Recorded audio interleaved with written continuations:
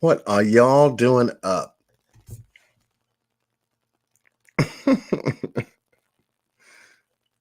See you loud and clear. Hannah Bell, Tina Grand Rising.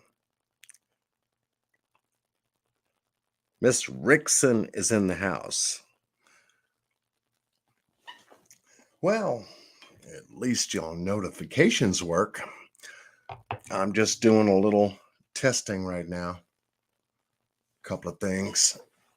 I thought y'all would be asleep.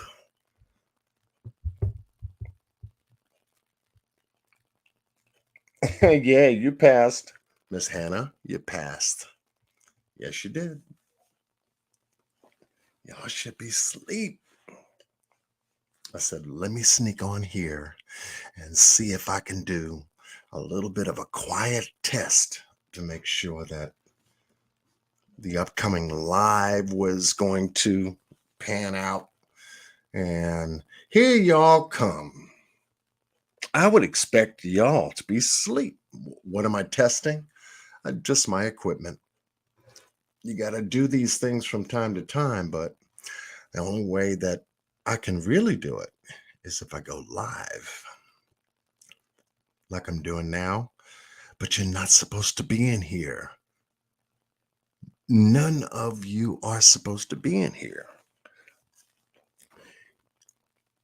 It is 4:43 New York time, and y'all should be asleep.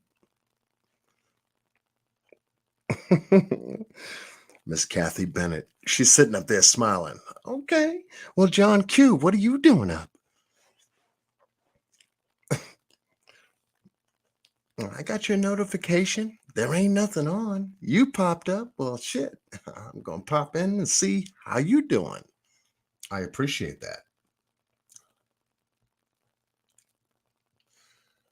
No, Miss Annabelle, you don't have to leave. I mean, you're here now, so I mean, what good is a test if you don't have people to make sure that your test is good? How is that? How does that work? I thought I'd sneak up here, do a quiet one, and then see if it took, then review it, come back to it, and then see if I had to make any changes. So that's what I'm doing. That's what I'm doing.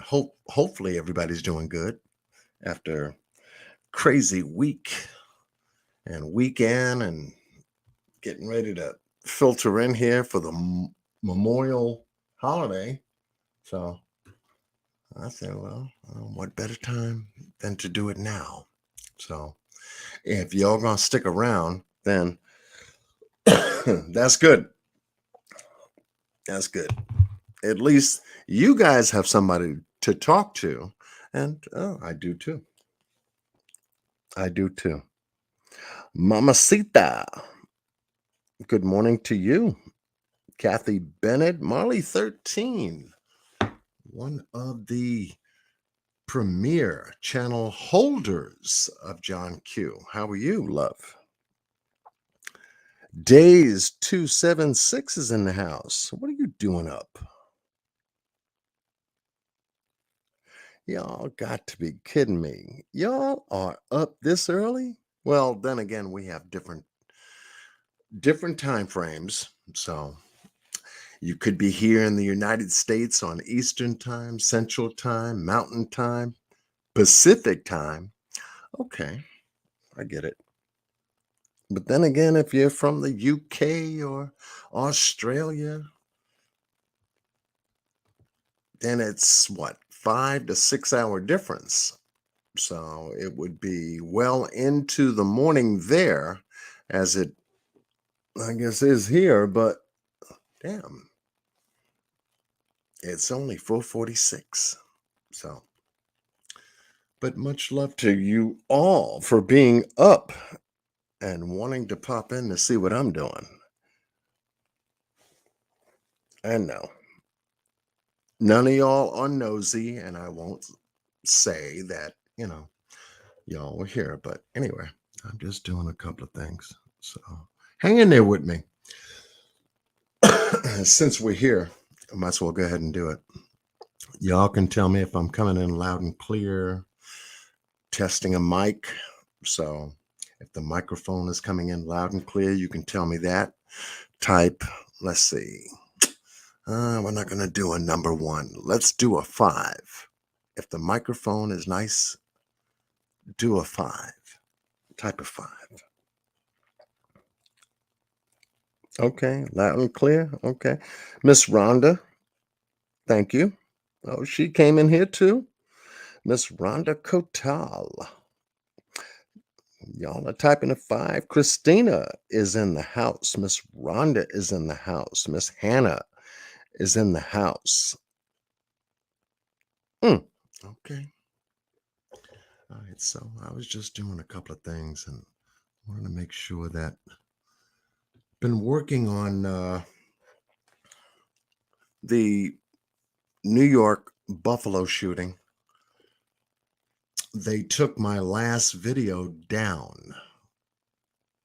YouTube took my last live down on the New York shooting that happened in Buffalo on the 14th of May. I got a notification. Yeah, they did. And let's see if I can bring it up. Show you.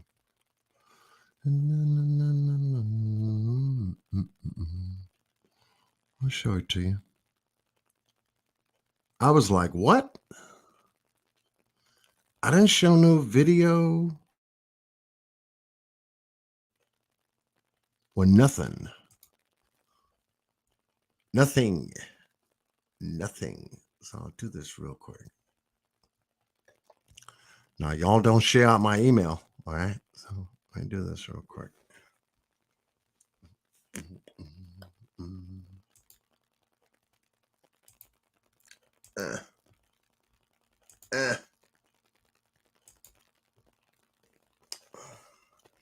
It took down my damn video.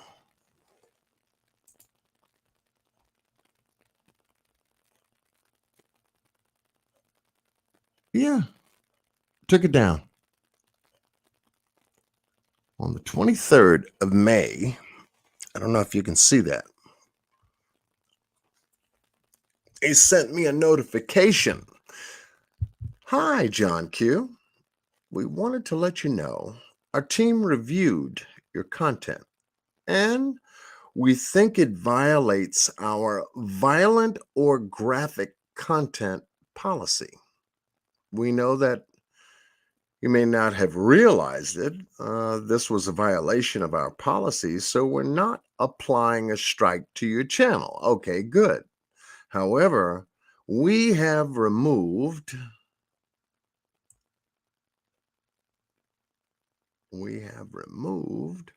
following content from your YouTube channel. Special live May 14th at 2 p.m. in Buffalo, New York.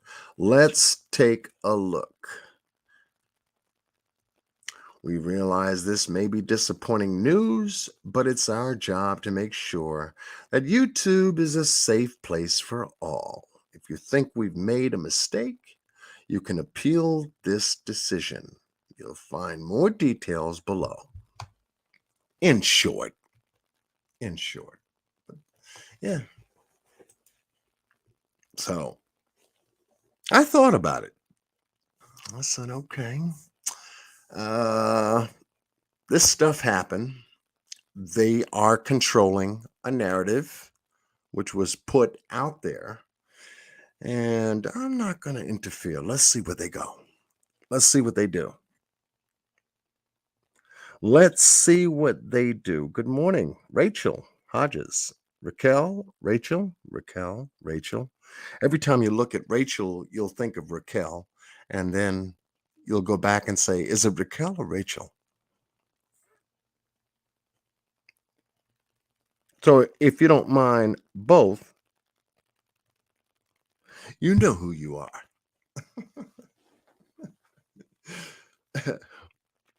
But it's good to see you. It's good to see. My goodness, y'all ladies are hanging out. Christina's up in here hanging out. Rhonda's up in here hanging out. Molly 13 is up in here hanging out.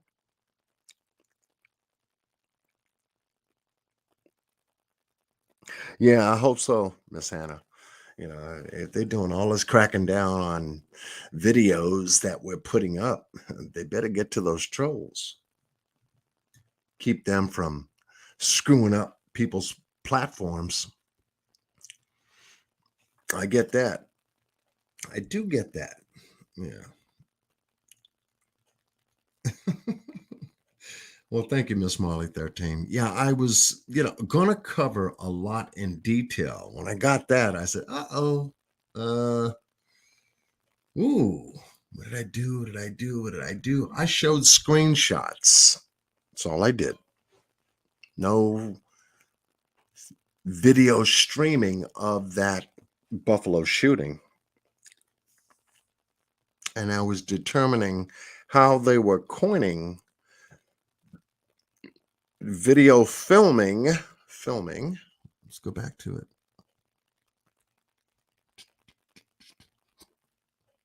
Back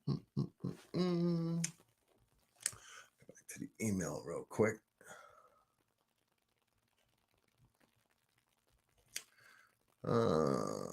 Filming. Yeah, there it is. Our policy says footage filmed, past tense, by the perpetrator during a deadly or major violent event in which weapons, violence, or injured victims are visible or audible is not allowed.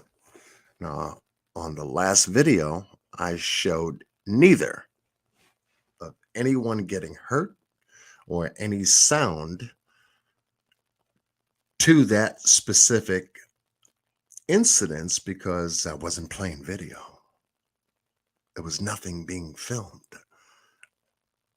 I was showing screenshots, clean ones at that. And that's what they decided to send me. There are no exceptions to this policy, even if it's for educational, documentary, scientific, or artistic content in your channel. I said, okay, they give me a little link down here to, see if I'd say something about it. But I didn't. Only reason why is because enough was said about that to learn more now to find out that someone was talking to this 18-year-old that did that damage. A former FBI agent is now being investigated for talking to this person on a different platform called 4chan or something like that. And there were a number of other people that followed the conversation. We got a problem, folks. That's a big problem. Dallas County, Scratchers, how are you? Good morning. G Chin, good morning. We got a problem with that. Now you get right afterwards. That's a major shooting out of New York. Then you get what happened in Texas.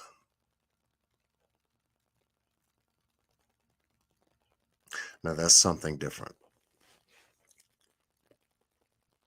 And then just 3 independent shootings over the weekend because this month into next month is graduations for high schools and colleges. And yet there was a number of graduations that had shootings. I was looking in the news and didn't find a damn thing under shootings out of graduations. But yet I was able to find some other stuff. that did allude to those shootings. Why now? Why all this stuff now? Everything is quiet and then all of a sudden shit gets turned up. Why now? You know? A lot of people ask that. Good morning, Gail Thornberry. Eileen is in the house. Crazy John. When we're getting these machine guns out of the hands of the 18-year-olds, this is so sick. Yeah. How does you have to ask yourself this question. How does an 18-year-old go into a gun shop and purchase AR-15 assault rifles? This is not for hunting. This is something else. An 18-year-old, how much are those rifles anyway?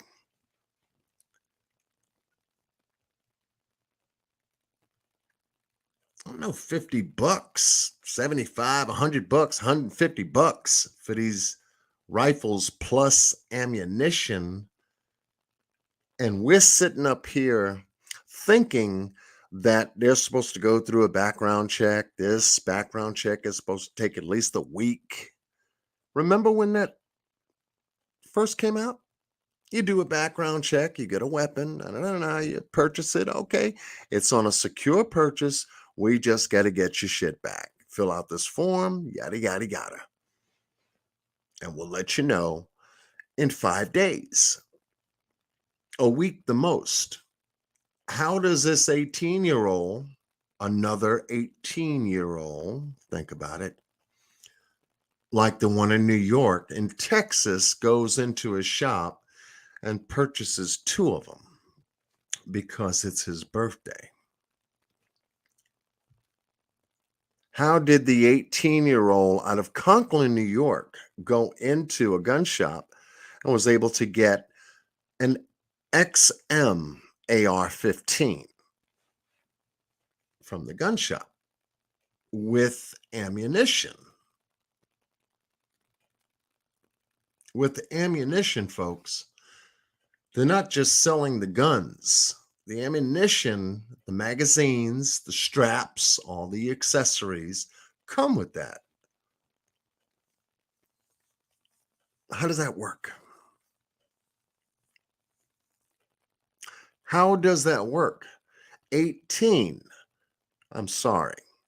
Now they want to go to gun reform like they did before with Sandy Hook and Columbine. Did the same thing. And so we thought we were good. We were okay. Nope. Guess not. I guess not. They'll still allow 18-year-olds to go out to gun shops, gun stores, wherever they are, and purchase assault rifles. Handgun for self-defense, I get it. I get it. Self-defense. For women, self-defense, I get that too. You're a single parent, you got kids in the house, you want to have some extra protection, and you're going through certain channels to make sure you know how to use that gun properly, know how to care and maintain that gun properly to protect yourself. Self-defense, get it. But when you're dealing with kids, an 18-year-old to me is nothing but a damn kid. Get out of the teens to the 20s, 21, 22, 23. Okay, you're a young adult. Teen shouldn't be a part of your background. That's just me. That's just me.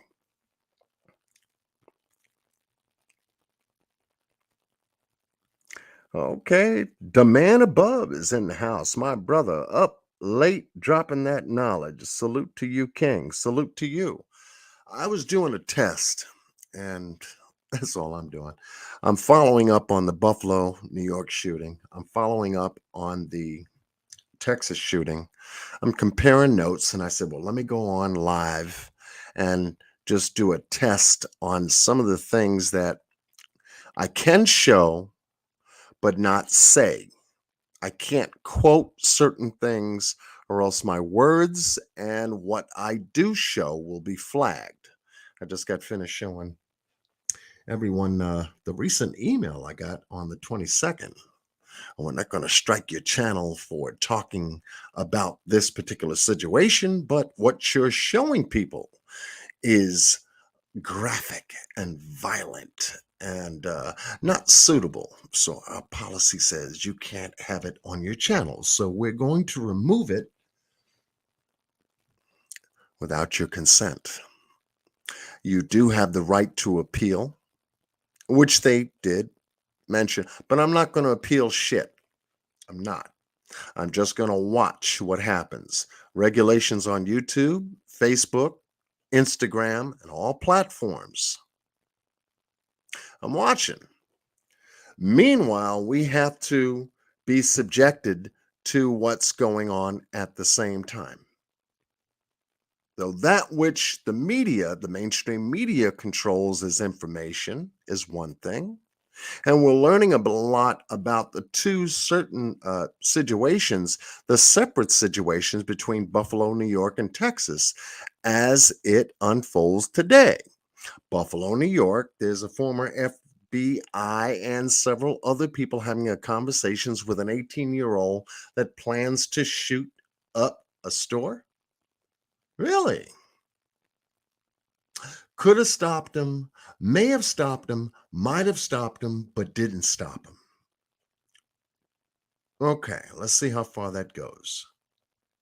You have police in Texas that could have breached that classroom with all those children inside of them at a certain time. They come back and say, oh, we didn't have the proper equipment. We didn't have bulletproof shields. And I'm going to be straight because remember, this is a test. You are fucking kidding me. Now, here's the thing about the Texas shooting. I want you to keep this in mind going forward because all this is unraveling, right? Everybody's blaming the police. How many of you blame the police for not responding properly? Type a 3. Just type a 3. How many blame the police for not acting in accordance with a shooting incident? Type a 3. Let me see. Let me see what's going on. Since we're up, I'm getting my coffee. D Love is in the building. How are you? Laura Croft, what are you doing? Up, love. Rosemary and Time. Dawn Renee is up? My goodness. Type of 3. The man above has got 3333333. Okay. Rachel, Raquel.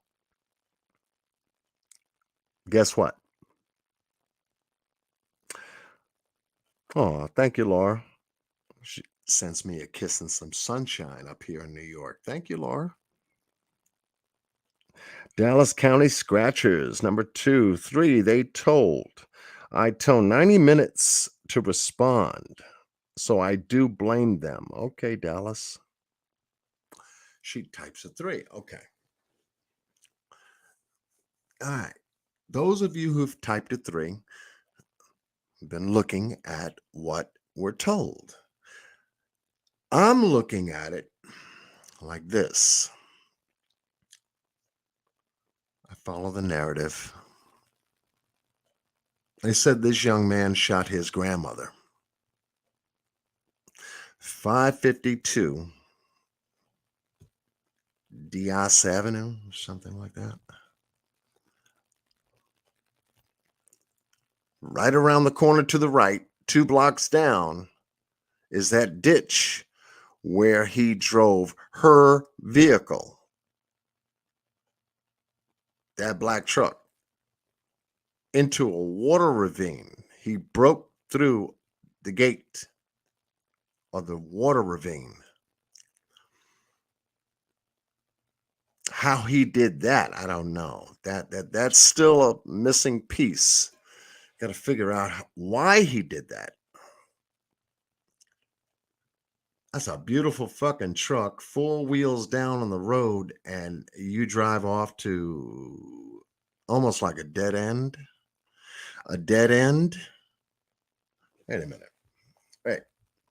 Let's see if I can do this.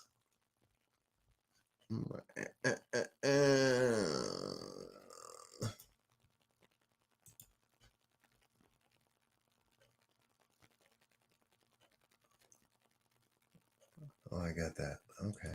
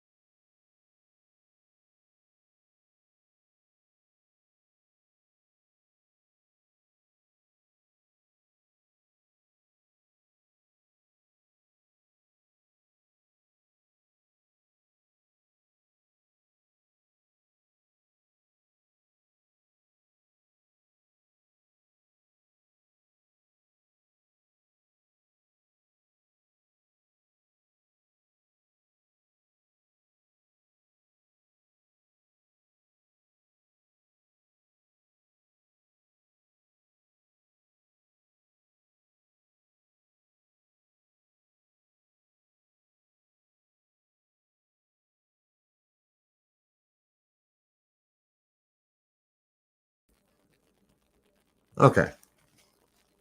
I think I'm back.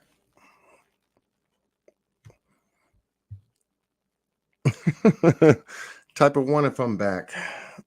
I went someplace. Fuck. I got booted out. All right. I got booted out.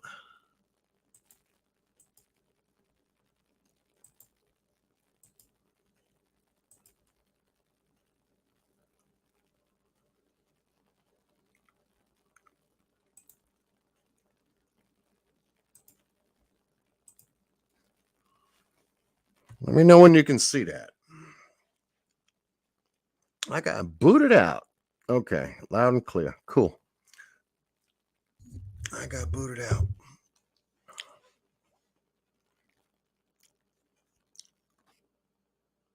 I got booted out. So I was doing a little research on this. School.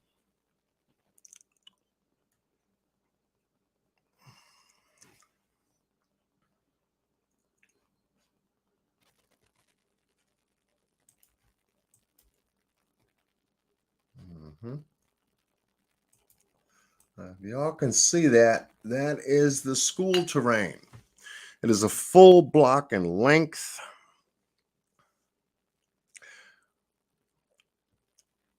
There's residents only to Nicholas Street on one side. It has a funeral home here to the top end. I think it's northwest of the school. And this guy came out of this particular area here that I've been looking at. I hope the streets will show up. Diaz is right here. See? Is right here. So his grandmother lives right there. Is right there. Grandma is right there in that house.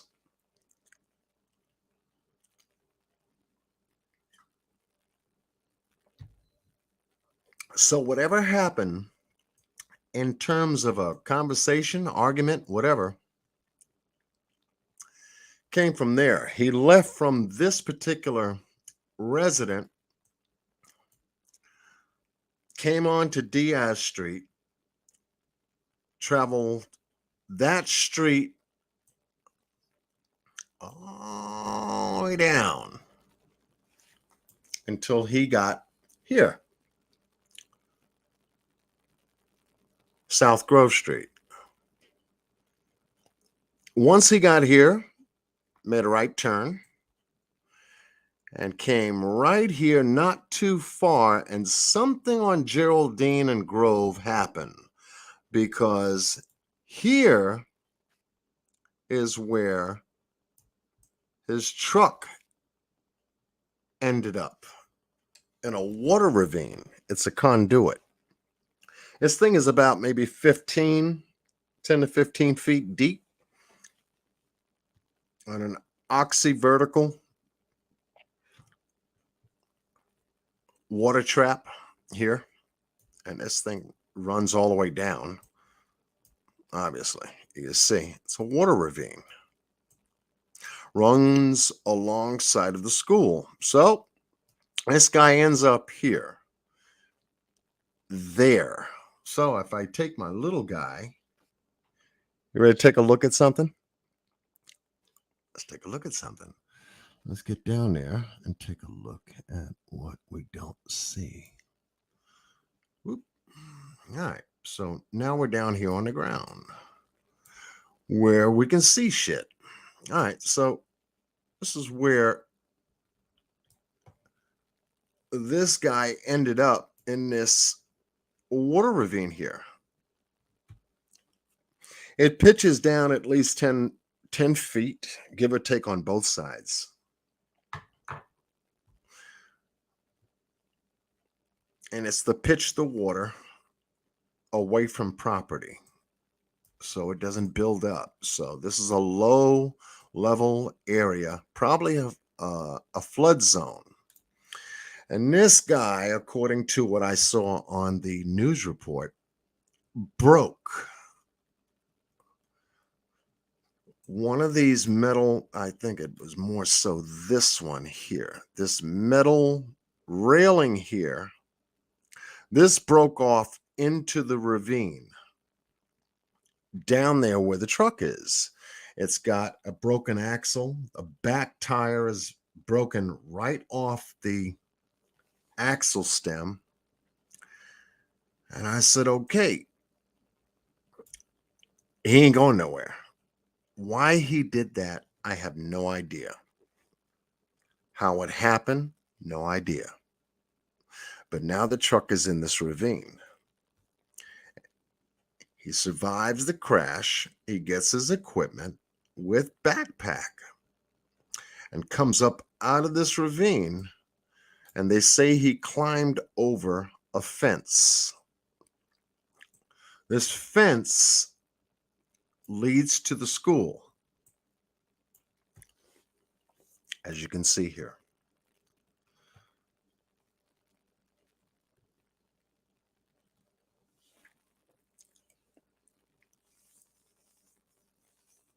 My school is way off. This is early in the morning. Y'all said y'all blame the police, the police, the police, the police. I got something else for you.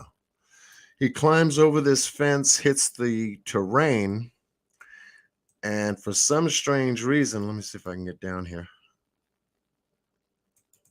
2 people out of this funeral home came out because they heard the crash, tried to decide to assist him because they heard something hit, then boom, and all this other stuff. So obviously noise carries. They come out, and what does he decide to do? From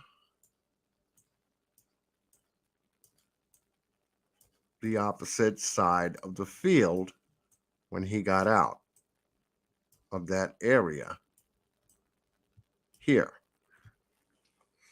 he decides to shoot at them where there are no casualties. So thank God, between the distance between him and them in this scenario, they may have stayed out here. He fired, they went back inside, locked up. Call the cops. He decides to cover this terrain from the ravine, go up to the school. If I can get close enough for you to see what I need you to see here.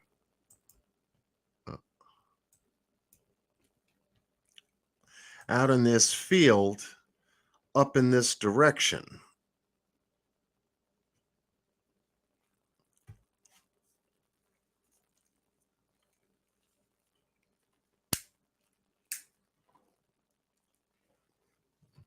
Y'all can see that.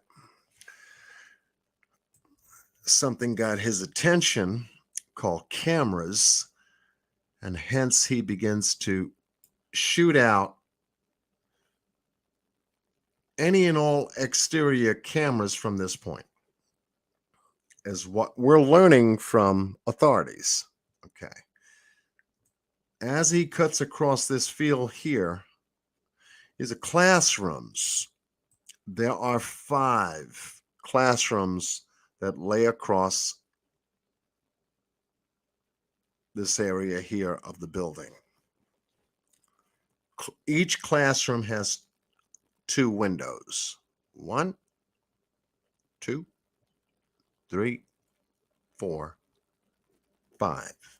There are 3 exits to this building. All 3 exits are emergency exits laid out this way from the north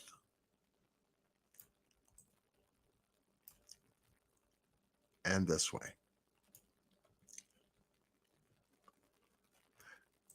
This is the way he came. There were 3 to, I believe, 1, 2, 3 classrooms were impacted by bullets from the outside. Here. Now I'm going to get to the meat of the potatoes. How did the killer get into the building, folks?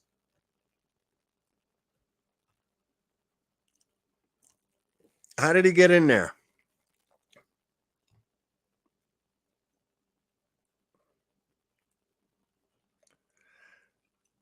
Take your time.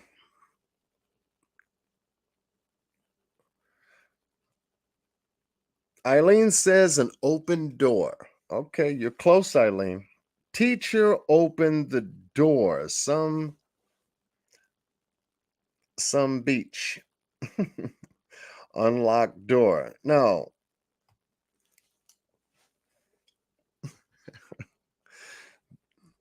When you're looking for cause and effect, folks, you got to look for cause. How did the dude get in the building? A teacher had previously prop the door open, Cherokee girl gets the roses because that is your cause. Hence, if the door was locked, do you think he would have gotten in?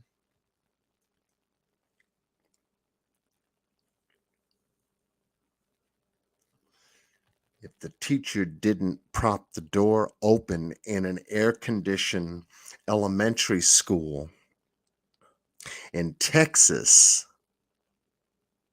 with the heat elevating to high temperatures that day, would the killer have gotten into the building?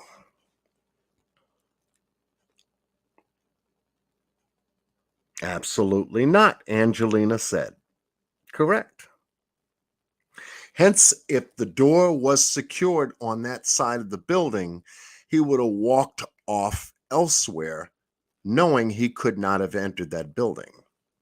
Maybe to a degree, he would have eventually gotten around to a different portion of the property and the building, but he would not have been able to get to this side into the building. Hence the cause of the problem. And we just keep it where it's real.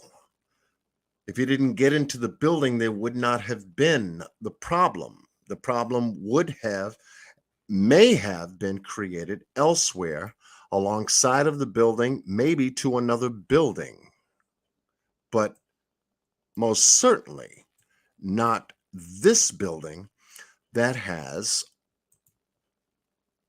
let's go back to the map,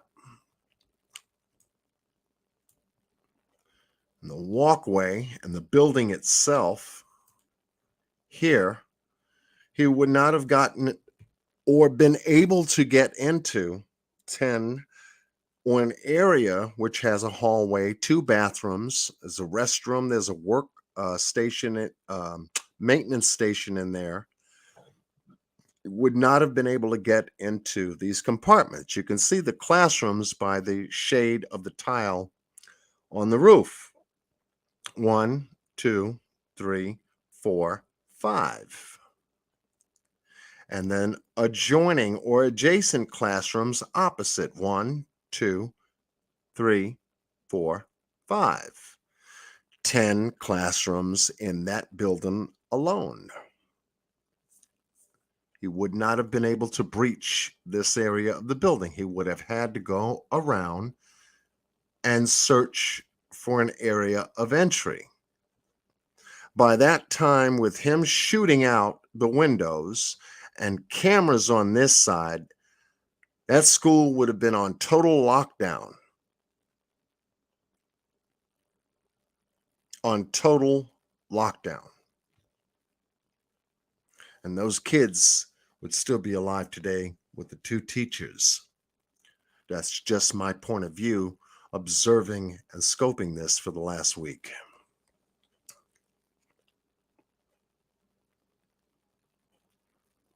Just taking it from basic common sense. Had that door been locked, not jimmied. So I said, well, why was the door open? Why would a teacher, which they're not saying anything about in the news, how did the door get propped open for him to come in? They're keeping away from that aspect of an explanation. I want an explanation. I want to know what teacher, what staff member was there at that time during the time this guy was on the premises, lighting up the windows, coming in that direction, and not close the goddamn door, knowing that there was a threat on the property. I don't know. Maybe it's me. Maybe it's me. But I do know one thing: had that door been closed and secured, he would not have had access to that area. Point blank.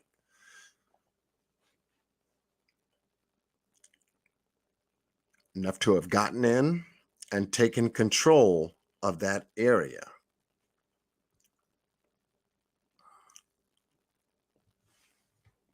I don't know.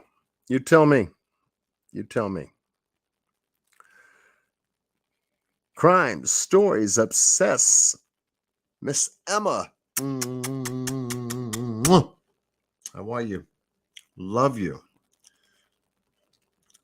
He would not have had access to this building at all. In fact, let's take a look at something. Where did I put it? Where did I put it? I gotta go back. These guys have the tendency of saying certain things. I had the tendency of taking a look at certain things. When I look at certain things, I want to know.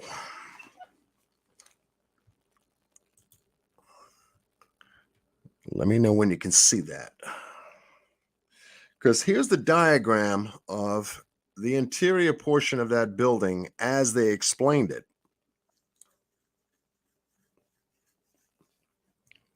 I'm going to take my time to walk through this because, like I said, this is a test. So, all right.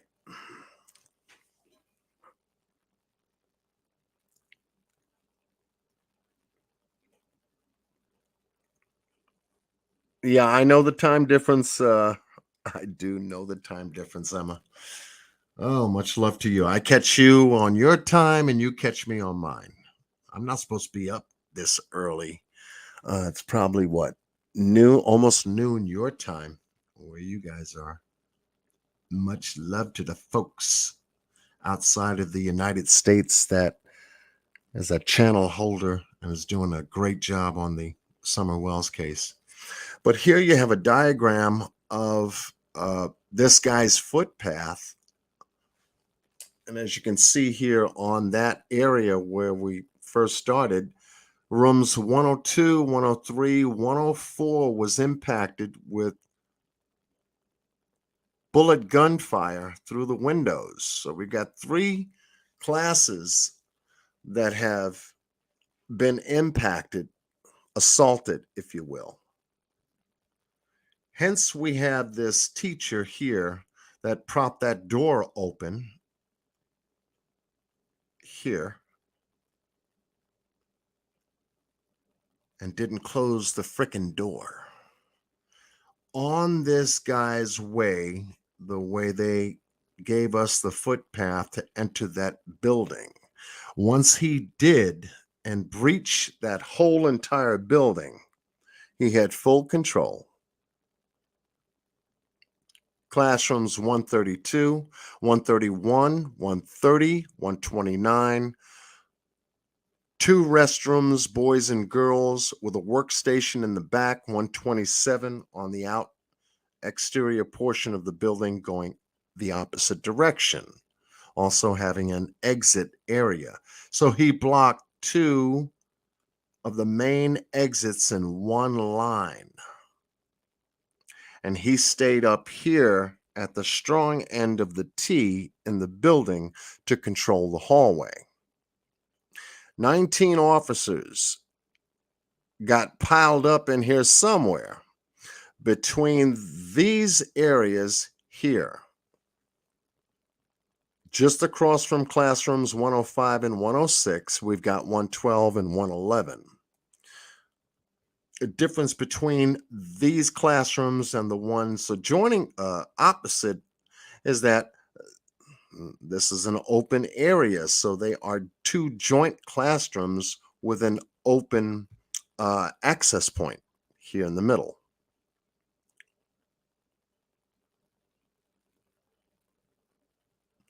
Which makes it very freaking hard because now he's got double the numbers of children in both these 2 areas here.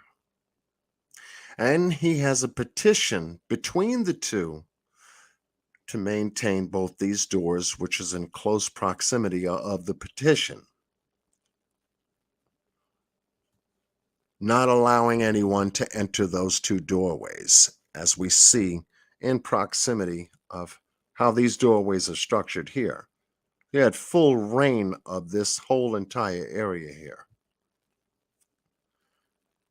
Then to come to find out that this guy commanded that particular area for a little over an hour.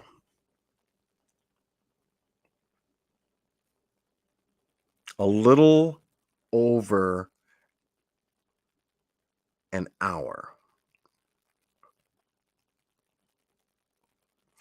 And the police that were jammed up in this tiny hallway here, and then the quarter of that hallway here on both ends, and couldn't get into these two doors with this guy in the classroom, I can understand that. But you don't take an active case shooting situation and turn it into a barricaded situation. You can't change the I mean, to me, you, you can't upgrade then downgrade. If you have active shooting that started it, it's an active shooting case, period. Until you neutralize the active shooting at that point. Why on earth did whoever made the report to the commander that he barricaded himself in these two classrooms that have an adjoining conduit here, downgrade it to a barricaded situation when you already have an active shooting situation? And then to be told by the commander not to breach, not to breach, because it's a barricaded situation and not an active shooting situation. I don't know, folks. I don't know how people are talking. I don't know how people are talking, but they are talking. And from what we found out, unfortunately, 19 people lost their lives in this area here.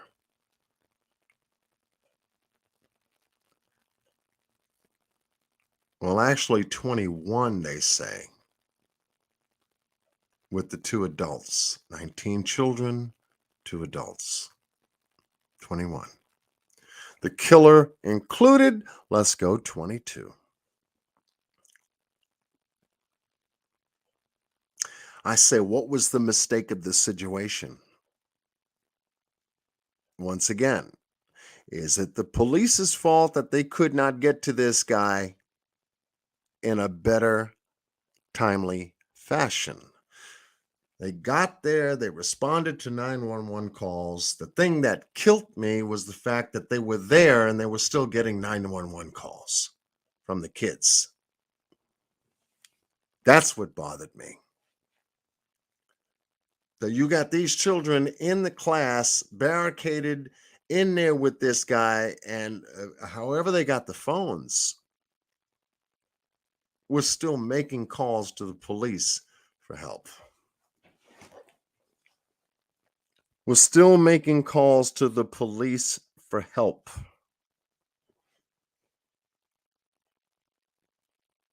I'm going cause. Go back to cause, John. Go back to cause.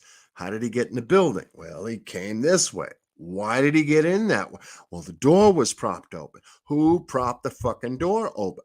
Someone who was there at the school. So hence, I'm listening now for the news report to identify the person responsible for having that damn door open to begin with. After shots were fired to 3 separate classrooms before entry. Y'all don't know what an AR-15 sounds like. Go listen to just YouTube it. Go listen to some AR-15s going off, and you'll find out whoever's shooting them has got on headgear because it's so loud. That is a ferocious weapon to listen to. On the firing ranges here up here in New York, you have to have on special headgear so it can muffle the sound of this outrageous weapon.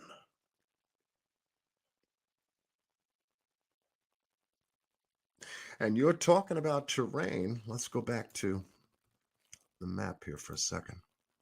Yep. Mm, mm, mm.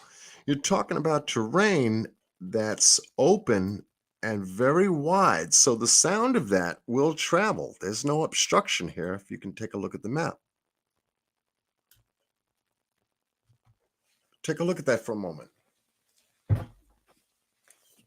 There's no obstruction.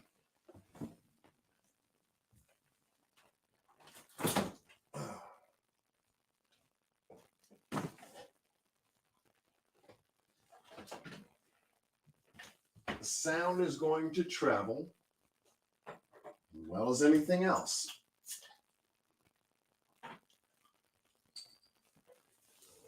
Open terrain, flat ground, and it looks like it's low level.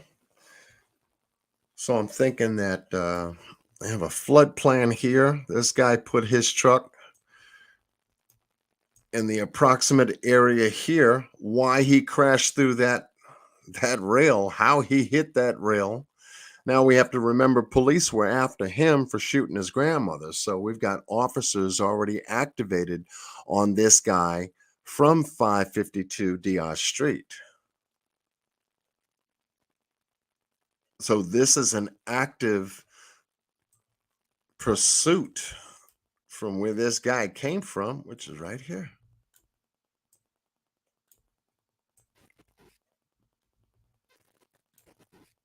Boom.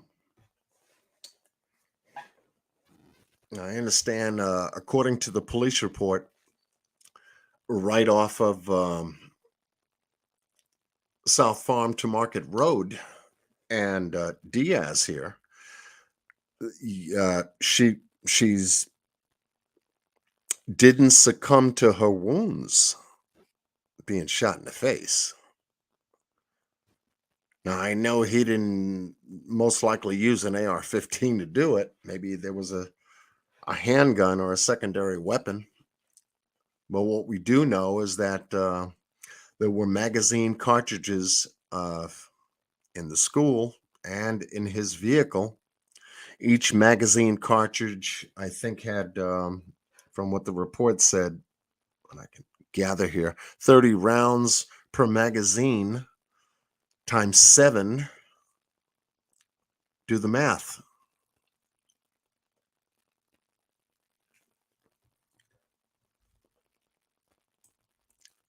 To travel a short distance to the school, break through these railings, crash his grandmother's truck, enter the school premises, and then begin firing at the school,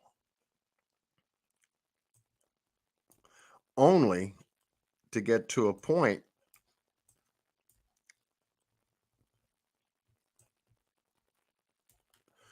to enter the school because there was a breach, there was an opening. 11:27, 11:28. This is before lunch. They're getting ready to go to lunch.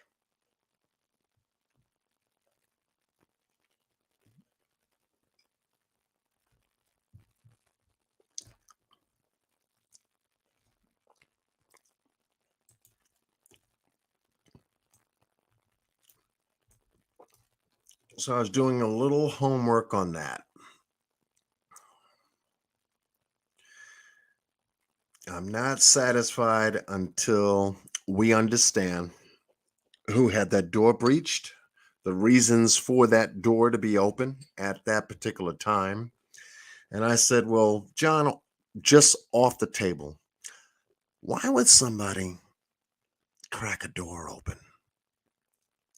Almost midday, the sun is high, Texas is hot, you have an air-conditioned school.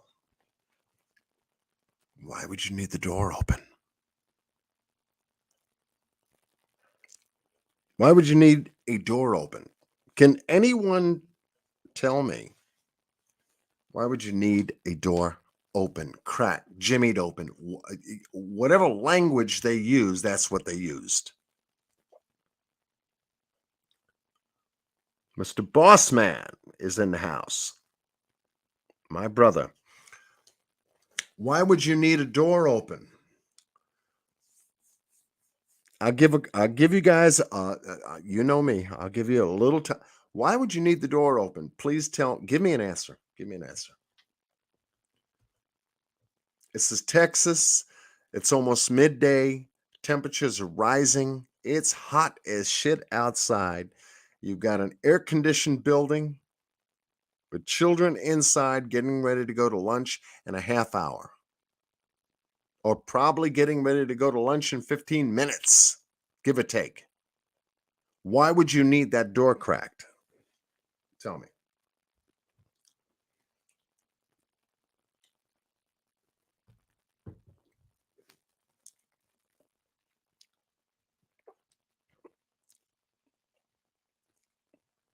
Yes, Hannah, you're right. He could have stopped before that. D Love. Maybe she went out to smoke.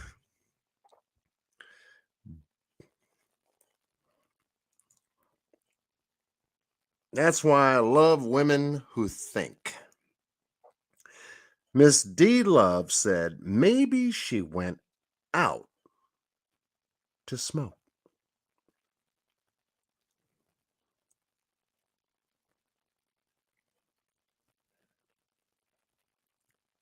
Yes, Marley 13. I'm trying to read the comments too. You know, maybe she went out to smoke and cracked the door because I know when you are in an air-conditioned building and it's hot as hell outside and you crack a window and you decide to have a smoke, that smoke leaves the cool air and emits to the hot air quickly.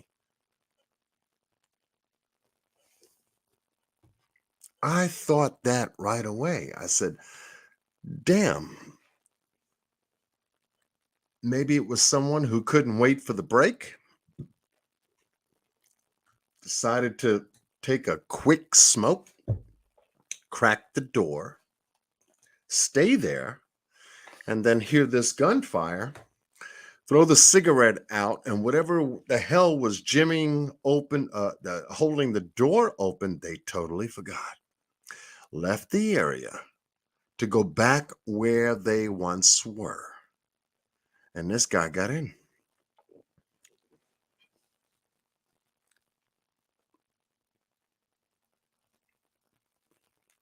I mean, it's reasonable to think that. Just one answer that just makes sense to me. A cracked door, not an open door. Like if something was coming in and going out, delivery, furniture, school supplies, anything like that. The door, according to the report, was jimmied, cracked, held open in a way that wasn't indicating any kind of traffic during that time. Somebody coming in, going out, coming in, going out, because nothing was reported about something coming into the building or going out of the building at that time. What was happening outside was more important. So I was thinking the same thing, D-Love. Good move. Good move. Because it would only make sense. So now I'm waiting for them to fulfill the rest of the report. Because they have to tell the people, why was the door cracked to begin with? Why was the door open to begin with? Everything is on the police and how they responded and how many were there and what they didn't have, what they did have, who told them to stand down, et cetera, et cetera. Okay, well, they do take a heavy part of the blame past that point. Yes, they do. They do. Not having bulletproof shields to penetrate a barricade or a barricaded situation. Yeah, okay. You don't have the equipment. All right. Well, you guys have bulletproof vests, helmets, all the equipment that you need to go into the line of fire if you need it. Now, going back to the room,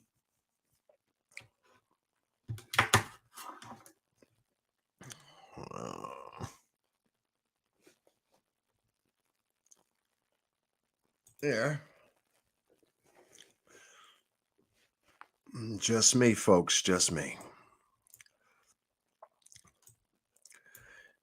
You got a barricaded situation between classrooms 111 and 112. You have a petition that's open in between two different classrooms, probably occupying about, who knows, 12 children, 11 children per classroom, give or take. Let's go 10, 10, and 10.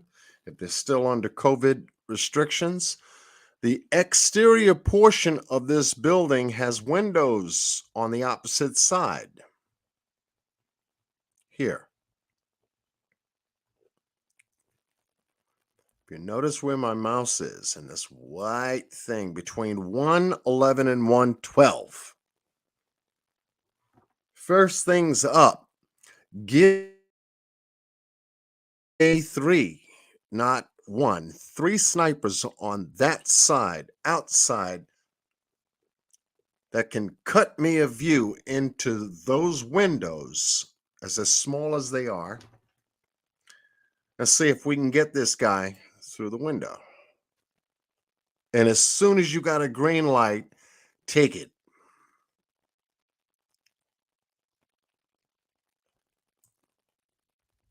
Step number one. To back that up, let me put snipers on the outside of the window, get my men prepared inside of the hallway. I am not looking for 19. I just want 4 of them in a 2x2 formation, my best shooters. Because when the snipers hit the window, I have his attention. I want my 4 people going through the door at that time to take him out.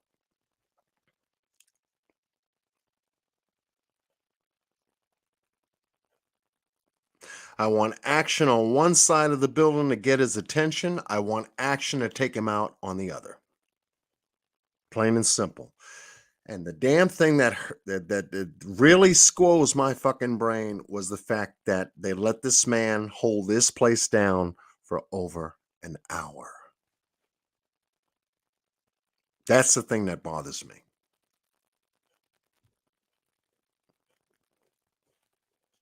He should not have commanded this area for over an hour. More than 19 in the hallway and everything else surrounding that, preventing parents from entering the building in the parking lot, and all the special tactical forces that showed up later. That wouldn't have done nothing.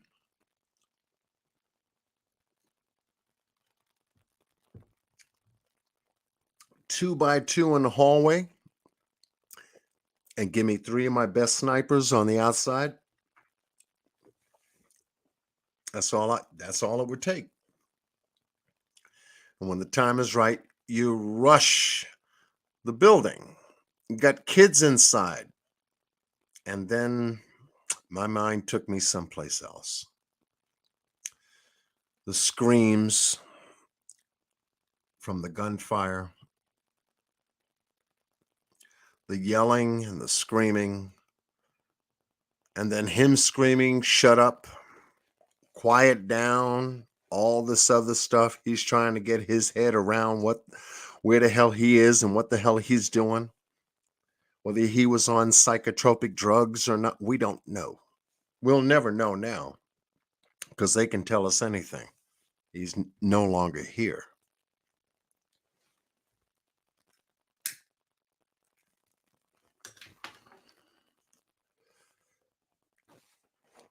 But one thing for sure, this was a very bad situation.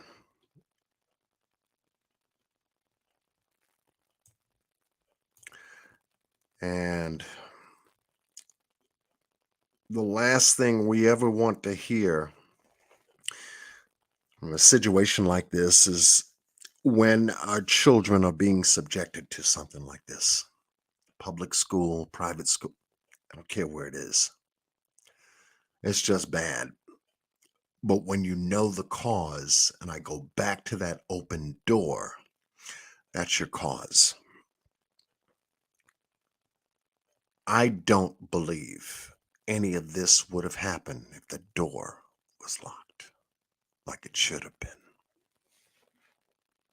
Now, you can debate me. You can say, I don't know, John Q. He may be wrong there. He could have, gotten it. Okay, but that damn door is where he went through. See, that you can't take away from the equation. That's where he went through to get in. Now, if he got it in a different way, okay, through a window. Now, that's what I thought at first until I heard the door was open. I said, oh, damn, they opened a damn door for the guy? That's a different story. So I'm still going through assessment notes on this. It's sad, extremely, because it's a situation, once again, leads me to believe in some way, shape, or form that, until I can get it off my table. I don't want you to think that. I'm just saying my table. When I look at something like this, I think it's an operation. It's just me. How does the dynamics of this make sense? And when the story starts to have cracks and bends, and this got broke and that went the other way. And then you have politicians. You got the president going down at what? Today. President's going there today. Vice president was there. All these politicians, like they did in Buffalo, New York, and looking to make a change in the system. So the Buffalo, New York aspect of this being that close to this particular incident is an operation to me. You've got former FBI talking to an 18-year-old on the internet about what? Who? 18-year-old that's purchased an XM AR-15, ammunition too, with modifications to both the gun and the magazines.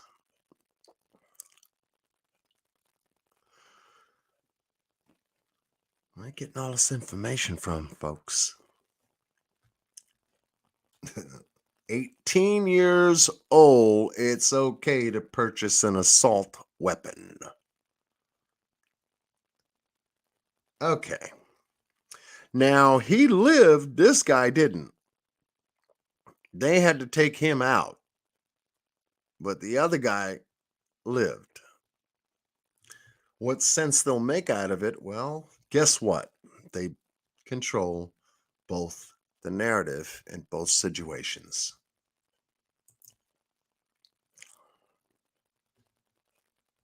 So we have to pay careful attention to the narrative. In the New York shooting, we had a manifesto that was out there. Now, I'm not saying anything about the manifesto being involved in this case, not unless there's something found at the house. We're still waiting for that information because the guy lives someplace. Guy has internet accounts, emails. you name it. So until they vet that out, we'll find out. But once again, 18 years old, AR-15 assault rifles involved. No other weapon. Used to be a 45. It used to be a 25, 22, 38 up close. No. This is fucking movie weapons shit. Rambo weapons. 18 years old. Okay. All right. So do we have a movie? I don't know. I don't know. Let's see. All right. So since y'all are here, all up in the morning, 40 of you. John Q, do you know if anyone was in the truck with him? I do not know if there was anybody in the truck. We don't know yet. Banned assault weapons. Well, yeah, I would agree with you, Eileen. Especially for 18-year-olds. What the hell is an 18-year-old going to do with an assault weapon? That just doesn't make any sense. By himself, what security check or clearance did he get? Did he pay cash? You know, there's a whole lot to come out of it. There is a whole lot to come out of it. Mama Sita, what classifies a weapon as an assault rifle? Anything that carries more bullets and is interchangeable in terms of its ability to fire. Semi-automatic. You can manually boom, boom, boom, boom, or you can go automatic and then change that weapon into a boom, boom, boom, boom, boom, boom, boom, boom, boom kind of thing. For lack of a better way to explain it. But that's an assault weapon. These assault weapons are used more so for times of war. Military uses those kinds of weapons for war. What in the hell are they doing on our street?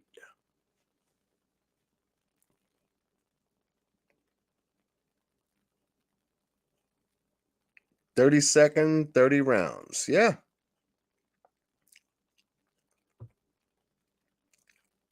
That's a good question. See, D Love asks the same questions I did. You know, wherever this guy got the weapons from, is he on video surveillance footage? Should have that. When he bought the weapons on May 17th and the 18th, I think, the 17th and the 20th.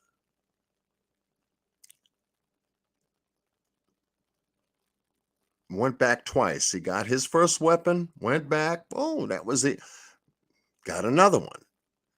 So now you'd have to go on the internet to price out what is an AR-15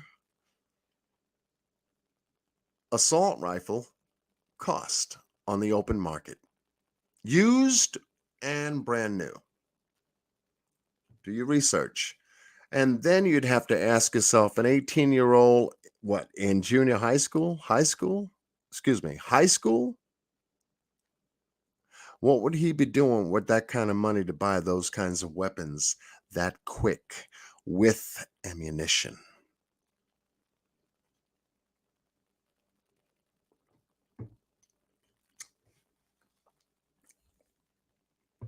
With ammunition. Let me see something. Is Boss Blake still up in here?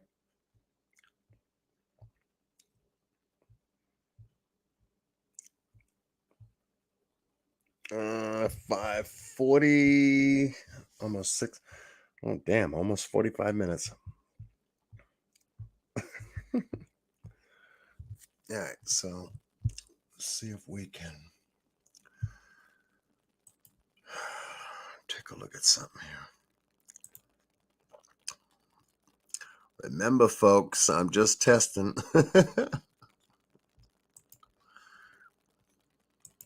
Thank you for joining me this morning. I'm not one to be the bearer of bad news, but this stuff is in our face.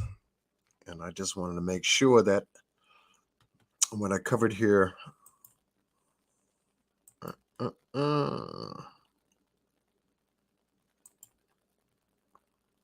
this morning was going to show up.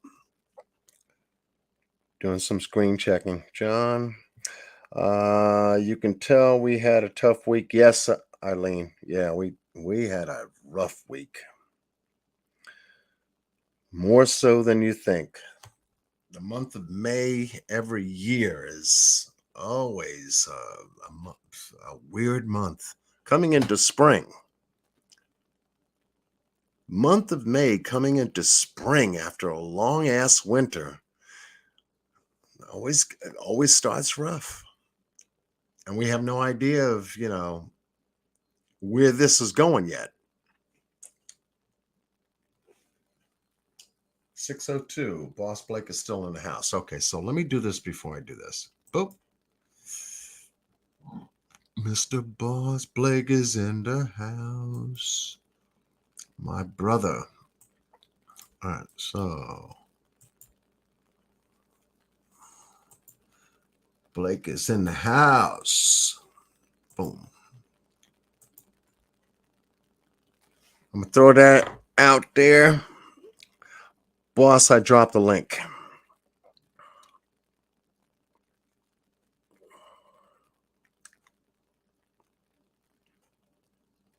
Because Boss has been working on a number of pieces over the last week. Kanika Jenkins, oh my goodness, he's he's been working, doing some lives on Grown Folks,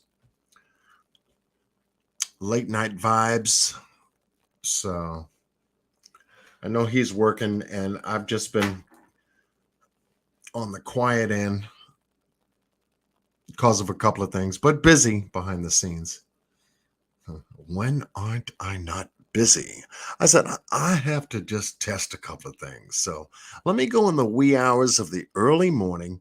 Maybe nobody will show up and I can tweak this and tweak that and I'll be okay. Oh no, it didn't happen. Y'all are up like the night owl.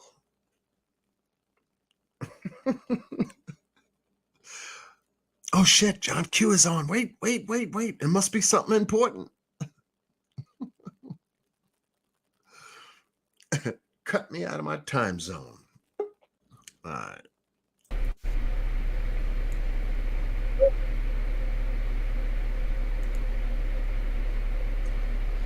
What up, John? How you doing? Cooling, man. Cooling. All right, so let me see if this will work. I'm just gonna screen share. You got a fan or air condition? Because it's strong. I Yeah, hear I'm it. gonna turn it off. Okay. Uh, uh, all right. What was I gonna do? What was I gonna do? All right, so let's take a look at what I was working on pertaining to New York. For those that have missed that live, what I'm going to do is I just give you a brief. And I can only do that. I'm not going to show you any photos or anything. Boss Blake was here during that time, along with Miss Q. When I did that walkthrough, and I could not believe they snatched my video, gave me a nice little, sorry, we can't have that information online right now. We're not going to strike your channel, but and Boss Blake went through the same thing. He put up a video. He didn't show anything explicit in his video when that situation first came out, and they removed his video from his channel. So he called me up and told me about it, and I said, "Oh shit, okay, well, I'll just go delicate and just do a couple of screenshots," and which I did. I showed parts of the manifest. Uh, I had it up, damn, 2 days, 3 days at best, without a title, without a thumbnail. All you saw was John Q's thumbnail. Once I posted a different thumbnail with his picture on it, the 18-year-old, and switched the title, boom. That's when I got the notification. I said, I'll be damned. I should have left it alone. I'll be damned. So that's what I got. 2,500 is way too much for a 30-round assault, right? Yeah. Next time you want to do a test, you'll have to add keep out.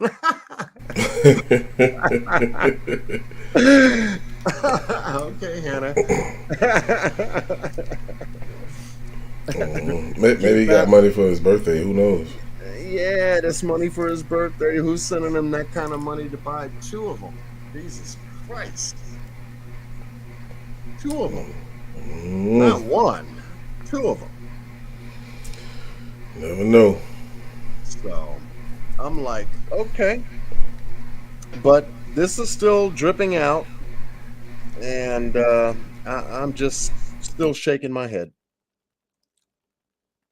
Still shaking my head. Let's take a look at this. Let me see if I can bring this up.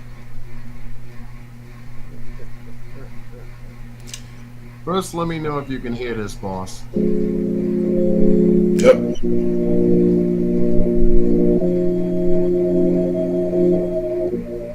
Yeah.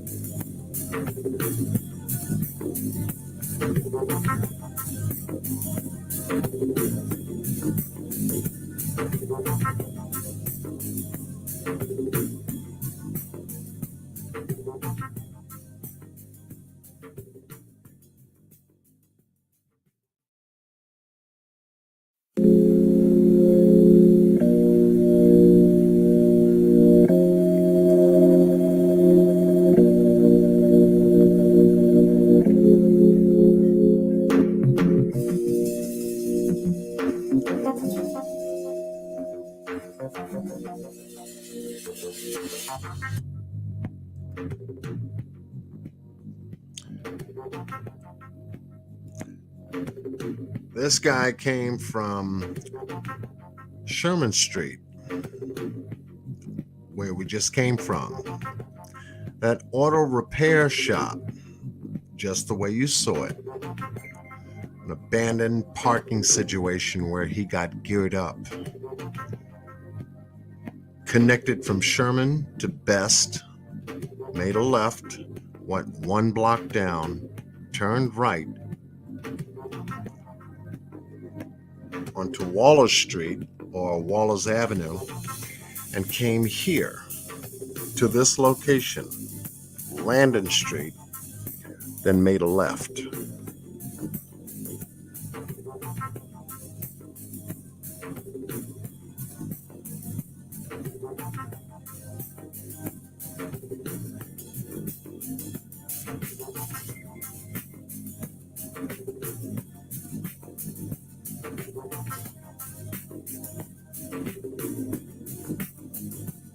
Down Landon,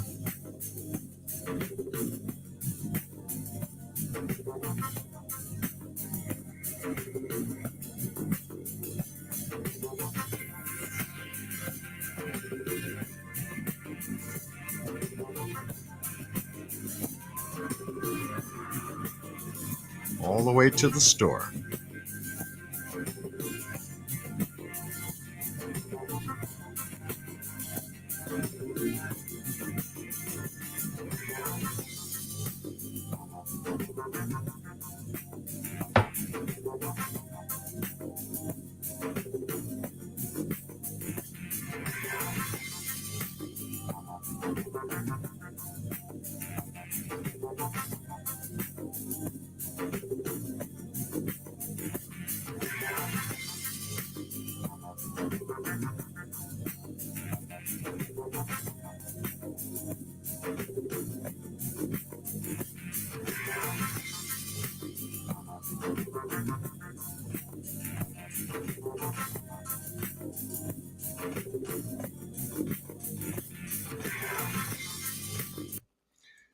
Once he got here,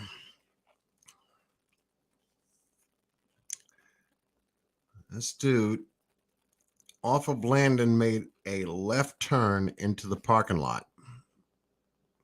This guy was fully equipped. He knew exactly where he was going. There's a time sequence to everything according to the manifest that he was operating from. Entered this parking lot from this side.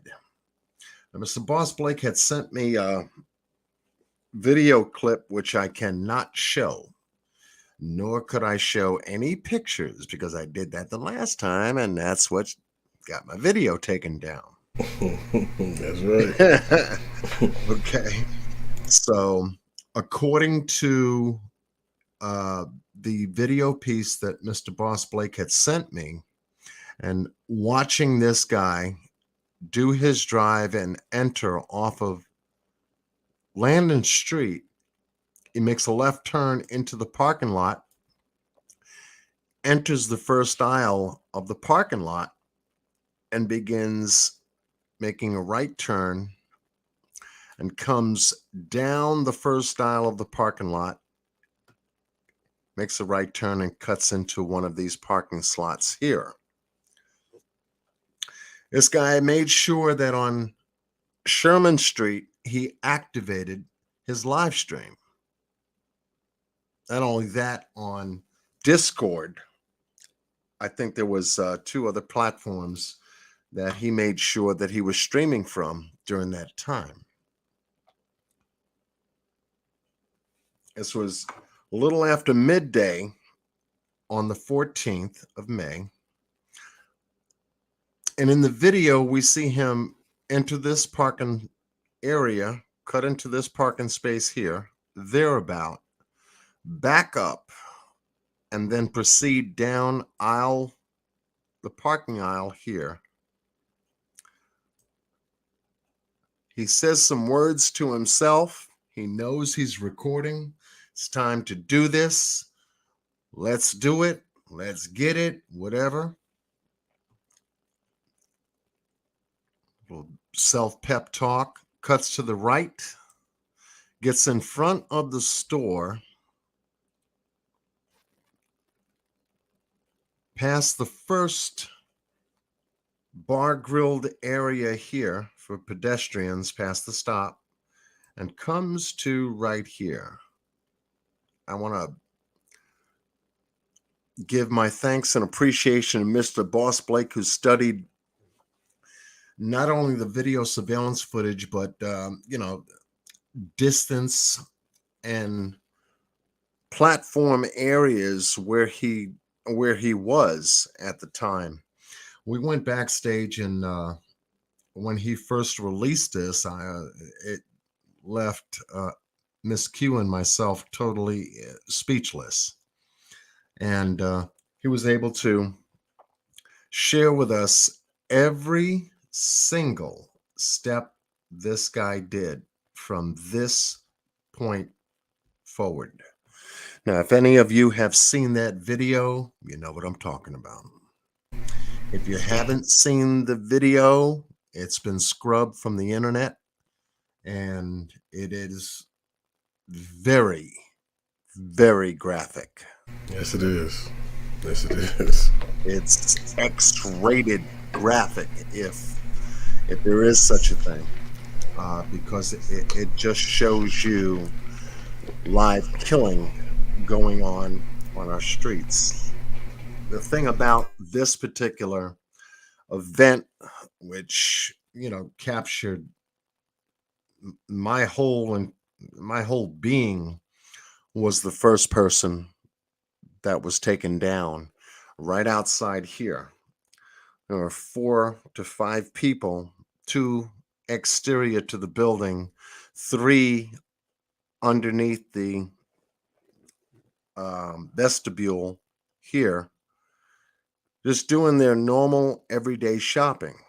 And when this guy came out and left his car, within 30 to 34 seconds, as much of the video that we were able to capture, this was methodical.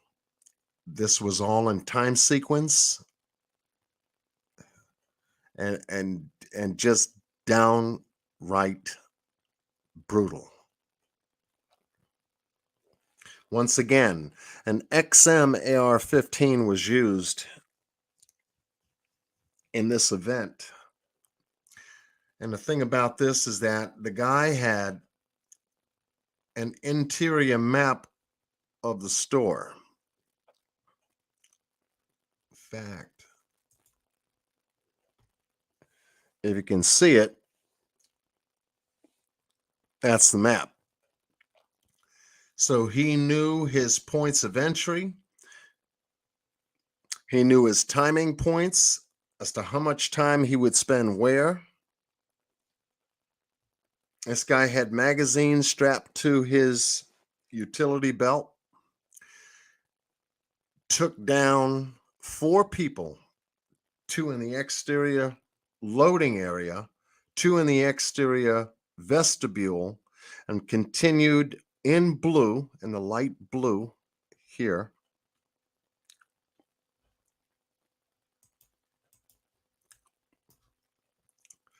to enter the store. Oh, I always do that.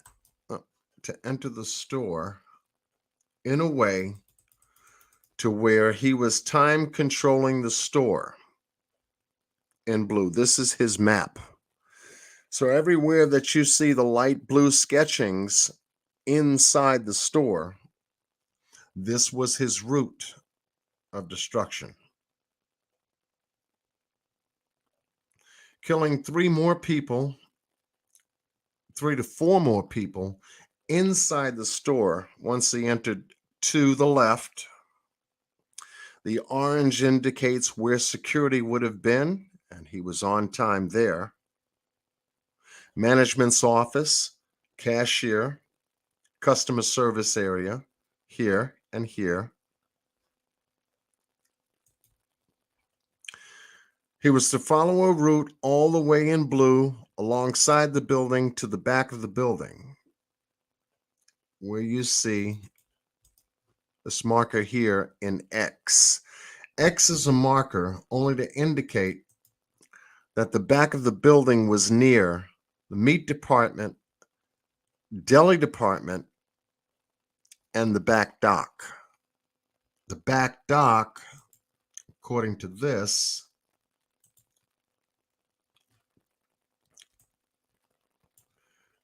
being back here in this particular area. This is the back dock loading area where the store replenished all of their deliveries for the food store. He had to cover that area because it was an access point outside of the front, both the two main entrances in the front and the back port in the back. So this is why he came to the point here in the store to make sure that there was nobody in and nobody out here before he continued to proceed along in the store, following the borders of the store to come back to the front of the store. Once he did one full cycle of this, he knew he had complete control of the store. It was just a matter of how long police, emergency services, fire department, you name it, showed up. So he was, according to the manifest, expecting these folks to show up. So he was ready to go down at the point of contact. Mr. Boss, did you want to add anything to that?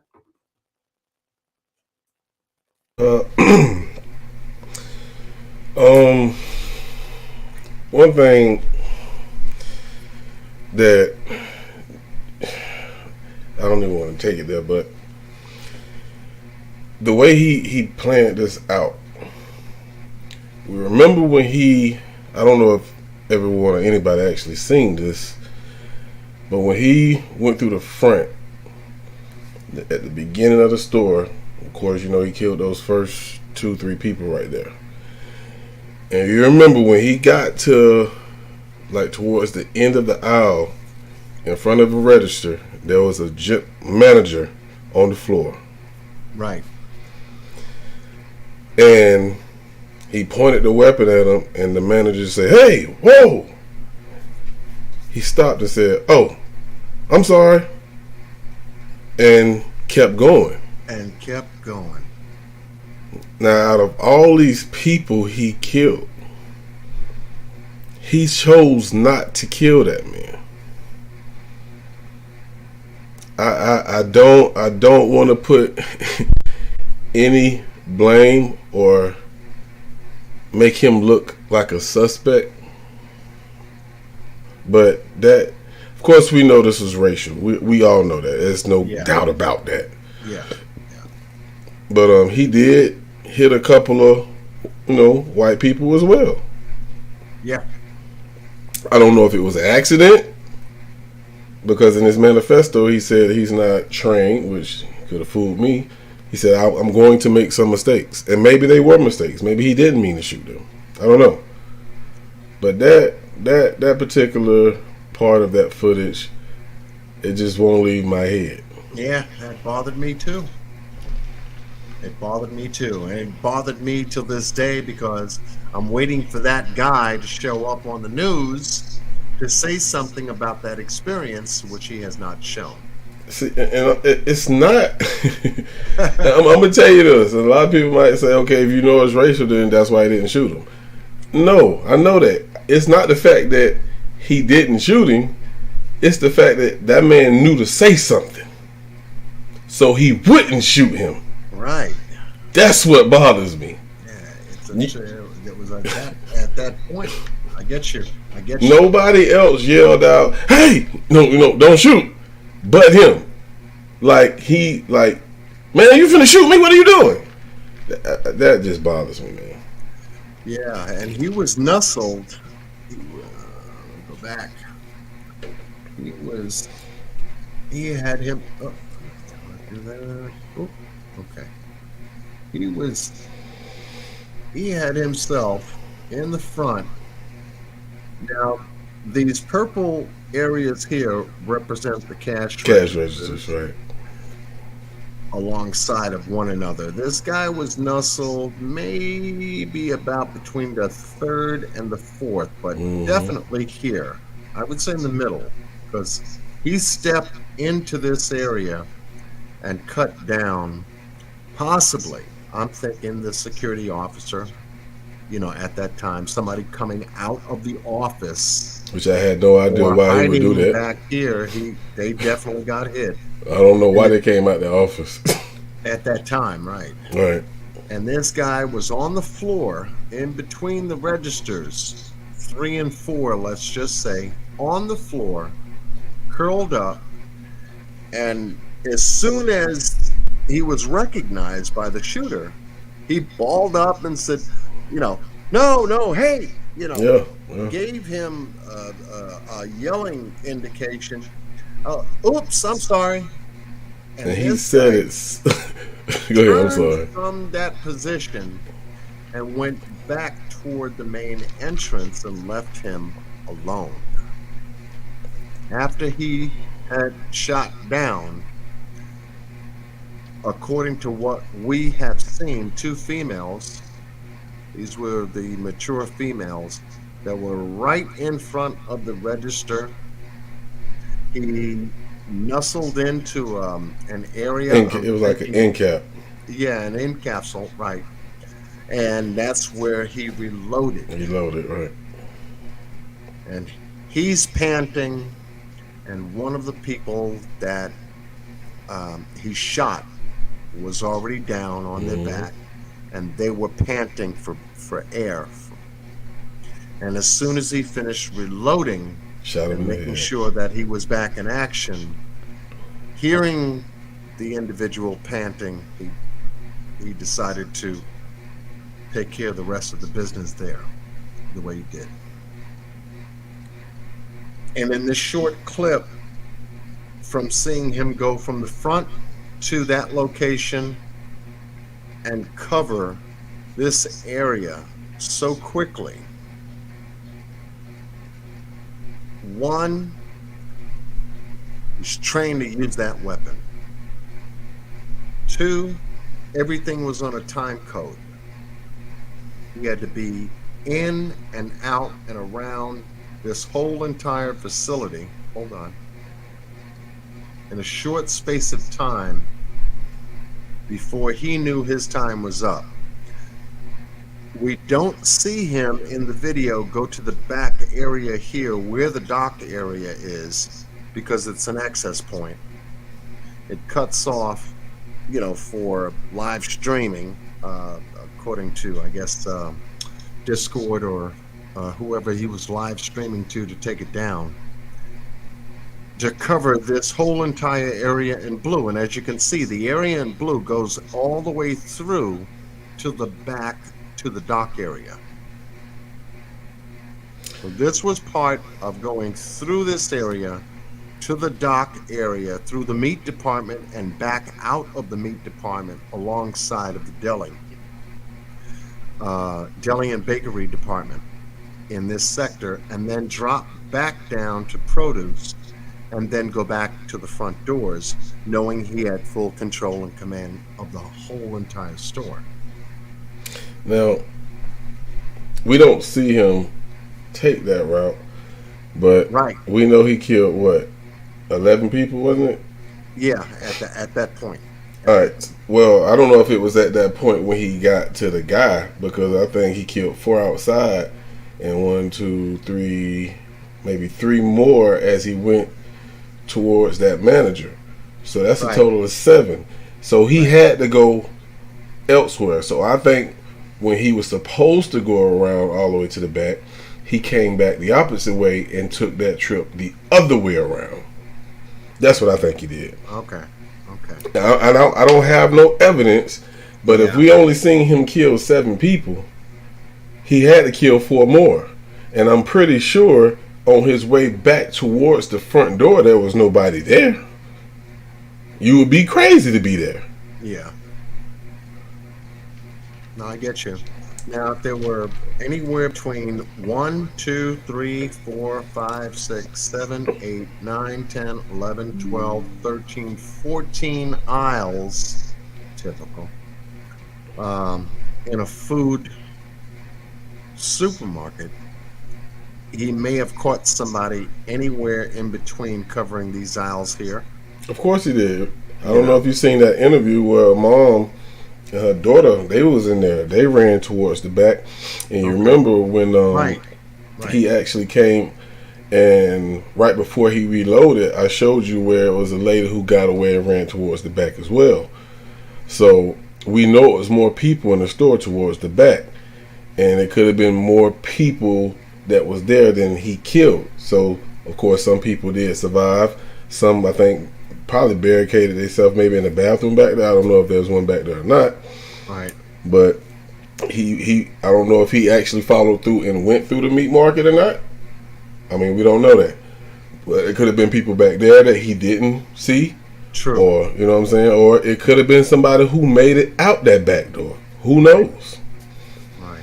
But he did kill 4 more people. There was, I think, 2 people that were locked into, I don't know if it's a dairy department or it could have been the meat department. They went into the freezer and stayed there listening to the gunfire that was, perfusive all the way into the store and around the store at that time. So meat departments do have freezer lockers inside of them, and they didn't sketch out the compartments. Well, he didn't sketch out the compartments here, but I know that they exist back here. But when you get past the dock area, there's the trash compactor back there. There's a loading. There's 2-tier loading docks with the raising loading plates that are back here for these trucks. As far as we can see on Google Earth. Go back. Pull it up. Back it out. 2 tiers. No, excuse me, 3 tiers. 1, 2, 3. So this area here had to have been covered by him being in this general area back here where the meat department cuts through where the back docks are. This is an open area that goes there, and then you've got everything from here where this yellow piece is here, spans across from that yellow part all the way here that drops down. So the top of this roof gives us pretty much a little bit of guidance when it comes to taking a look at the map. Let's think about that before you move that. I don't, be honest with you, I don't think he went out that back door, and I'm gonna tell you why. Because think about it, he didn't know if the police was there and had that building surrounded yet. He didn't know if it was a security guard waiting for him to poke his head out that damn door to bust a cap right in him. I don't think he would go out that back door. He could have checked that meat market, because I'm pretty sure it was, they got glass so you can see right through it. Right. But you would be crazy to poke your head out that back door and somebody waiting to kill you. You know what I'm saying? So this is my opinion. I don't think he went out there. Now, it's one more person that was in that front that he did not see. And it was the lady who called 911. She was in the very front where the manager's office is, right there, leaned up, pressed her body up against the counter, up under the counter. Okay. Like, if he looked over it, he couldn't see her because she was pressed so close up against it. So she did get away, because she said he came back by her and she heard him. Speaking of the 911 operator, they I believe they fired that person too. Yeah. But 911. How they respond to the calls, and the same thing with the children calling 911 for help. yes, Texas. I mean, as a 911 operator, you would. I haven't even been trained to do that, but of course, if somebody is calling you, whispering, you don't tell them to speak up. That should be 101. Come on, man. Yeah. They're whispering for a reason, you idiot. They're in a volatile situation where they can't whisper. Something is actively going on to where they can't talk to you in a natural tone voice. How the hell could you not pick up on that? Yes, Marty 13, that's the one. And the lady who called, she said at that point in time, there's gunfire in the background. Right. Come Yeah. on, man. Like Yeah. seriously. So we're looking for, I guess, some specifics. Let me get to it. Pull back out. Go here. Got my little guy here. And the specifics I'm looking for to come out of this is obviously what John Q does all the time. I get a crime scene, and Boss Blake and anybody that's been following our channels and stuff like that. You know what we're looking for. Okay, so Surveillance. Do you know how far the police station? I know the fire station is close by. Do you know yeah, how far? it's the next block over. How far is the police station? Let me come up on the map for a second, but I just wanted to show everyone Yeah, that was a question in your chat. if you have a store where the cameras. So I wanted to point out to folks that I didn't get a chance to in the other video that they took down where cameras are, because one of the main questions were the cameras working? And so I said, well, okay, you got one here on the right wing of the building. Let's come back up. Got my little guy down here again. Left-hand side. Yeah, you know how to work that map, don't you? Residents here. Resident here. And we have another circular video camera to the left of the wing of the building, just above the vestibule. So to me, watching this and looking in line sight of where this guy pulled up, this camera would have caught everything he did from the time that he stopped, exited the car, and began shooting all the way until he got into the store. Internal cameras, we don't know how many there are, but in a plate setting, You know they by the registers. They got to be by the registers. yeah, oh, definitely. If we go to a plate setting for security surveillance, go here.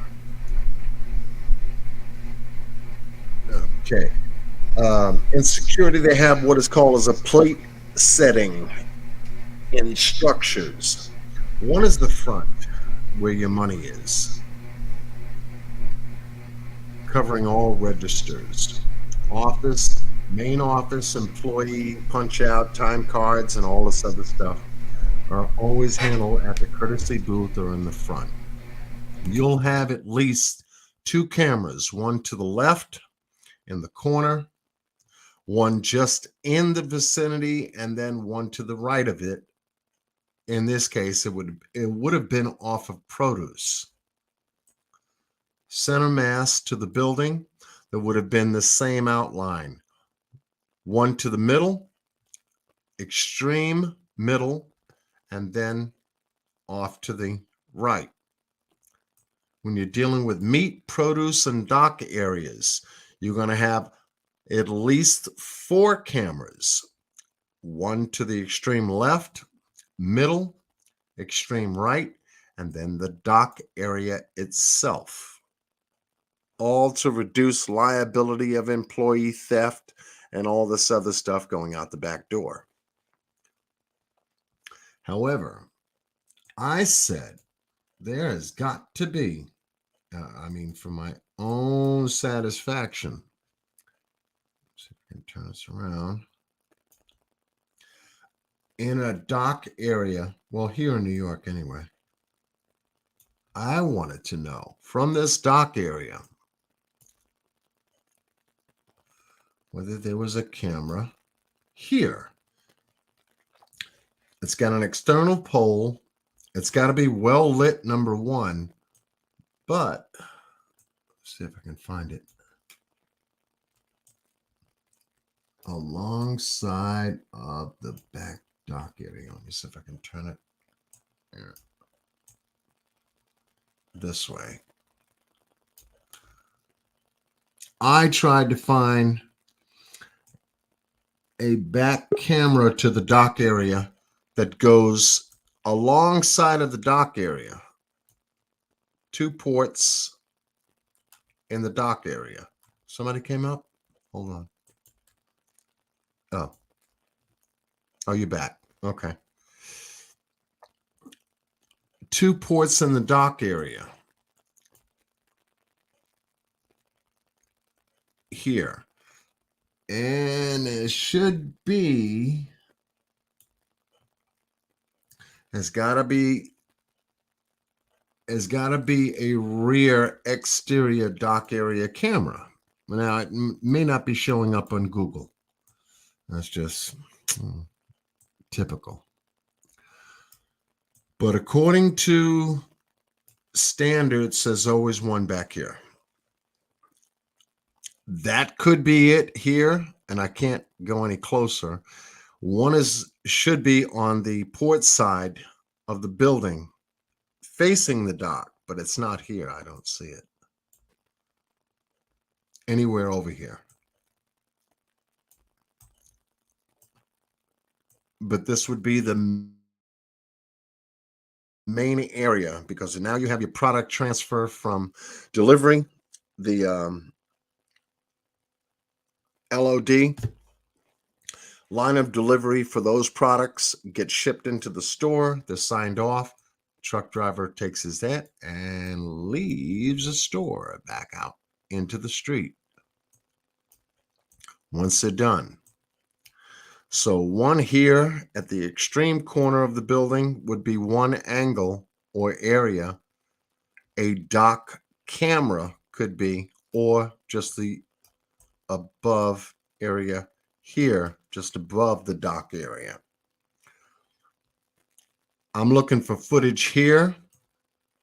I'm looking for footage here. Left wing corner of the store, I'm looking for footage here. Right wing corner, because all have to triangulate this whole entire parking lot. If I could draw a line to triangulate the Jefferson Avenue entrance, that's where the cameras would triangulate out that way. So they're going to capture everything coming into the Jefferson side, Riley side, Langdon side,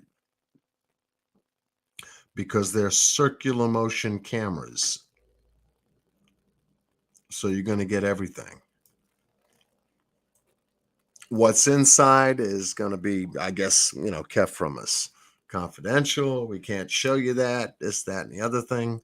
Police body cams as they approach the assailant, how they approach them, how much time, give or take, between the assailant and the police was discussed, and any kind of discussion, a talk down or whatever, that should be posted. Non-lethal, non-deadly. How did they talk this guy down from shooting himself?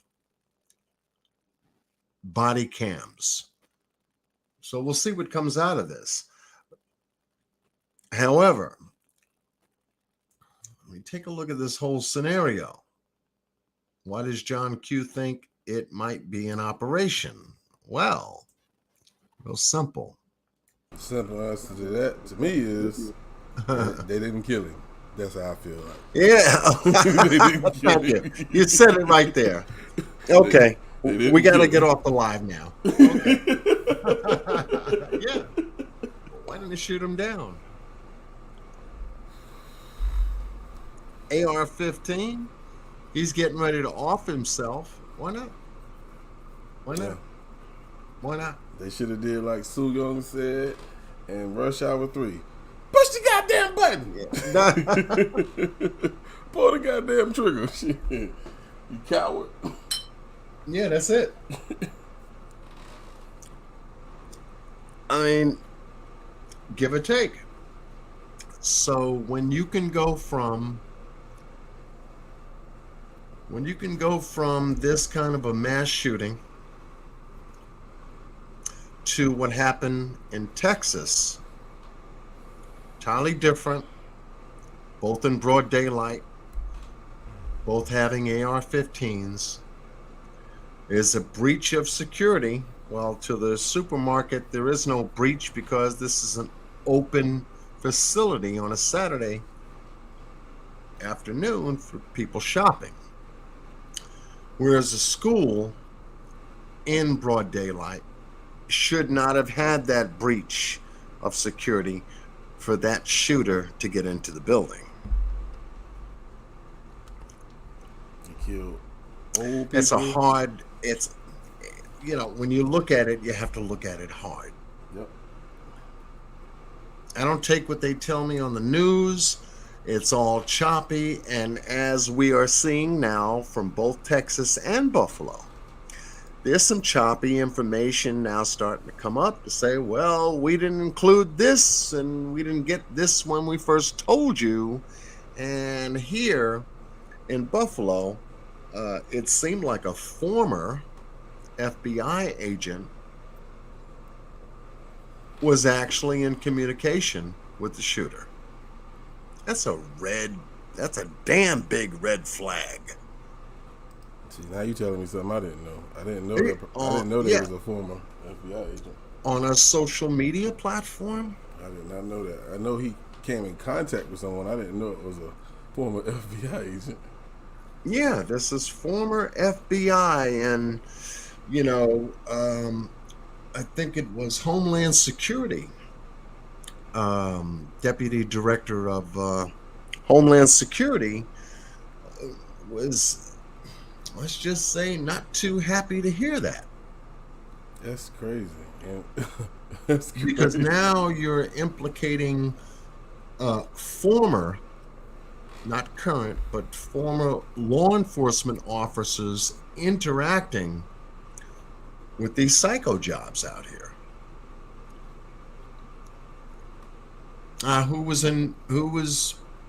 You have to ask yourself, okay, was that the same in Texas?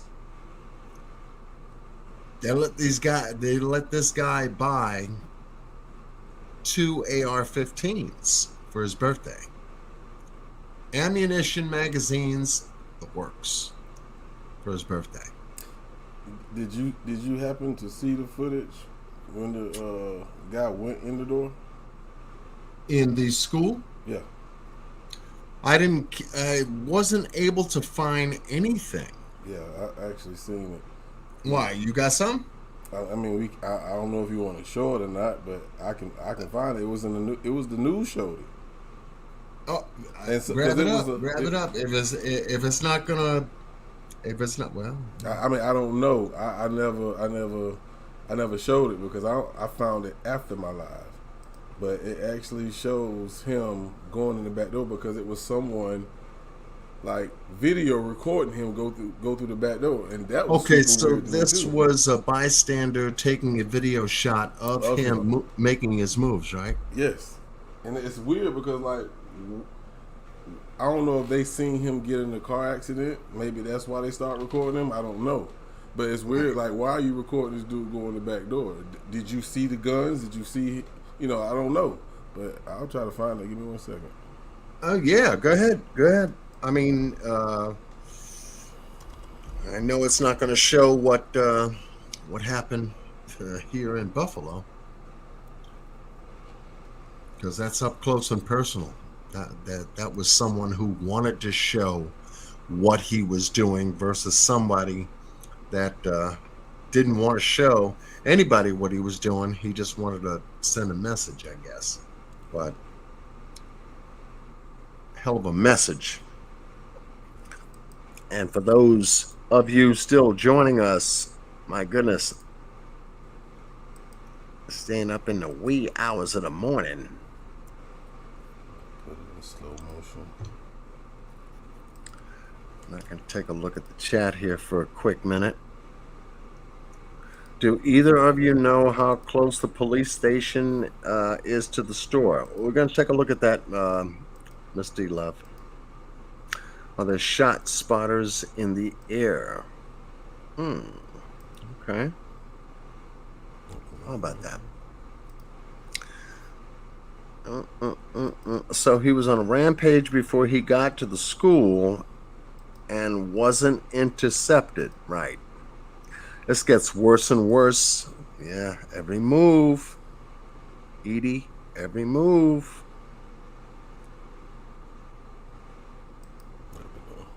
And the thing about it, Whenever you're ready. okay, and the thing about it is that once he got there, I don't play it yet. I'm waiting on you. The thing about it, that particular thing is the fact that it's almost allowed. Is people are knowing things in advance, but yet it's just giving, I guess, some kind of an appearance that they just want to see if it's going to happen, so it's allowed. You know, if someone is going to create what, I guess, You said he shot at the Minority funeral home? Report, a pre-crime, knowing a crime is going to occur before it actually happens is one thing. Denzel Washington said it in the movie Deja Vu. When he was telling these guys that had all this technology, all this day before shit, you remember? You know, I'd like to catch the criminal before he commits the crime, and not after he commits the crime. I'd like to know how we can catch this dude before this shit happens and not catch him after the shit happens like we've been doing all the time. And hence they had Snow White technology or something like that, to where they could take a look at certain data to determine if a crime was going to be committed at a specific time of day. And I don't doubt they have that technology already. It's just that maybe that's what they're waiting for. Because when you get into a pre-crime kind of situation, oh boy, that's almost like the movie Judge Dredd.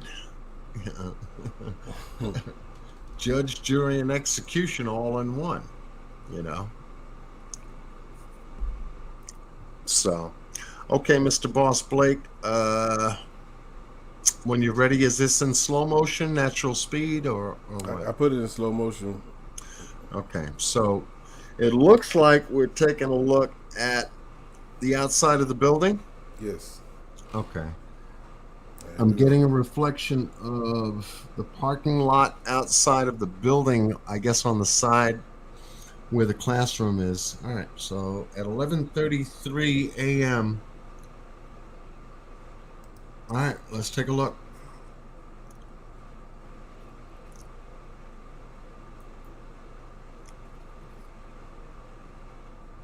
And this guy is walking on the grass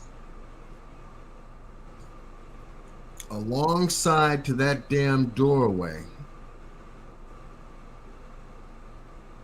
up until he got into that area. I'll be damned.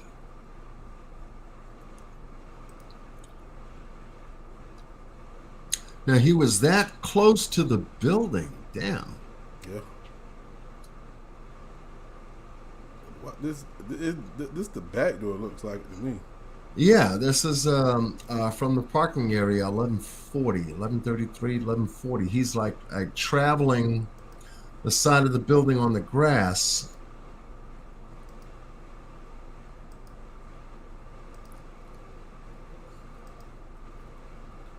Oh man, what is that? What am I looking at?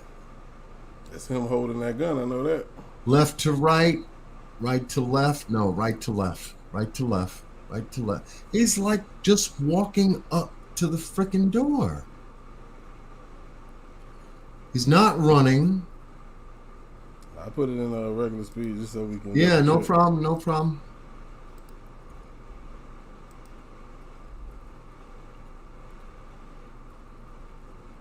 Yeah, don't look He's like he's walking up to that damn door. Why did that time Oh jump to 1140? man, God bless the person that captured this. But that's the thing. Like, why Oh were they shit! filming? Why were they filming? All right, so this is across the street from the funeral place. Let me go back to my map on my side for a second. Boom! Damn.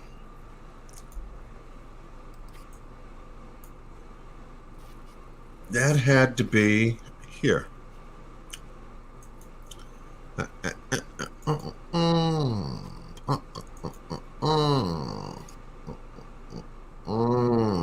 Boom. Coming up this side of the building up to shit.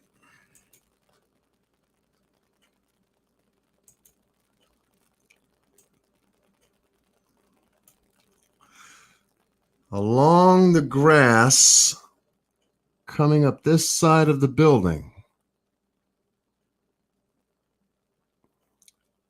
where that doorway is here.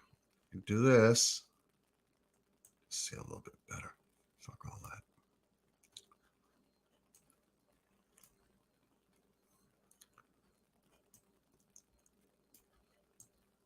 On this side of the grass, coming up to that doorway here, capturing this would only mean that that person would have to be here. That damn close would have to be. Oh, In this boy. video, I want to talk about the other active Amber Alerts in the state of Tennessee. Thank you.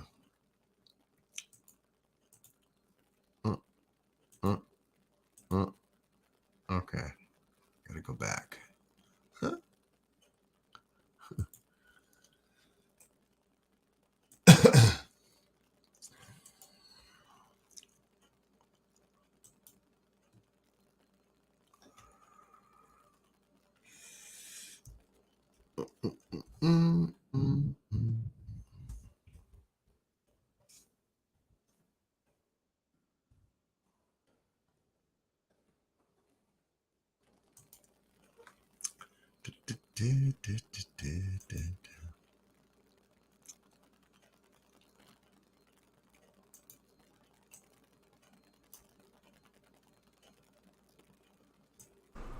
Yeah. All right.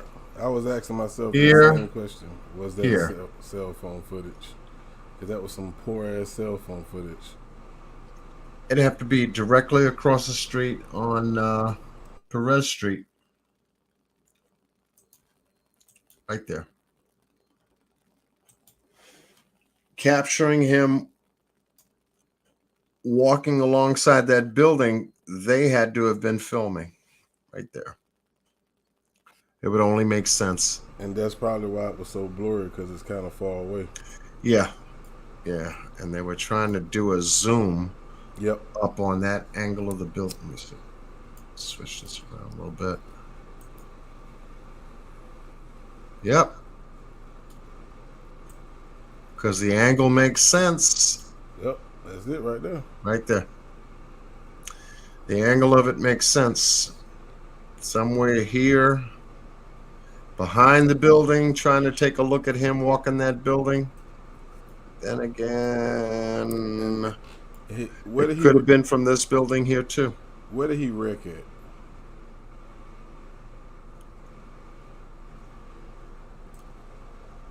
Because to me, that's gonna tell me why they was filming. Because if they seen the wreck or they possibly could have heard it, and Right. maybe that's why they took their camera out. I don't know, because I still want to know why they started filming him. All right, so if I got that angle here from what you just got finished showing me, could have been this building here, Or it could have been that building all the way behind it. or Yeah, right there. yeah, Right there. could have been right here, because that would give me the same angle going back the other way to look at it that way, to see him come around Right. from the grass into Right. the building from this angle. And it just makes me wonder, was he just checking to see if that door was unlocked, or did he know that door was unlocked? Well, as far from what was told, that door was jimmied. It was propped open. Right, but he went there. He went back there first for a reason. He came in this direction, so this door, give or take, as we can see it, as much as we can, right there, that door was propped. What made him go in that direction, I don't know. Don't know. What up, man, boy? You just I have realized this no is it? idea. Because it's enclosed, as you can see it. It's not a door that's outside right there where you can see it. It's in this enclosure before you can actually see the door open. Yeah, you're right. How did he know from walking down all this shit to get to a point to where he can actually see this door actually open? How Yeah. far open was that door? Now you have to ask yourself that. It's one, he's taking a chance of taking that trip all the way down here if that door is locked. He could be caught because he got his gun in his hand. Well, yeah. You know what I'm saying? So to me, it's just like, I mean, he could have shot through any of those windows. We know that, but it's just like he went to a certain classroom and he barricaded himself in this classroom and just killed all these people in this classroom, man. That's the hard part. It ain't Classroom here. Several classes, classrooms in this building. He went to a certain classroom. Yeah, classroom here, 2 windows. Classroom here, 2 windows. Classroom here, 2 windows. 2 windows. 2 windows. You get to the hallway. Interior vestibule to the restrooms. Out this way. And the opposite of this building has an exit too. Now let's just go back to the text message or the message he sent the young lady. You know what I'm saying? Whatever he said prior to that, he said it's aggravating or annoying. And he said, I just killed my grandmother. And then he said, I'm going up to the elementary school. Why? You could have said anything. Why the elementary school? You could have said, I'm going to the hospital. I'm going to the precinct. I'm going to the mall. You said I'm going to an elementary school. Why? It's a reason for that, but we'll never know because he's dead. And unless his grandma's still living, she's in critical condition, but they expect for her to make it. Maybe she can tell us what they was arguing about. Right. And did you know what? One of That's the right. teachers that got killed, her husband had a heart attack and died yesterday. Yeah, that. Oh man, like That's crazy. wife dies in a shooting, and the husband comes right behind her with a heart attack because of this whole situation. I'm wondering if he knew somebody in the building, He boss. had to. He had to. He didn't go to the school. He didn't just pick the school randomly. He didn't do that. I'm pretty sure they got a high school in this city. Why did he choose this elementary school? Uh-oh. Turn this off. My fault. My fault. All right, so let's see something here. Rob, where's the other one? And the grandfather just so happened left to go to work early that morning. It stretches from here. 1, 2, 3, 4, 5, 6, 7. Wait a minute. Wait a minute. 7.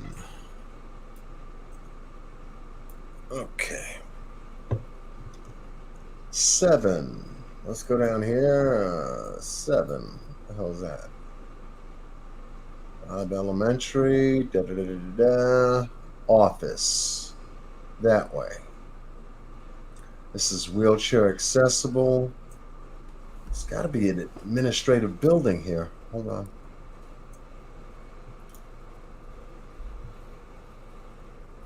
No parking except for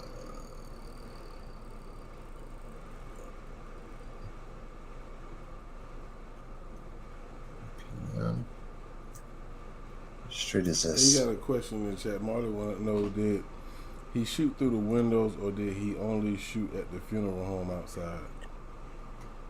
I don't think he shot through the windows at the school. Well, he shot, according to what we've been told, as soon as I guess he got into that ravine, got out the car. There were 2 people from the funeral home across the street from that area had heard what was going on outside, went outside, and then saw him. We can go back for a second. From this area here.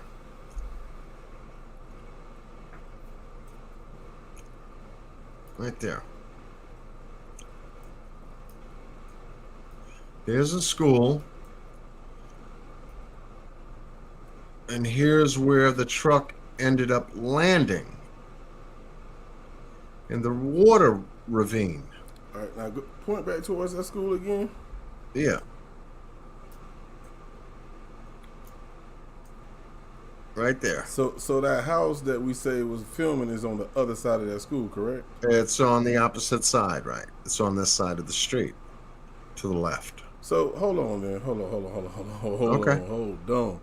So that don't make sense unless he went back towards the back way and then come up to that door. That don't make sense. Like hold on. You would think he would have walked, maybe he would have went straight through the fence or jumped the fence, whatever. Now that's what they said he did. Okay. He came out of the ravine and went towards the back and then came up. That don't make sense. Yeah. Because we seen him walking forward towards the door. So if the house is across the street, that means he started towards the back, walking upward. Right, correct. He came from this area here, right, down the building to the door. Now, if you take that and come straight down the sidewalk, that's gonna be where his car is. So why the hell would he walk backwards? Right. That's weird. But I don't know. I mean, I'm questioning it. So all this, for some strange reason, this 3-tier gate, this barrier here, I saw that in the ravine. So I don't know if he came from it from this angle, because the strength support is in the center and the exterior support is at an angle. All this shit's at an angle. So if he hit this shit from here, I'm wondering what caused him. I was just gonna ask that question. Yeah, what caused him to not see the rest of the road to say, yo, dude, turn to avoid this? I mean, Yeah. it's right here. Why didn't he turn right? Or why didn't he just go ahead and turn left? Maybe What he took made his eyes him- off of the road. What made him off of this road Oh, that's the coming road he from came the down. house, just go straight out to this point and crash that vehicle up in this ravine? That don't make sense unless he took his eyes Now, off the road. there's no fucking way in broad daylight, excuse my French, there's no way in broad daylight you're, gonna see you run out of a road. You can only make a left or a right. Now, if something obstructed him or I don't know, he was He took it- psychologically caught up in something He- and wasn't paying attention to the road. Where's the funeral home from here, from this site? The funeral home is right here. From that ravine, there's the funeral home right there. So when they heard that crash right outside of the building, naturally they came out to see what the hell happened in this location here. And they're parked right there. And here's the school entrance right there. So, It's almost like a V. So I think that the house where they started filming possibly heard the crash, and maybe that's why they started filming. But Yeah. Why did they start filming so late? You know what I'm saying? Maybe they just thought about it the last minute. But if I see somebody running across the field with a goddamn guns, I would have started filming immediately. Well, I would have probably called 911 first. Yeah, that's probably what they were doing. Probably what they were doing, because by the time he got out the vehicle with the weapons, these people here at the funeral home saw him leave the vehicle, climb over the gate, and then noticed he had a gun. And that's when he had shot in their direction, and they went running back in the house. Now this is open field. All this is open. Look at this shit. You get an AR-15 going off in this area. That sound is going to look. Yeah. That sound is going to travel as far as flat land is going to carry that sound. This is the insulation pad, if you will. All this is open. You get an AR-15 here going off. All you have is a buffer, an echo buffer, is the school building here. 1, 2, and then that's going to reverberate out here. So that shit's going to travel as far as it's open to all these homes that may have had cameras taking a look at what was happening at the same time. We don't know who's had cameras, especially this home down here where the car crashed back here. It doesn't look I just want to, respond like to- anything. Respond to what D Love said. I don't, and this is my opinion. I don't think he was working with nobody, and the only reason I say that is because he started with his grandmother. You know what I'm saying? Because she said maybe he was distracted by someone in the vehicle with him. That's why he probably crashed. But you kill your well, you're not killing. You shot your grandmother in the face, and then you send a message to someone and say, "I'm finna go to the school." Like Right. that I don't think he hit nobody. I mean, But I could be wrong. and I agree. I want to welcome Sage Sleuth. Good morning to you, love. Good morning, Miss Harris. Yes. Yeah, you have an AR-15 that's going off in open terrain, just like you would have at a gun range, and they have close quarter sound barriers so that this way you would have your own sound barrier, which is about as, I don't know, wide as, I don't know, about 4 feet, give or take. You have your weapon, you have your headgear on, and you would damn sure need headgear for an AR-15 at close quarters or close range. Here you have an open range. You're not worried too much about sound affecting you. You're shooting that damn gun off. You're going to hear, your ears are going to ring, especially if you're depressing a lot of ammunition from it. But here you've got open range, so you're not worried about too much compression for your ears. So, and the way this guy, apparently from the police report, this guy was shooting at the building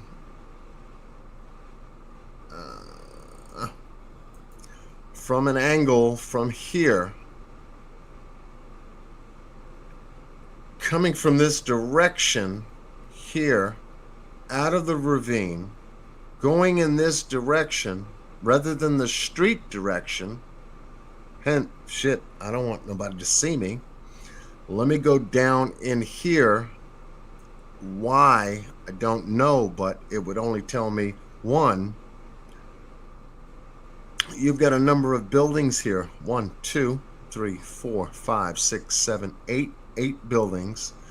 So if he was coming out of the ravine going in this direction towards building, let's just say this is 1, did he know somebody there? We don't know yet. But coming out of here and the people at the funeral home being here, watching him doing what he's doing, crashed the vehicle, left the vehicle. Police were after him at the same time from what he did to his grandmother. So I've got to say, did police, whether it be 1 car or 2, 4-man unit, chase him to a point he crashed the car, had to get out, grabbed his gear? There's no way in hell. Lock and load. Right. There's lock no and way load. in hell. If they didn't shoot him, could they have chased him into this area and allow him to go in that school? Just something that you would have to consider after crashing a car through steel barriers down here. Yeah, I mean, but at the same I gotta time, get out. Let me grab my shit. No, where's the police? And it could have been a 1-car unit, 2 cars traveling from Diaz, because it's right down here. Shit. But didn't he shoot? Like, didn't he encounter I guess a security guard and shot the security guard or something like that? Like a police Well, the security guard, according to what they said, the security guard was on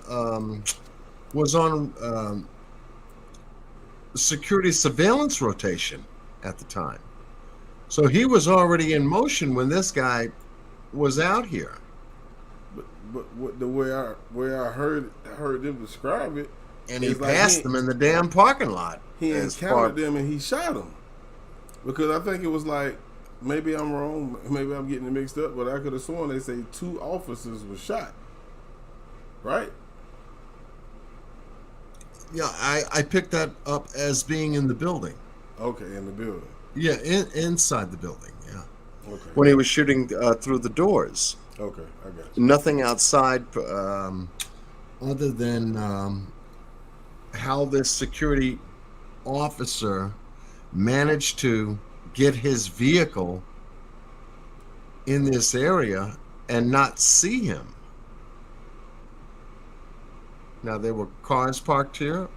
I would assume so, but not see him in order to find that he was a threat to the building. Did he shoot him through a window, or that's I want to know how he That's shot the him. whole damn thing. When he started shooting through the windows, that told me right there, okay, you've got identification of an assault happening to the building. You lock it down. Why was that fucking door, excuse me, why was that damn door open, cracked open, jimmied open for someone smoking a cigarette, like I said before, I didn't even know you can smoke and on not school close the property. goddamn door based on an assault from outside going through 3 classrooms on the side of the building? And this guy was just about as close as the damn grass is to the building. And from the video that you just got finished showing us, he was literally on top of the green part of the grass, from what I saw. So he was that close, maybe even had gotten close to peek into the windows to see if there was anybody in there. Obviously, there were. He had to have heard screaming and yelling, get down, some kind of an alert to say, oh, okay, they know I'm out here. And he decided to traverse the grass to a point to see if he could get in the building. Okay, that makes sense. I'm just saying, you go for an 18-year-old trying to get, I don't know, get his way out of this shit, But he hide did. from the police that's following him, get out of their line of fire, and yet go to cover.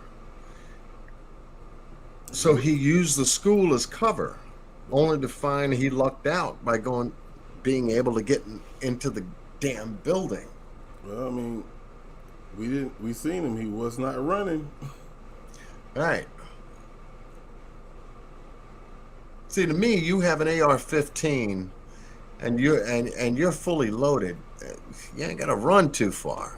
Everything has got to run from you, not to you. I'm not going to worry about it. Police with Glock 9s ain't going to have a long distance shot between coming to the corner here where his car is and him up against this close building here.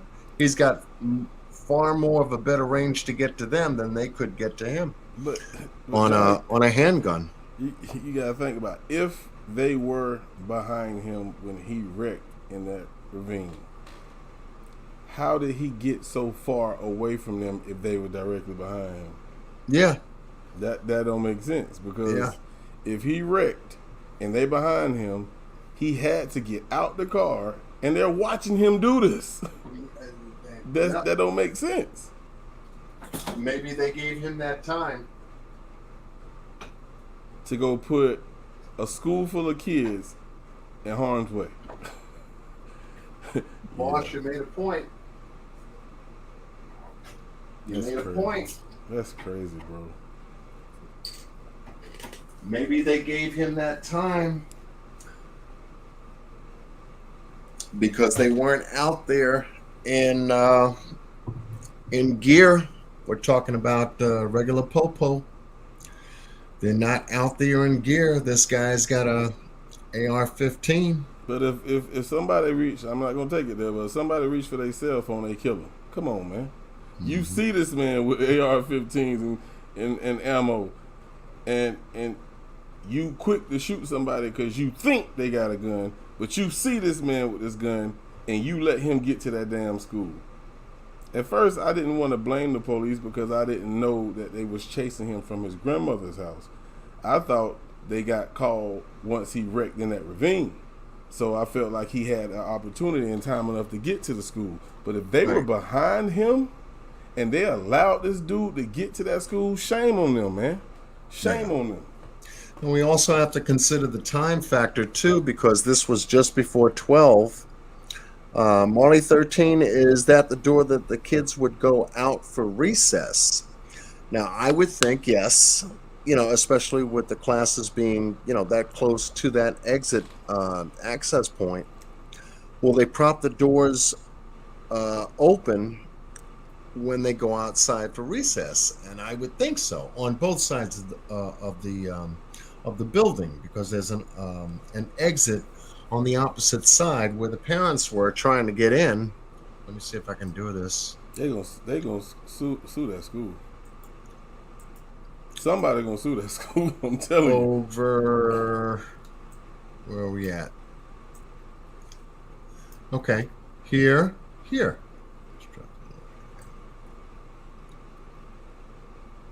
Up and down. There. In this area here. Away from the building here. We're still on the same street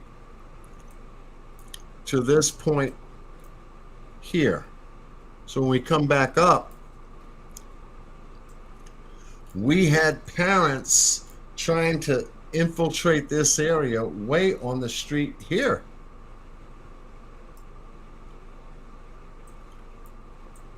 As we saw on the news. And you can literally see this area here of them trying to get in through this area all over here. But they couldn't breach that area only because all the action was in this building here. Way in the back. I know a police officer job is to preserve life, but at the same time, by allowing him to do what he did, you put so many other lives in danger. After this man just shot his grandmother in the face, you know he's armed, you know he's dangerous. Before he even got out that goddamn truck, y'all should have laid his ass down.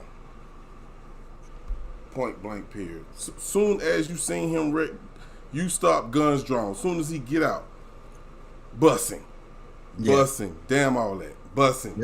Yep. I agree. But to have allowed him to have access to this building, go to cause, that wasn't of his doing. That wasn't the police's doing.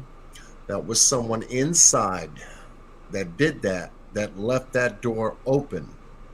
Now, if the kids were being prepared for recess and they were going to take them out 10 minutes, we don't know.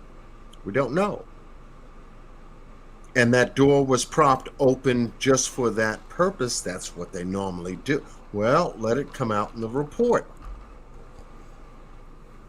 But nothing yet has identified who opened that door.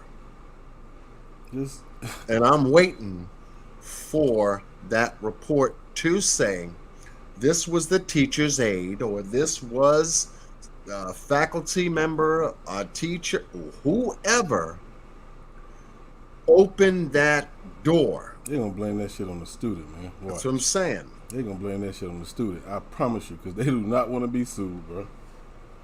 Because once that door was open, hence now you got a situation outside that got inside during that time. Had that door been locked and closed, dude would not have ever got into that area here. He would have maybe backed up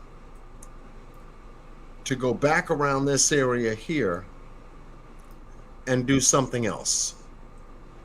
Ms. Harris said a teacher propped it over. And went someplace else on the opposite side of that street, knowing that his truck was done. He wasn't going anywhere. He's now on foot. I think they would have gotten him and neutralized him more so with the time that they had between. What the hell is this? This is old Carrizo Road, Cargyle Street, Carrizo Road. He couldn't have gotten that far that quick with police units already on him. Most likely they would have caught him between Carrizo Road and Crystal City Highway and stopped him. But he got into the damn building as a detriment to the children that were in that building during that time. Where the hell was he going? Like you said, from the ravine where his truck was, and if he was headed in this direction away from the school, not to the school, but something got his attention to go to the school. But he said he was going to the school. That's what he said in the message. Well, the text messages now takes him to the school. Okay. The question is why. That's Well, the yeah. question. Why? Why this school? Who was there? For what? Is that a former school of his before he went to junior high school? High school? Could have been. Was there a teacher there he didn't like for some strange reason? Remembered it because it's only 2 blocks away from his grandmother's house?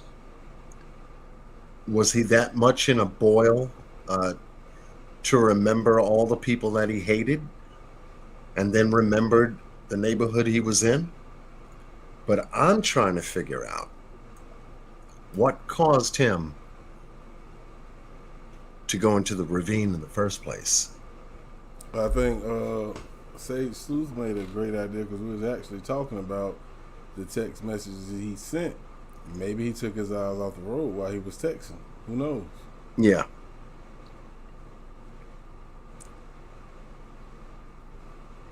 And then Ms. Harris said she said the teacher left the door open and she got a phone call, and before she got back to the door, he was already in the building. Maybe that could have been the case. I don't know. But one thing Now, was there anybody in the text message that he was talking to that's related to the school that you know of? No, they said it was just a random person. Huh. Another random, huh? Like, it's crazy. Ouch. Like, you just gonna send somebody a message, I'm finna go shoot up this damn school. This shit don't make no sense, bro. But at the end of the day, I don't know. Did you confirm that the police was behind him when he wrecked? That's the whole thing, because the grandmother called 911. Grandma, let's go to grandma. Because if they were behind him, then that explains why the hell he wrecked. He could have got trying to get away. That's what I'm saying. Grandma's here. 552 Diaz. Grandma's here. She gets shot in the face from what they said. Yet she was still able to call 911. Amazing. Okay. He leaves from this location, I guess, after he feels that she's down. He leaves, then she calls. He's already en route down Diaz. I don't know how quickly 911 responded, whether they had a unit in the area. But once he makes this right turn here on South Grove Street.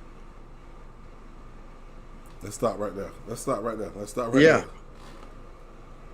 There's a suspect on the loose, armed and dangerous. Shut down the goddamn schools. Point blank period.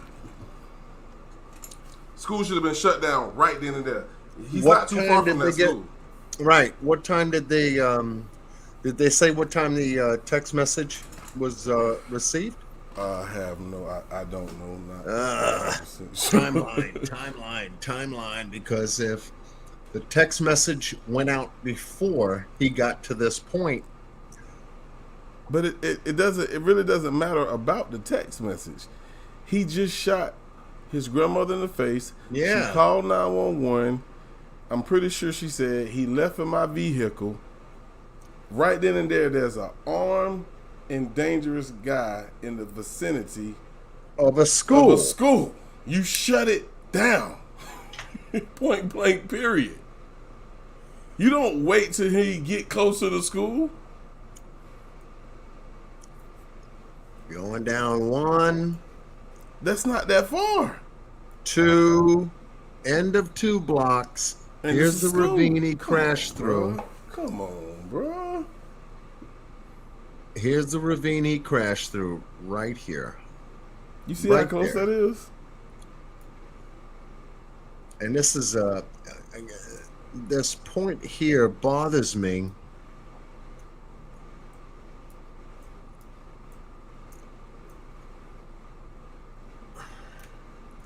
He probably Because wasn't. if- He probably wasn't trying to stop at a stop sign, and probably tried to swerve and swerved too late, and went straight through that damn ravine.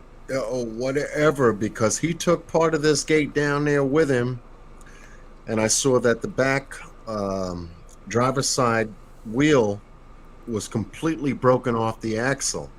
This So- guy said he didn't know how to drive. That's how he crashed. Yeah, however he got here, he flew and then landed because the axle on the left side broke.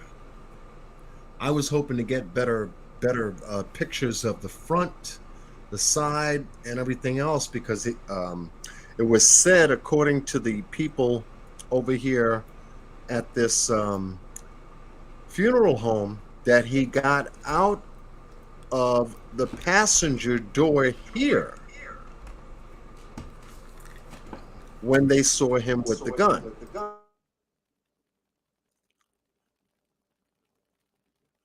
He got out the passenger side and then went to the front, got up over here, and then crossed over the gate here. So that would put him almost somewhat, in the middle of the field, walking this field, walking the terrain, maybe going here, before he decided to go here.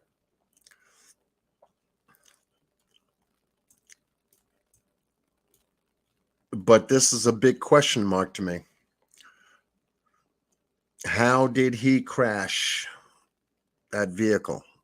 Why was this vehicle in the ravine? And then I go backwards and find out that police were in pursuit of him at that time. So I'm thinking, okay, well, the vehicle crashed, he grabbed his stuff, and now he's running towards this area here near the school for cover, using the school as cover. Correct me if I'm wrong. Mm-hmm. Was that his truck or his grandmother's truck? Grandmother's. They keep saying it was his, but then again, the other reports said it was hers. Because I could have sworn I heard that it was his truck. Right.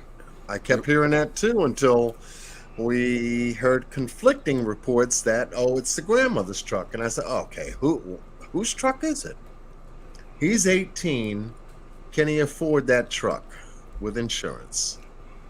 Who can afford the truck better than him? Ms. Harris said they were not chasing him. Ms. Harris, do you got confirmation of that? I'm trying to figure it out. I'm trying to figure this out. Because I didn't hear they was chasing him either until you just said that. Yeah. Let me go do some research, man. Yeah, so, if he didn't know how to drive, well, what the shit? I don't know. He got off of Diaz Street, came down 2 blocks to this location.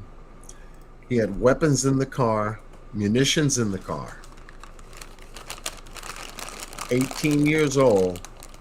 I would kind of figure that truck is automatic, so put it in drive, squeeze the pedal, steer the wheel. I don't think you'll have a difficult time knowing where the brake pedal is. I'm just saying,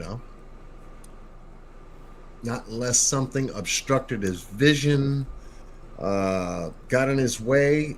We don't know if there was a police car that was there to cut him off. We don't know anything regarding how he crashed that truck. So red flag for me there. The door that was propped open, red flag for me there. How he was able to cover this terrain, shoot at people at the funeral here, coming out hearing that accident occur, and these people down here across the street directly from that doorway was able to capture him on video when all this shit was going down. So there's a lot that still hasn't come out from this. And I even think if I went down a little further, I get right there. These folks here would have captured something, and these folks here would have captured something if they were home. We have to remember this is almost a little bit before 12. Whoever was home was home. Now when you go to surveillance, I am now like looking all over this building for exterior cameras on all lines, all markers where they should have, exits, interior security, since they have security personnel there. Where are the cameras? Where are the cameras outside the building? Where are the cameras inside the building? Because the only way the police are going to justify that 19 officers got held up in the damn hallway for almost an hour is for those cameras to be on, letting us see that they got held up, along with police body cams that would have been activated at that time of the shooting, giving us that evidence that they got held up in the hallway. So we'll get to see the evidence as to what comes out and what doesn't, because I'm looking for a lot. I want to know how he crashed his truck, how he got to this location here, who had the door open, what got caught inside the school, and what cameras do they have outside the school that caught him from that point, as well as the cameras that was taken by the resident bystanders, give or take, whoever was here, that caught him on the video that you just got finished showing us. Then put it together and then make some damn sense from him coming from 552 Diaz Street, his grandmother. I'm thinking the woman's dead. Nope. She got shot in the face, but, she didn't die. I'm like, oh shit. Okay, so how did 19 kids and two adults die if they got shot? I don't want to begin to think that this is an operation in any way, shape, or form.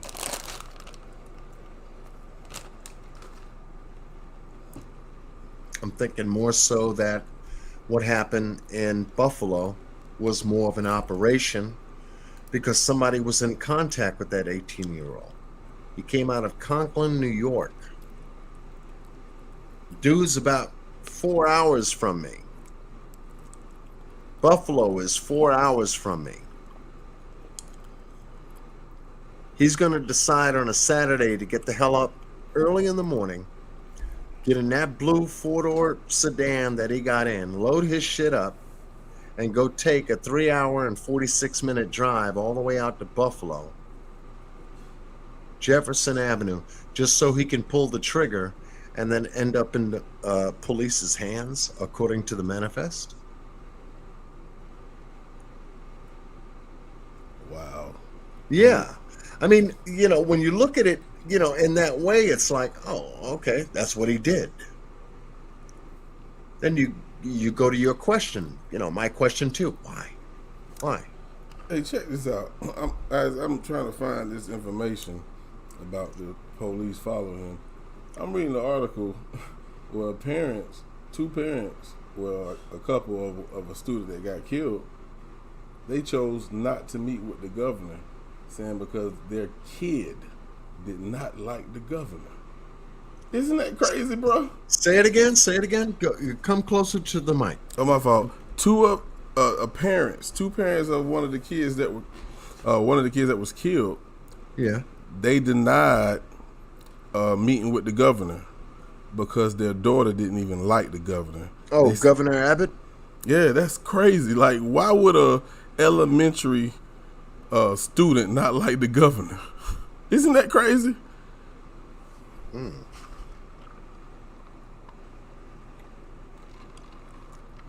That's crazy. I just wanted to point that out. Wow.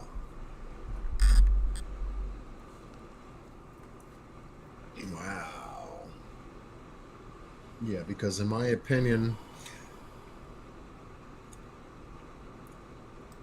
you get a situation like this happen where you have a school that's been breached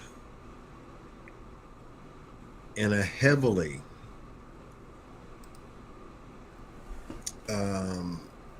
situation involving weapons. You have an active shooter. I keep hearing active shooter. Got it. And the shit got downgraded to a barricaded situation. And those officers were told to stand down. How that got screwed up, see, I want to know. Active shooter is red alert. Active shooter around kids, red alert. That's called a takeout. To me. Find him, get him, take him out. There ain't no walk away. Not in this situation, because he's using the kids as human shields to protect himself against whatever was outside. Now, if this dude snapped, we don't know if he got a phone call from somebody. We don't know if he got a text message from somebody while he was in there, girlfriend, ex-girlfriend, whatever. Don't be surprised. Somebody's talking to him while he's in that building for an hour. I do not think that he was 100% outside of trying to handle the kids and the teachers or whoever he had isolated in 111 and 112. Somebody was talking to him on the phone. It had to have been some kind of communication that he received based upon what the hell he did. So it's still coming out. Now, the police botched that shit up. Yes, I agree. You don't get 19 officers in a hallway in a double door, 2-tier room that's got a conduit between the two rooms. You've got these windows to deal with. So where is dude going to be? He's going to be in the center of the partition, taking care of two doors on each side. That's how close the doors are to these windows. Same thing on the outside is the same thing on the inside.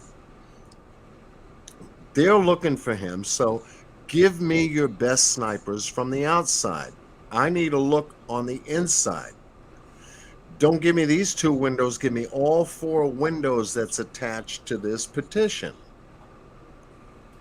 Put some noise, put some smoke on the outside of the windows, and then have a 2-man, a 2x2 formation. Your best shot to breach the damn interior and take this guy out. I think once he And entered the you school, want it to was too clear the room, but they waited over an hour, and this guy's just shooting kids down. One child said, "Oh, there are 9 left," on a phone call. There are 9 kids left talking to police. When are you sending the police? And this was a little after 12. They waited until what? 12:53, 12:54, almost 1 o'clock. Bad. That's bad. Yeah, it is. Those people didn't know what the fuck to do, just like, I guess, he didn't know what the hell to do. He knew he was going out, though. It was just the way he decided to go out. Shooting his grandmother in the face, his mother's mother.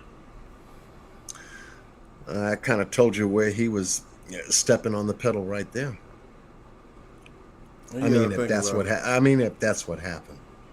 My question is, by the time they decided to take action, obviously the kids were dead. Do you feel like they made the decision to delay because they were still alive and they didn't want to shoot any innocent kids? Say again? That I don't know why my mic is so low, but do you feel like they decided to delay making a move on the gunman because those kids were alive at that time? Because if they were alive, maybe they thought, if we shooting them, we're going to hit some innocent kids. But at the same time, guess what happened? He killed them. Mm-hmm. So I think at that point in time, either they decided to act when he started shooting or after. Because why wait till this man kill these damn kids to do something? That defeats the damn purpose. Yeah, I think you hit a good one there. And the way it appears, and it's hard for the governor, Abbott, to kind of crawl out of getting inaccurate information based upon what he was told, which he has to rely on, just like all of us do, but you have a volatile situation like that to where, yeah, you would have to consider whether the police or the commander, whoever that was, that Colonel, whatever the hell his name is, decided to make the call. Do not attempt to breach until he was physically in some way sure that they could handle it, being afraid that if they did make a move, this guy was gonna kill the kids. This guy's a older gentleman. I guess he's over 50. I don't know, 60. He wants to. I guess his way out of it was to think about some kind of talk out resolution, but it never got to that point.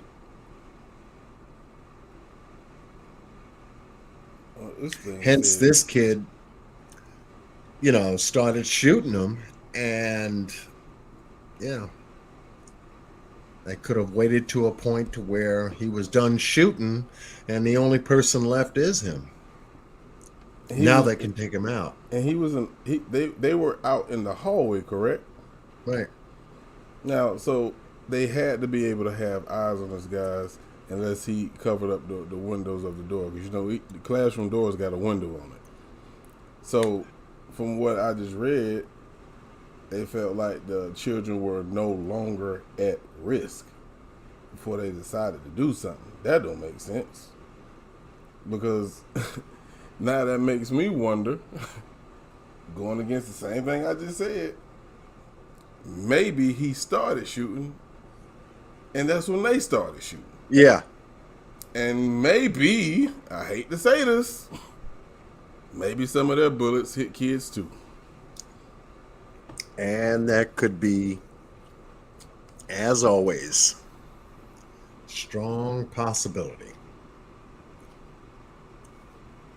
And that's the hardest part that they have to deal with is collateral damage to a rescue operation.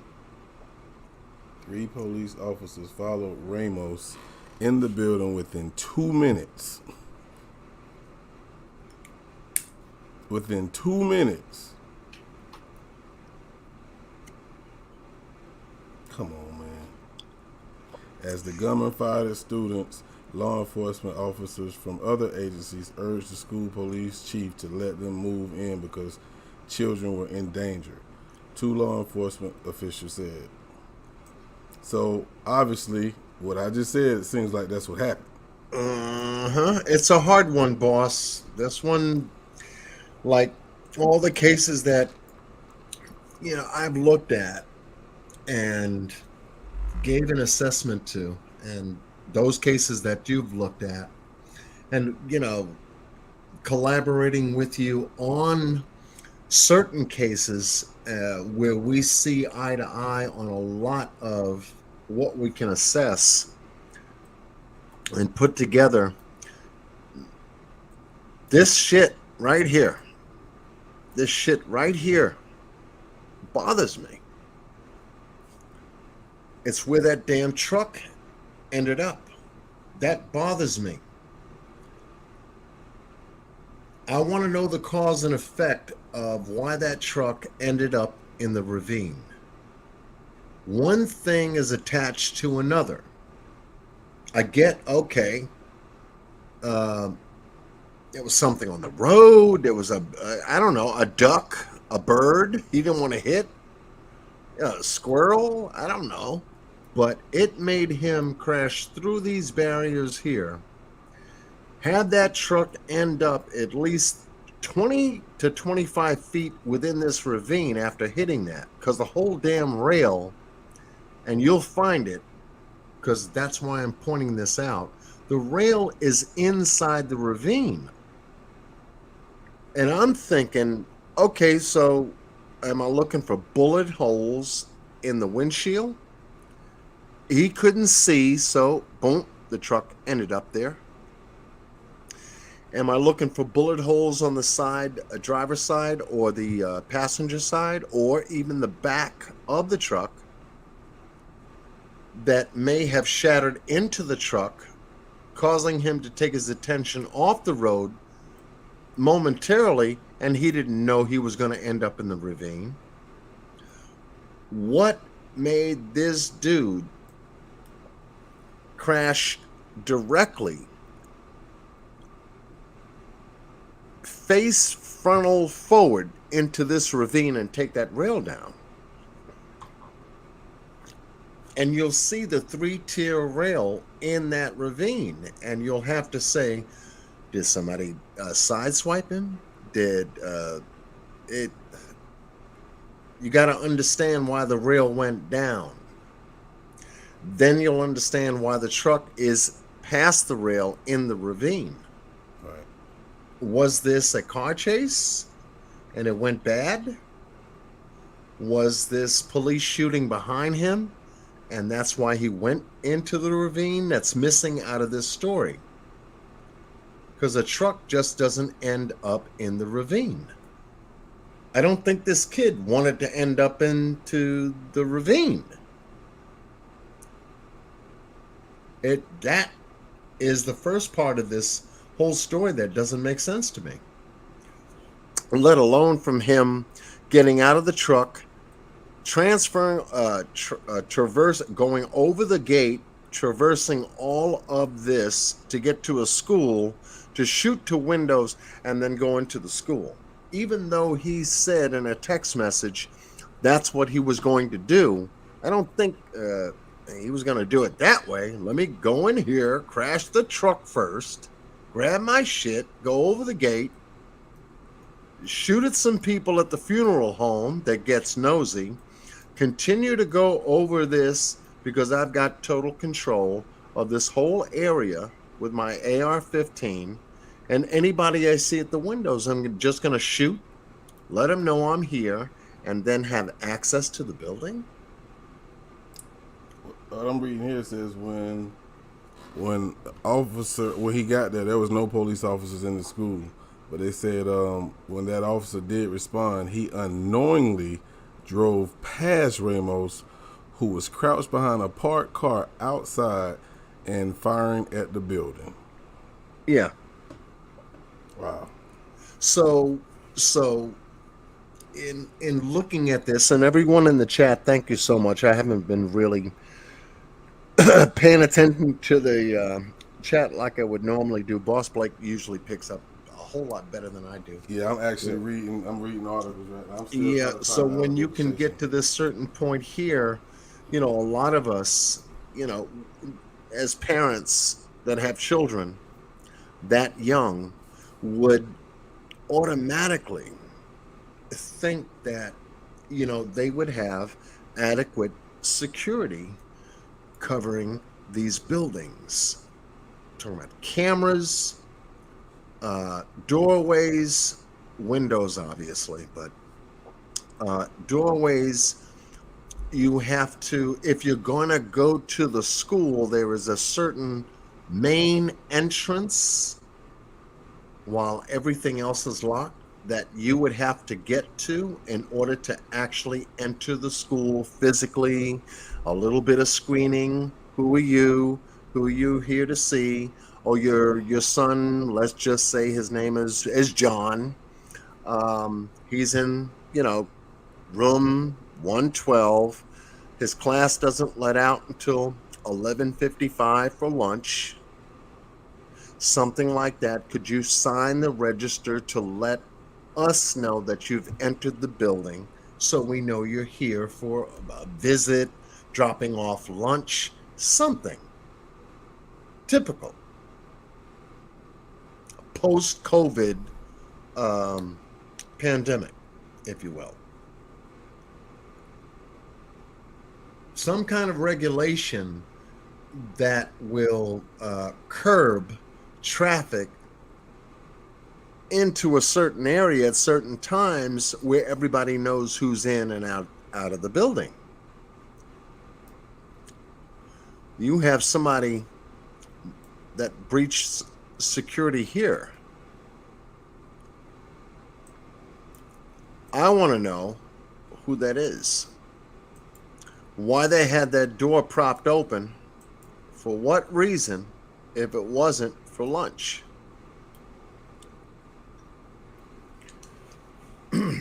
At the same time, this dude is shooting out three classroom windows while he's on the premises.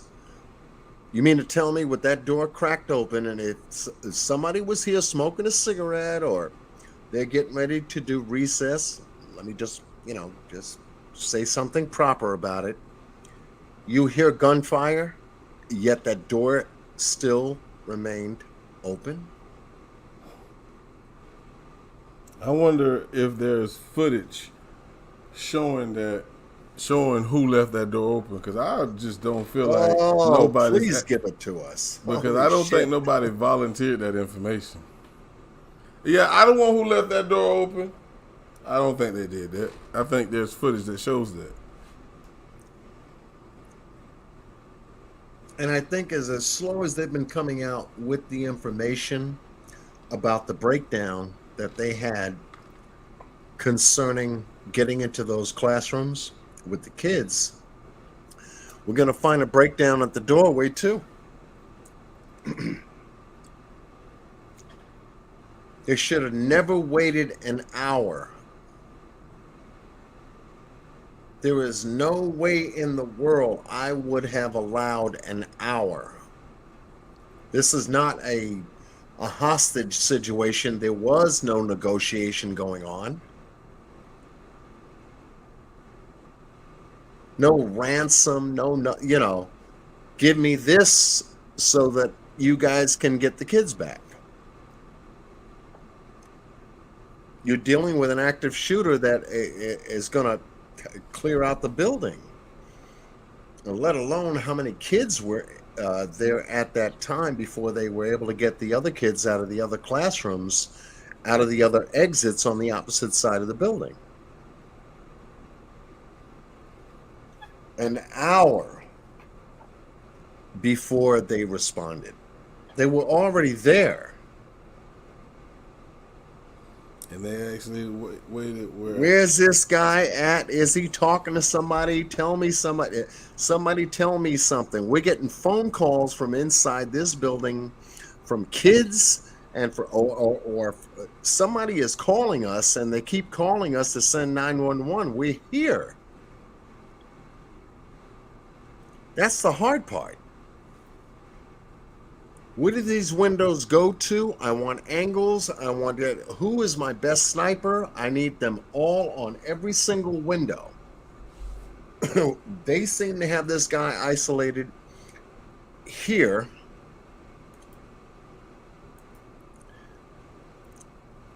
In this particular area, on the opposite side of where he came from, on that side where there are windows.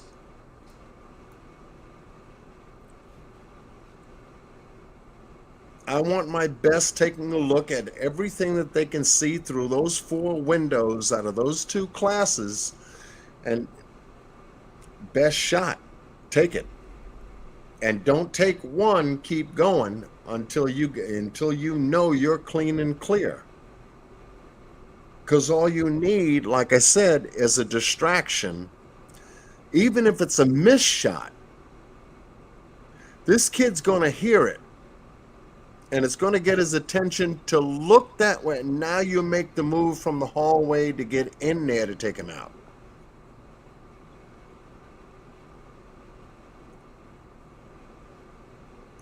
It don't take an hour to put that kind of scenario together once you know where they are. And you've got kids in there, they're screaming, they're crying. He's telling them to shut up, quiet down. He's trying to get his head together as to, what he's going to do. He's probably got a cell phone going off with text messages or a phone call from somebody trying to reach him. What do? You take out the adults. Now you control the kids. Oh yeah, just caught on footage. Oh yeah, okay. You take them out first. Then any kid that screams, anybody that screams, I'm shooting you. There's a little kid that was interviewed that says, okay, it's time to die. Which I didn't like. I didn't like the way News Nation handled that interview. Either CBS or News Nation, one of the two. You're not going to subject a kid so that the kid, 10 years old, can tell you and report to you what they were going through while they were there. One of the survivors. Are you fucking kidding me?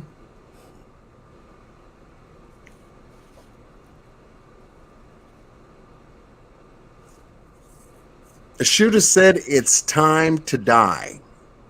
That's what the little kid said. I sat up here for 15 minutes with my face all wet.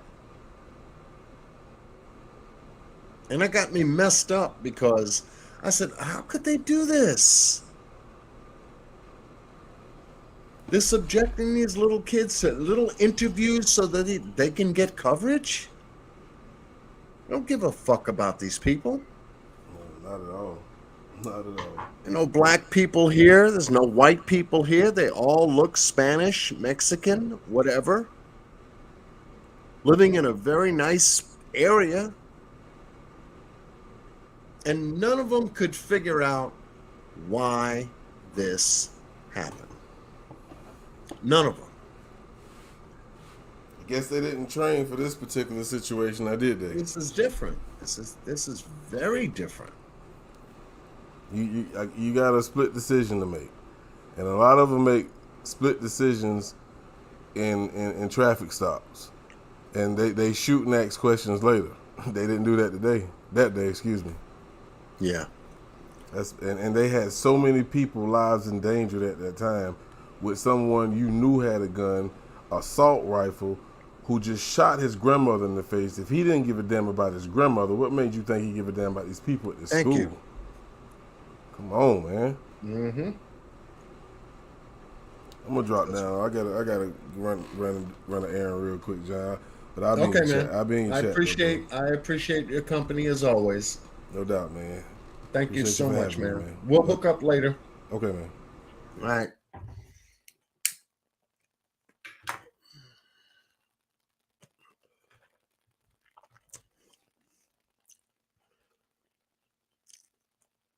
So when they try to explain this going forward, folks, just pay attention.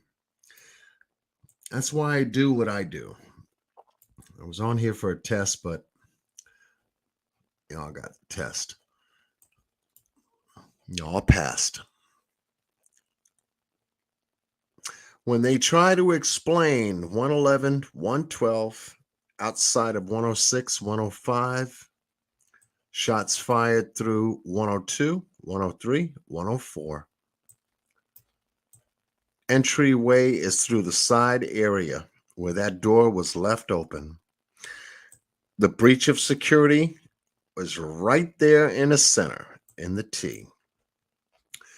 In also goes out this way to the left. So there's two exits in a straight line. And once you get to the T goes to an exit out the front line. Once this guy got here at the top of the T, he controlled the building. And he controlled the people in that line of the building. He already knew what was behind him because he probably cleared it on his way in. Police got stuck in the hall here. Now, 19 police officers stuck in a hallway in adjacent to these two front doors to the classrooms here. Now, you figure out that tight spot. Here, I'll blow it up for you. You take a look at it for yourself.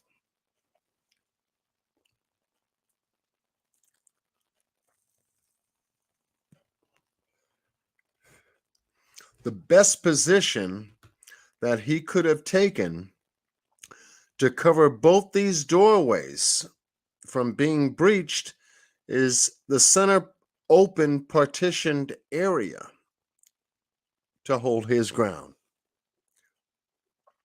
Not in a corner here, because he wouldn't have seen the doorway in the opposite class. Not in the opposite corner, because he wouldn't have seen anything here. He had to have positioned himself directly in the middle, but in line with the partition cut here to keep an eye on both doors, shoot at both doors to keep them at bay for an hour. He also, at the same time, stays away from the two windows that each classroom has on the outside of the building.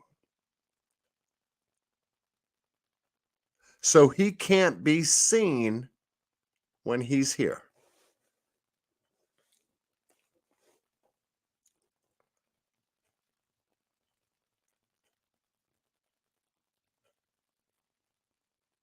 He's got two ways, both left and right, to deal with. I think what happened where what gave him the most control was to get anyone who was in class 111 into class 112. Get everybody compartmentalized in one area. This way, you've got that done. And he stayed in the middle, nonetheless. He wasn't walking around like we see, these guys walk around in the frickin' movies, talking to these people. We know that there was some children that were, I guess, propped up in closets, behind certain things that, couldn't be seen. So he had to be making some kind of moves in and around this area. He had to. This is a blind spot to the windows on the outside, and also a blind spot to the doors on the inside. But he had to have been moving around in this area somewhere. And give or take, when it was too late, after all was said and done, there was nobody else to protect but himself. It's a sad part about this equation, because it's easier to take out one guy and not worry about hurting anybody else.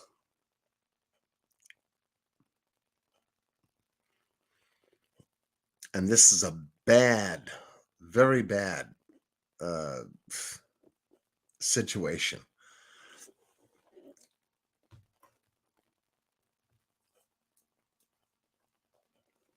Somebody wasn't thinking about this. And damned if it had to come from law enforcement to try to deal with something like this. They had to. Ill-equipped.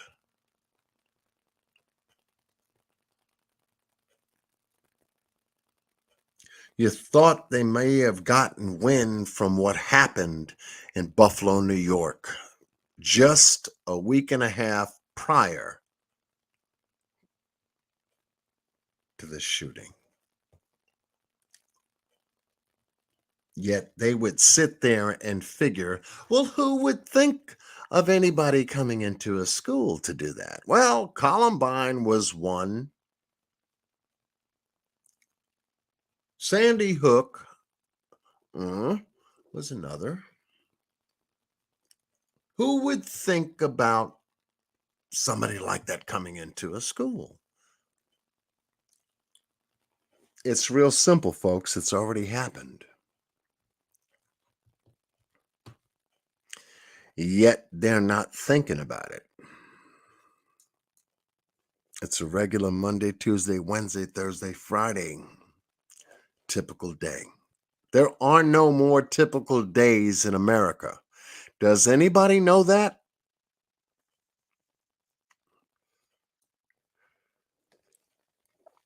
The typical days that we used to know in America are over.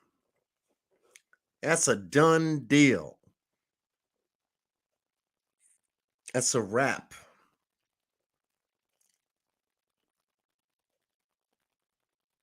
And we really forget waking up. Wake up. Y'all need to be woke and all that. No. The devil is in the doorway.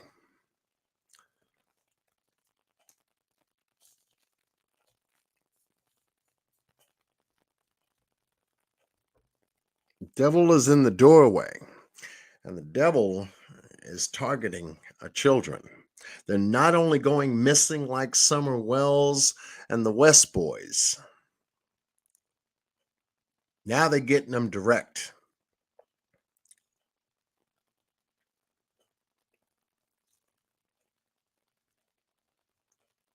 That's the hard part. That's the hard part about this whole thing. Kids going to public school to get an education. Ain't bothering nobody. And this shit happens. They're in your home, at your place of residence, yet they go missing. And no one can tell you anything. We have to wait for the authorities to show up. And they can't tell you any damn thing either. They got to try to make sense out of the shit that doesn't make sense with to begin with. How did this happen? What caused this to happen? So when you begin to take a look at the dynamics of what's occurring here in America,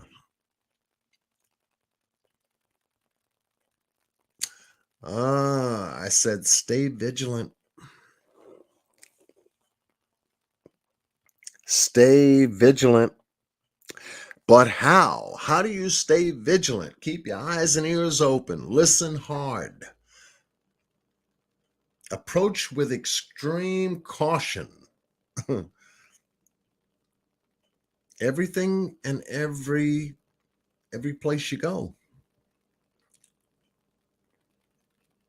You've got to be on high vigilant alert, not only for yourself, but obviously for your family. I am mine too.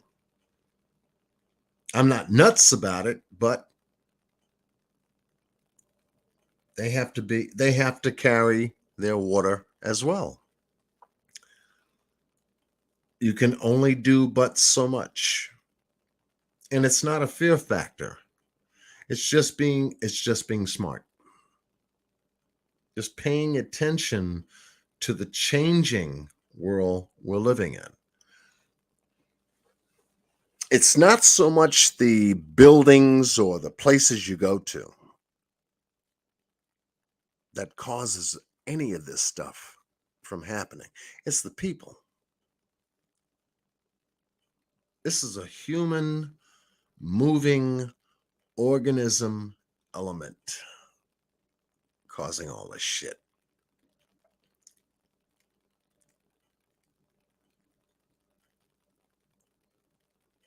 As young as 18.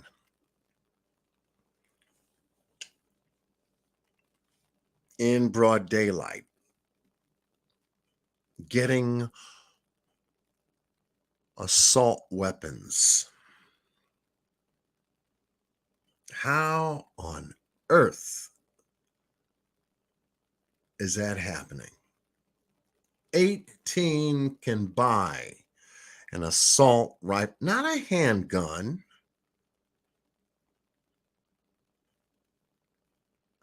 an assault weapon. I mean, the first name in and of itself tells you a lot about the mindset of the individual buying it. I'd like to check out that AR-15. Oh, the XM AR-15 assault rifle? Yes. Can I see that? Well, who in the fuck do you want to assault? Oh, it's for self-defense. Oh, wait a minute. It's for hunting. Hunting what? Self-defense for what? You can get a small handgun for self-defense. But you need an AR-15 and you're 18 years old. That runs deep. High school can buy an assault rifle. Somebody out of high school, as long as you're 18.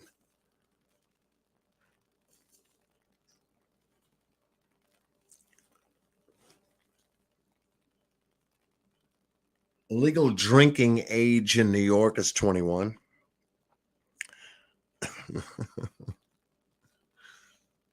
But yet you can buy an assault weapon at 18. Let's do the math.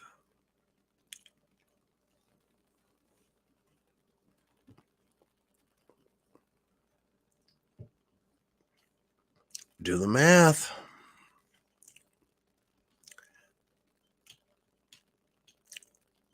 So when you see this kind of situation happen, it makes you think, yeah, no, not anymore. This stuff is not here to make us think. The stuff is here right now to get us to be proactive.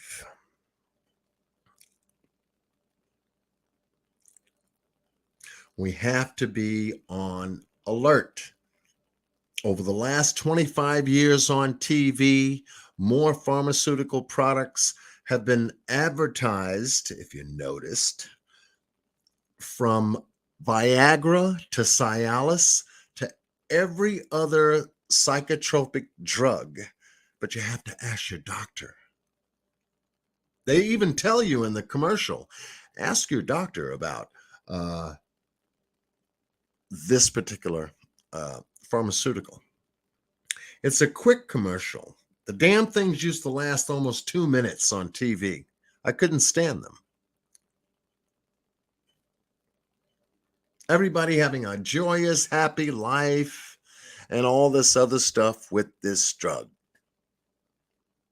No matter what form or shape it came in. At best, 20 years on TV. Mainstream. 2-minute commercials, more so than all the other commercials that want you to eat at their restaurants, buy their products because they get their clothes clean faster. The makeup is superb by Revlon. But the pharmaceuticals, those went deep. I used to put my TV on mute for at least 2 minutes just so I couldn't listen to the nonsense of people throwing frisbees and watching balloons float in the sky, and you know, in the park. It looks like a Saturday. Take your kids, and they're talking about these pharmaceuticals. This is what's fucking this country up. And also messing up the young kids too. Depression, antidepressant, bipolarism, all kinds of nonsense out there. Pharmaceuticals got the answer. So who are you driving on the highway next to? With you in the left lane and them in the right lane. Are they going to be the kind of person to stay in their lane going 55 miles an hour on a highway you got some time to take to get to your destination? Or better yet, the ones that are driving opposite you in the other direction. Do you have to think about them crossing that double yellow line because something else got their attention? All watching the same commercials that we've all seen. We have to be careful.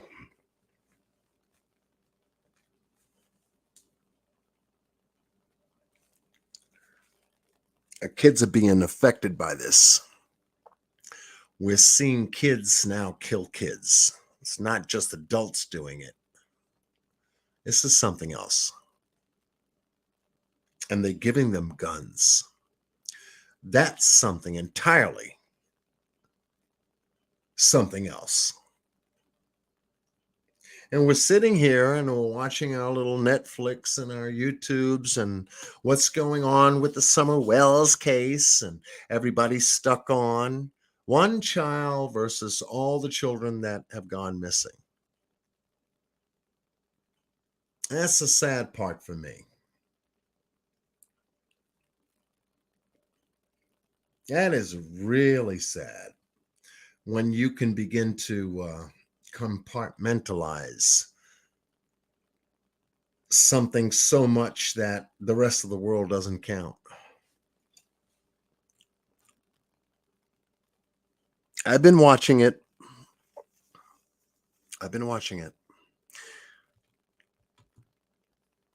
And that's why I've, taken a little bit of a pause so that I can educate myself as well. I need to know what I'm doing as well. I've spoken about various different, missing kids on my channel, and I'll continue to do so. Daniel Robinson, he's been missing 11 months like Summer Wells, but the coverage that he gets versus what she's still getting is outrageous. And that story has been more outrageous than Daniel Robinson's story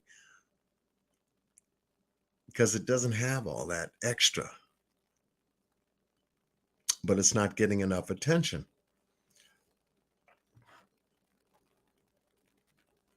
And then we see stories like this get the most attention versus other stories that don't get any. So we hope that content creators out there, I know Sage Sleuth, she does an incredible job in commentary. She can follow a story. And the beautiful part I love about her channel, because it's something you don't have to look at like my channel. Oh, let me show you this. Let me show you that. She can actually talk to you like you're in the room, have a conversation with you like you're in the room, and tell you exactly what she's been able to find through her own observation, logical skills, and put it in a very succinct and informative way. I like content creators like that who can do that. I mean, for me, I don't have time to, do a 3-4 hour live and go all night for some other content creators and talk about shit.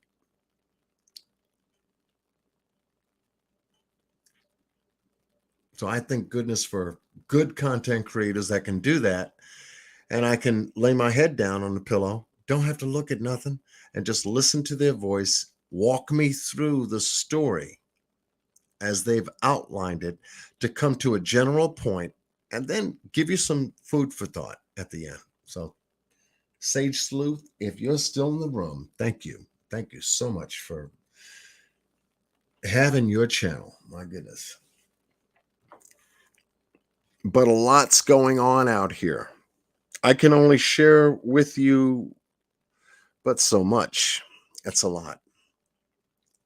For me to have covered just a test with you tonight and cover 2 different segments, 2 different cases, the Buffalo, New York case, what I think about that, and that's unfolding. And now the Texas shooting with all these kids. It's enough to drive you up the wall. But we're not here to go up the wall. We're here to get understanding so that we know what to do next. And part of my message is to stay vigilant. That's what you can do. Not try to read up on everything that's happening. You drive yourself crazy. No, just be vigilant for yourself where you live. You know where you live. You know your neighbors, and you know your environment, you know your neighborhood, and all this other. Just be vigilant. And yes, stay in tune. Because that which we get on YouTube doesn't necessarily show up on mainstream media until it's too late.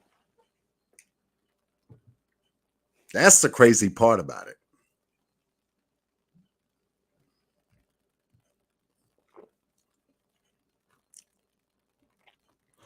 So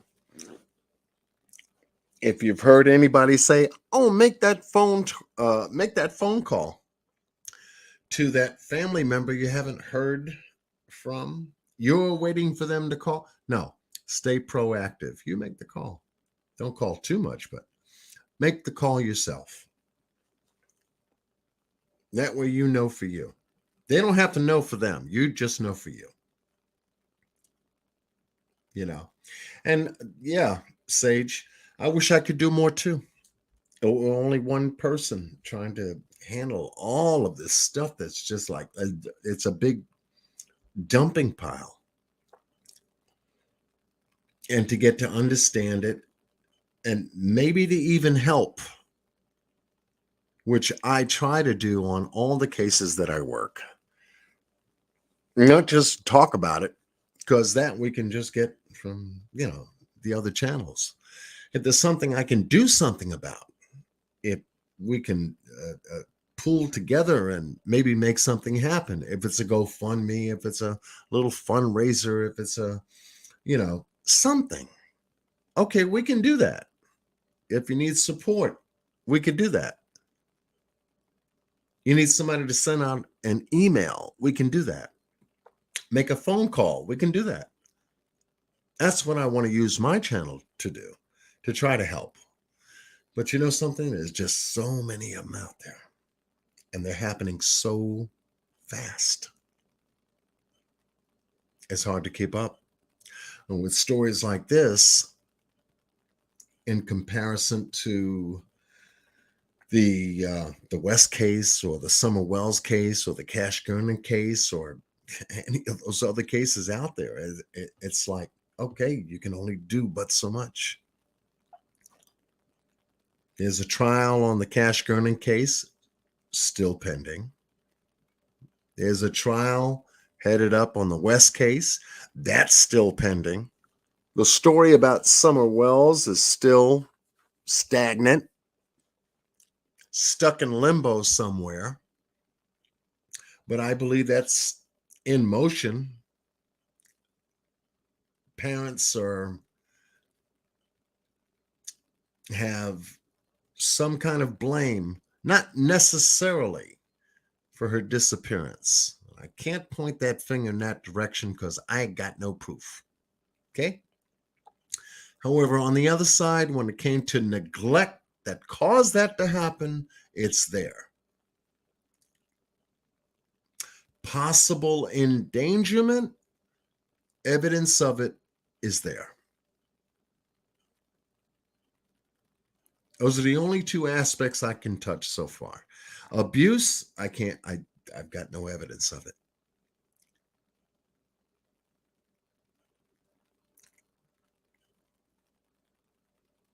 But there's a lot going on with that case that we're all looking for resolution on. 11 months for her, 11 months for Daniel Robinson, missing out of Buckeye. His dad is still out there looking for him. Now, when you look at those cases, yeah, that's why I said yeah.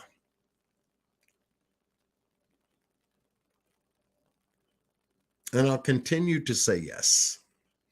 And I'll continue to look at cases that fit the criteria and I guess my competence in some way, shape, or form to help. The rest of the other cases, I can only but put them out there as best as I can. But there's just so many. I like doing deep dive stuff like I've done on my channel already. We begin to understand the dynamics of why things like this happen. Like we're beginning to understand why shootings, whether they be in Buffalo, New York, or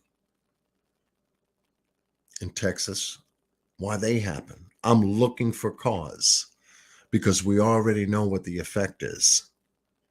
Once we find cause, then we can look at the story and identify how to understand it, how it happened. Because as parents, that's what we'll ask our children going forward. I scraped my knee. Oh, well, how'd you do that? We want to go for cause.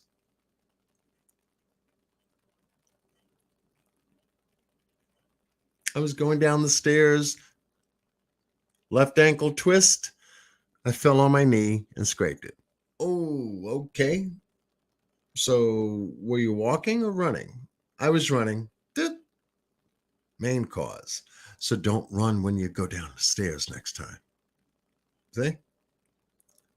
Now you have the preventive measure to add to it.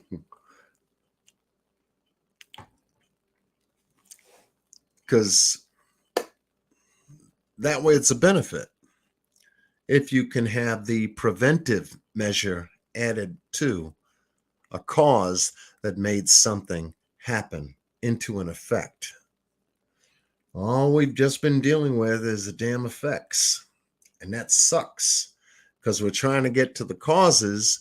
And, I don't know what store you go to, but everybody don't have a damn clue, an idea, or they just don't want to flat out tell you. What caused your daughter to go missing in broad daylight when she was with you? I have no idea. I turned my head for 2 minutes and I turned around, she was gone. That's what they tell you.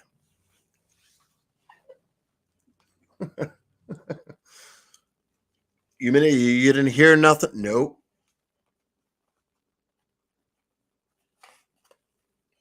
You didn't see nothing? Nope. Didn't see nothing either. She was gone. He was gone. No vehicles, no, gone. Vaporized. Like Star Trek transporting you to the Enterprise. Gone. Okay. I guess we can believe that. Okay, so what part of the universe do we look for? I don't know. I don't know what to tell you. That's what they say. And it's hard to make sense out of something that doesn't make sense. It's hard to try to make sense out of something that people don't make sense out of, that they don't want you to make sense out of. So what do? Well, you know something? You give it back to the person. It's their responsibility, and you pause until something new comes from it. If what you say to me is true to you, like you want it to be, because it's not true to me, I will wait until new information happens, only until it can be well worth talking about. Other than that, the rest of this is, what do they say? Bullshit in a handbag and a conversation to go with it. And I can be as blunt as that. Because that's why I don't waste time on the rest. I don't.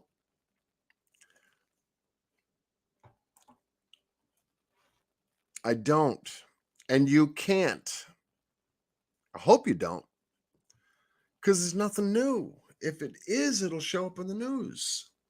There will be something coming out from people who are responsible for doing the job that they're supposed to do. Law enforcement or whatever. Yeah, it'll come out. Other than that, I'm not sweating it.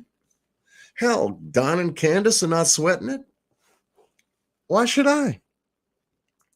Why should any of us sweat what the parents should automatically be sweating?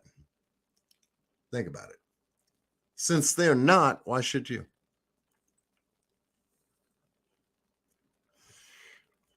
If you're trying to figure out how to manipulate a Rubik's Cube online, good luck. Good luck.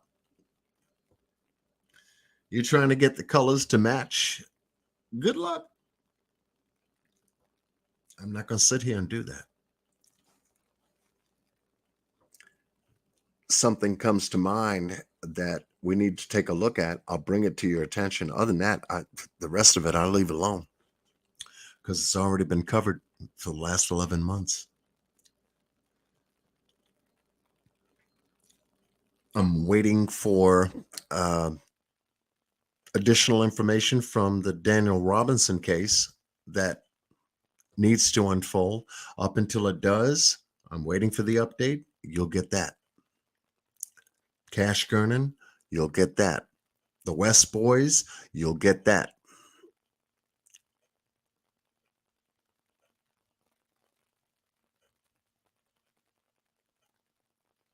That's how I do it. The rest of my life, guess what I do, folks? The rest of my life, I live with my family. I'm not on here every day. I have other things important that I do. And I know you do too. And I hope you do. Get away from the computer. Take a break. It's okay. No one's going to tell on you. Give yourself a little bit of a stretch, a flex, and step away a little bit. Watch a movie, go out with a girlfriend, go on a date if you can find a decent one. Even they're strange these days too. But get back to your life. That's the main part. People forget to do that, and it's like, oh, I'm stuck on that. I gotta do this, and I gotta. No, you don't gotta. You don't gotta. You ain't gotta nothing. All you gotta do is breathe. That's all you gotta do. Breathe, and you're here. You stop breathing, well, land of the stones that live above ground. Don't want to end up there, only for you to feel spiritually that in some way, shape, or form that you regret doing something else when you had the chance to. But this stuff here, we can talk about every day. It's happening every day. It's sad to even discuss this stuff like this every day. But one thing I can say, coming from a different direction from it, is those that support my channel, you know where I live, you know where I'm coming from. And I've got deep love for all of you.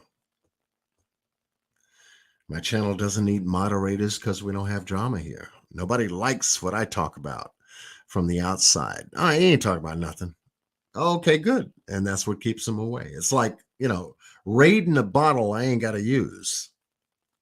Keeps the bugs and flies away.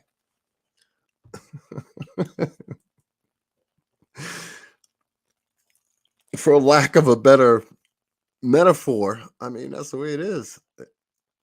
I don't bother them. I don't go out to bother them, and they don't bother me. And even from time to time, when they try to, I know who they are already. As long as you do, then you're fine too. And that's the best part about it. Oh, don't fuck with John Q. He just doesn't get it. Thank you. Can you check into Reservoir Road? Check the research video on Kramer, Mama and Michelle After Dark, and my comment on Michelle's video. I will do that, Sage. I heard of Reservoir Road. In fact, I think it was yesterday from Michelle After Dark. And she did a map that was connecting up there. Yeah, those places need to be searched. Just like Chimney Top Loop. And Michelle After Dark agrees with me based upon a video that she did, and she agrees. She said, yeah, John Q is right. Chimney top loop needs to be searched. And so she's looking at those different places that we haven't looked at that needs to be searched as well. So she's doing her due diligence to move this case forward with different information other than the original narrative. Because that baby is put us all to sleep.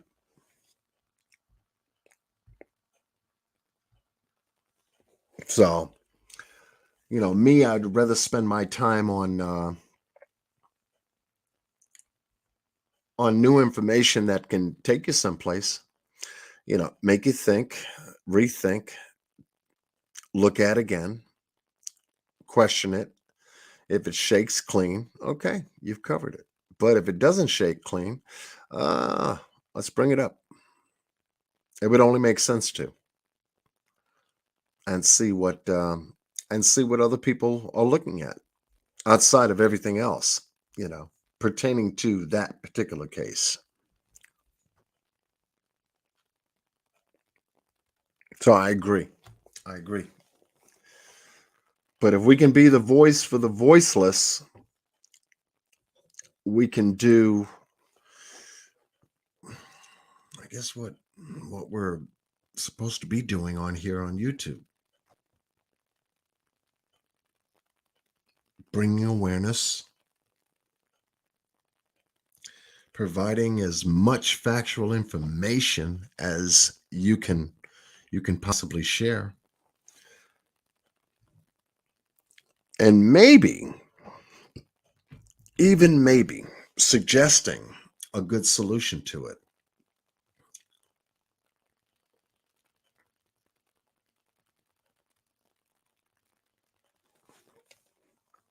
There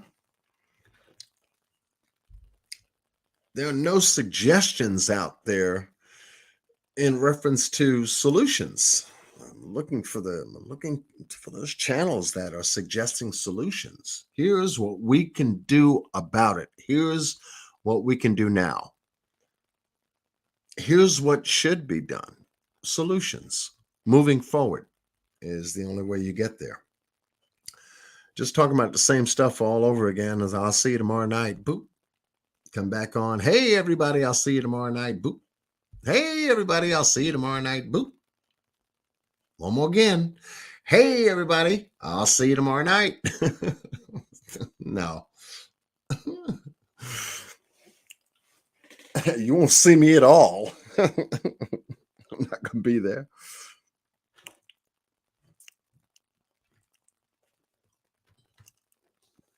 Hopefully you got a channel, but I don't know. People are something.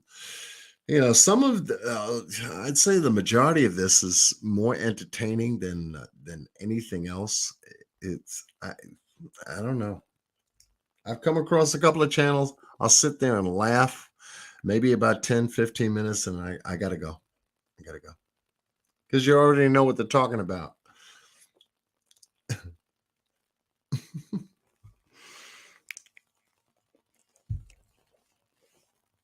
It's not serious enough to do anything about, so that's where we are. Oh, okay. Thank you for telling me.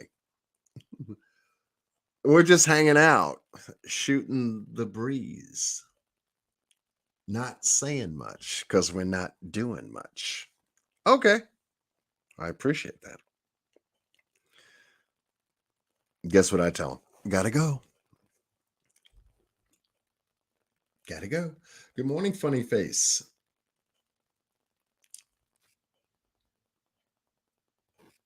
Yeah, so this was that's kind of crazy test. I was doing a mic check, and I was checking out some back sound stuff.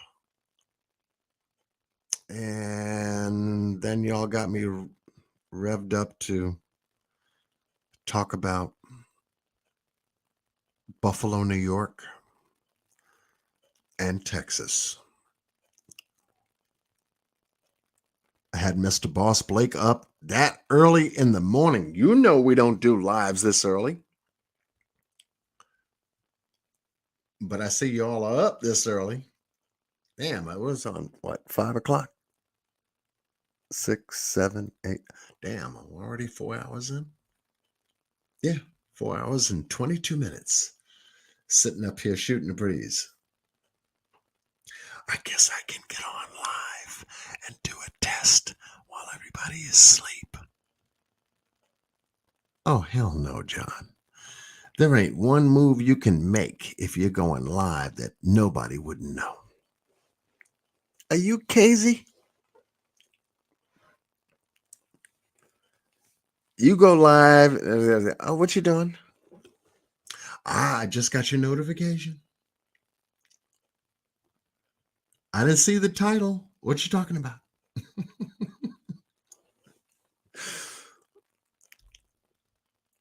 So I'll get up here and yeah, I can turn an unscheduled live into a live. And all I was doing is just checking my stuff out, make sure that we're good. But Leanne Ferguson, much love to you. Miss D Love always asking those questions that make sense all the time. Trail Shade. Look up YouTube video. Ex-cop killed by Buffalo shooter had just invented water-powered vehicle. YouTuber, the people voice. Name of inventor, Aeon Salter Jr.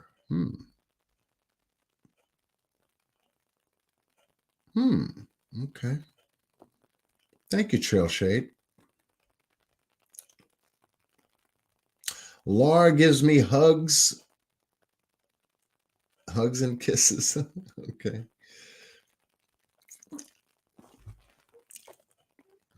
Y'all have been real good. See? Let me see who's blue in here. Double rainbows. Good morning, everybody. Good morning to you. I was about to say, let me see who's blue in here. I don't need moderators to handle my channel, but I have a couple of them. I don't have a lot, but I have a couple. Ones I trust, something to talk about. It'd be loaded up in here, and believe me, I'd do about 300-400 people. Oh shit, John's got me working here. Got to keep my eyes on the on the comments. But everybody knows. Everybody knows. I've been around long enough, folks, to know. All you got to do is look at the title to know if they're interested or not. Is he talking about summer? I'll go in. Oh, he's talking about something else. Go the other way. And that's fine. That's fine. That's fine. That's fine. Because we've got a lot of that on YouTube for the last 11 months. I am not going to be a train wrecker in any way, shape, or form. Because if that's what people want to talk about, that's fine. But it just lets me know what they're not talking about, too.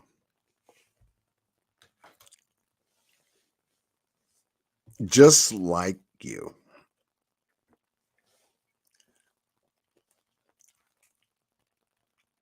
Just like you. We all knew the original search.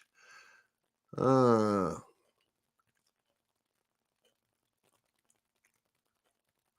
knew the original searches were crap. Yeah. I know. Molly 13, we love you too. I love you anyway. You got to bring up that whipped cream. Not now. It's too early, Molly. Too early for the whipped cream. Well, then again, if you're having coffee, yeah, you should have some. Best time for it. Have some whipped cream with your coffee. There we go.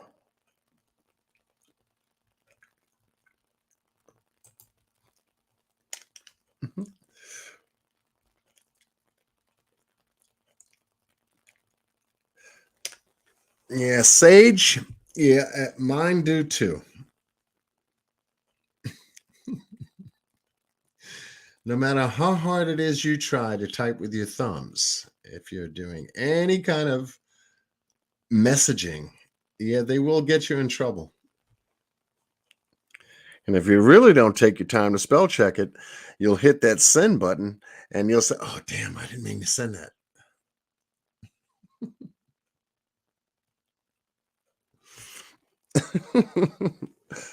Too late. Wait a minute. Let me see if I can pull it. Nope. It's stuck. And now you have a different conversation based upon thumbs not acting right when you type. No, I didn't mean that. I didn't mean that. Look, the word got messed up and my thumbs, yeah, you and your thumbs. Right. Okay. Tell me about it.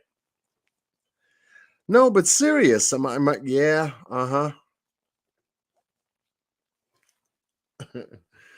Now you have to explain a new conversation you didn't anticipate because thumbs got in the way. So when it comes to typing, I do it real slow and I make sure I read the message before I hit send. Got to go old school. You got to go old school. You hit a symbol and a letter and a symbol and a letter and a comma and all this stuff that, oh, forget about it. Everybody's in acronym city. Acronym city. What is it? WTHF, LOL, all acronyms. We don't talk English no more. Hell, if you spell it out, they'll say what? Jody Sue said last night that they are told in advance of an upcoming search. I think that should not happen. No, I hear you. I don't think it should happen either. You're going to search. They should really search her property. How's that? Or the property she used to live at. She's no longer there. All they have to do is just get consent from the owners. They don't even have to ask her.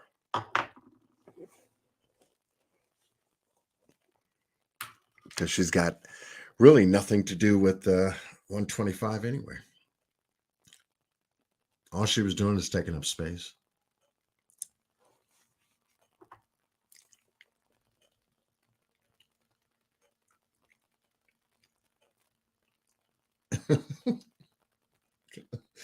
I hear you, Sage.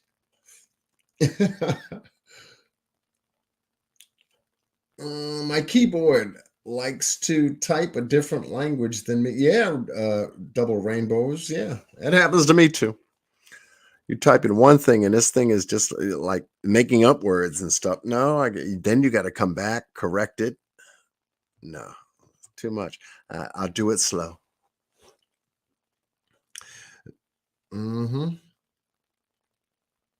I'll do it slow. Spell Tuesday, Tuesday, and do it that way. Wednesday, WED.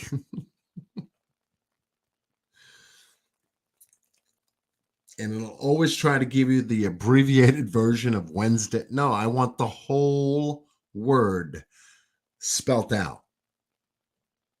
Thank you very much. WED. WED what? You left off an E. Could that mean weed? No, I didn't mean weed. It was Wednesday.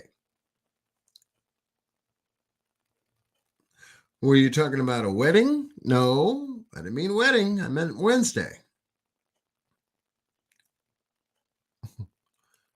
One little letter can change your whole conversation. I'd rather spell the whole damn word out. Say Wednesday is not weed, and we ain't getting married. Okay, it's Wednesday.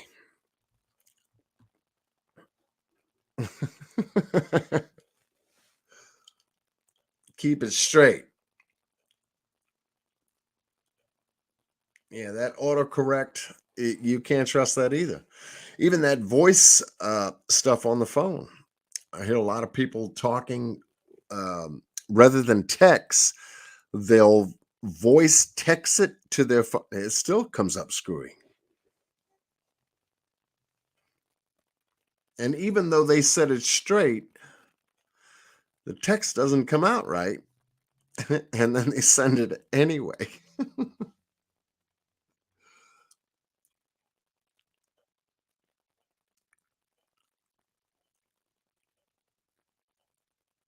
I hear you, Laura. But you know how we flow here. If you've been with me long enough, you know the flow. We can get into casework, and the majority of my lives are casework. We can, let, as Miss Q would say, let our hair down, relax a little bit, put your feet up, kick back a little bit. We can do that too. Only to show that, hey, we're just like everybody else. And we can shoot the breeze. We can, talk about other things that matter, important. And it could be anything too.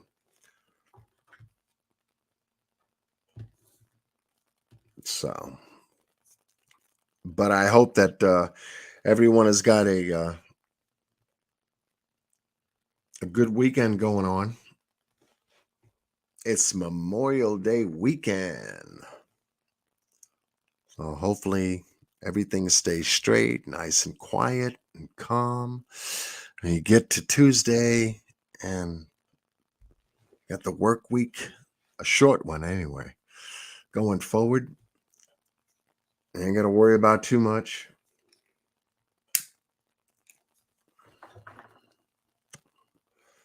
But we got to keep our eye on those folks that we need to keep an eye on.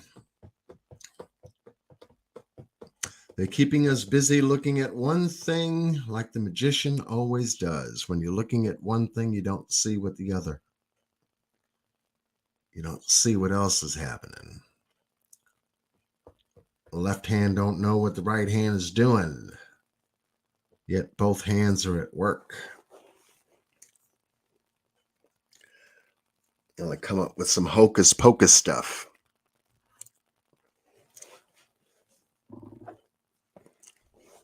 So,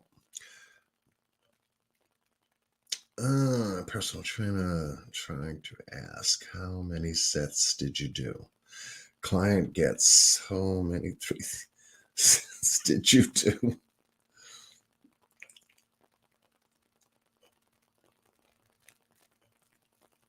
Sets and reps, right? Cheryl Nason. Sets and reps. That's if you're building. You build off sets and reps. Don't go for the heavy stuff you can't lift. Go for the good stuff you can lift many, many, many, many, many, many, many times over.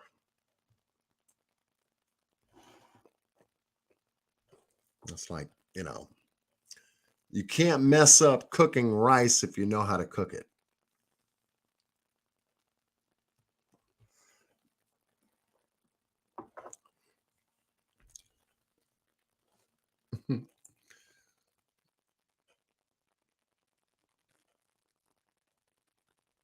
No doubt.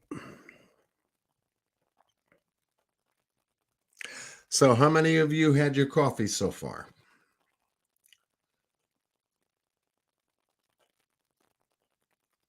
Ready for your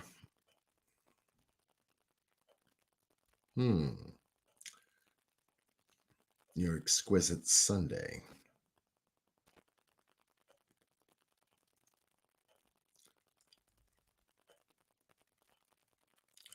front porch, sitting with coffee and waiting on family for grill and fun times. There you go, funny face. There you go. It's about family. You only get one shot. I keep telling my daughters, you know, kids are young. You know, they're 8, 9, 10, 11, 12. Kids are young. You only get one shot. Other than that, when they're adults, they're going to be talking to you about how it used to be.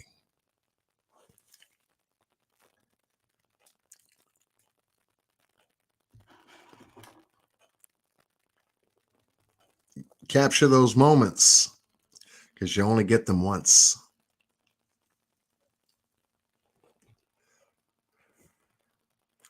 You've heard some folks say that tomorrow's not promised. Yesterday is gone.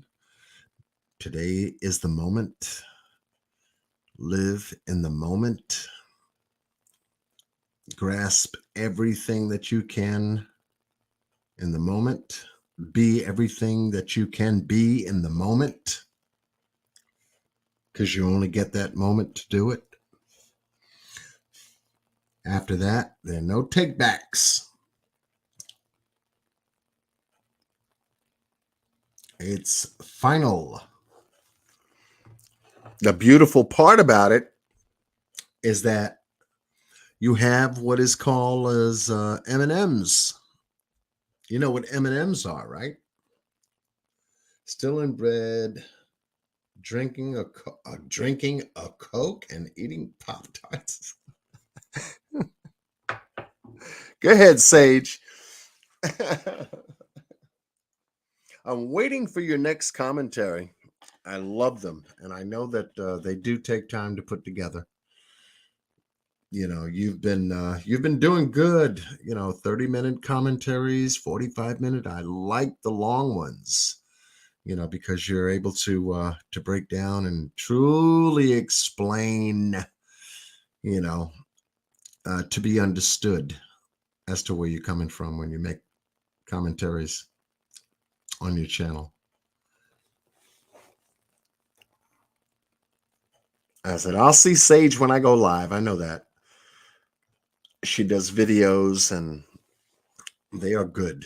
Very good to listen to. You don't have to look at anything. If you're driving in your car, you can easy listening information. And she has a very pleasant voice delivering it. So I'll turn up my volume because sometimes my volume is kind of funny if I'm listening on my tablet.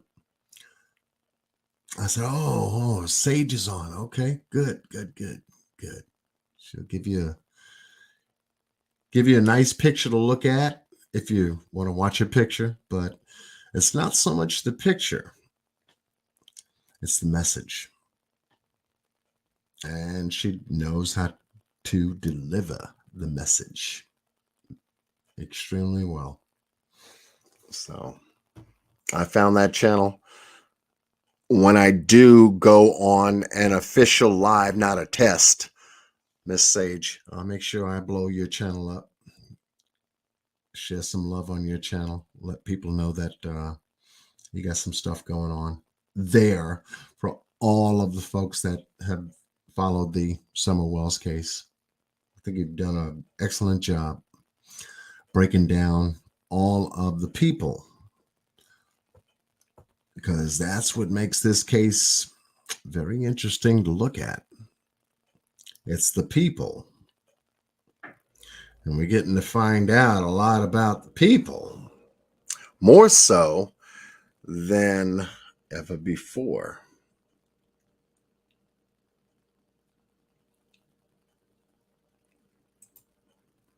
And in a way that makes you question people.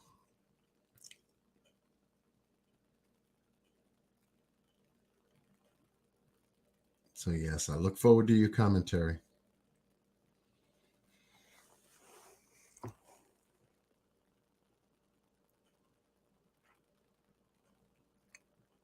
So I said M&Ms. John, what's M&Ms? Real simple. You create those M&Ms throughout your entire life. You capture those M&Ms if you can.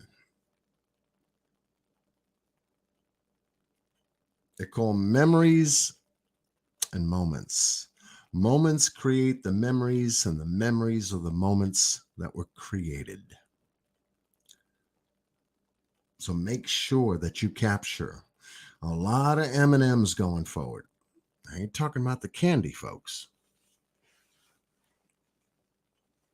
We're talking about the real stuff. Because as you get older, day by day, you have to look forward. One critical, important part of this experience called life that we're all living, we gotta make sure we got those M&Ms covered. They can come in pictures. Now they can come in video. They can come in various different ways, but you got to capture them and keep them. Just yesterday, for anyone that knows the song that Barbra Streisand sang in the movie The Way We Were, when she did that movie with Robert Redford. And it's called The Way We Were, yet there's a song called The Way We Were. A romantic kind of movie and everything. Great movie, though. Good movie. But you can apply that message, that song, to just about everything else outside of romance.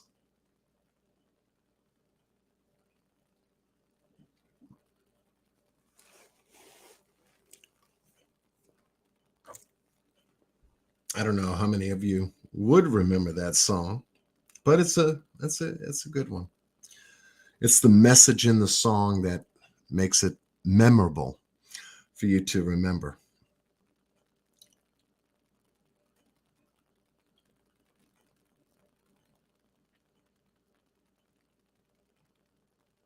That's right. No one can steal away our priceless memories. You got that right. Mars says, oops, I'm behind. I appreciate the images you bring to us. It is nice to see and helps to visualize what may have gone down at that time. Huge plus and invaluable. Well, thank you, Sage. Thank you. They say a picture is 1,000 words, and it's not so much the picture that we want to share. It's the words we want to share with the picture to get a better understanding. An accurate reading of what a picture, the picture, is all about. In the Summer Wells case, we have a lot of different pictures, all having different meanings to a lot of different people. We could take a look at the same picture, but come up with 10 different ways of explaining what that picture is. That's what we have in this case. The hardest thing about it is getting the factual information pertaining to the truth about the picture that we're looking at. There's so many different words that have been attached to those pictures. It can put some wear and tear on you. But for those that take the time and clearly take a look for themselves as to what those pictures actually say outside of somebody else's interpretation or definition, and what meaning that picture may have to you, for you, then and only then can we can have some kind of an understanding as to what to say about it. I share what I do on my channel about these pictures wrapped up in these cases, and as best as I can, give you what I think about those pictures.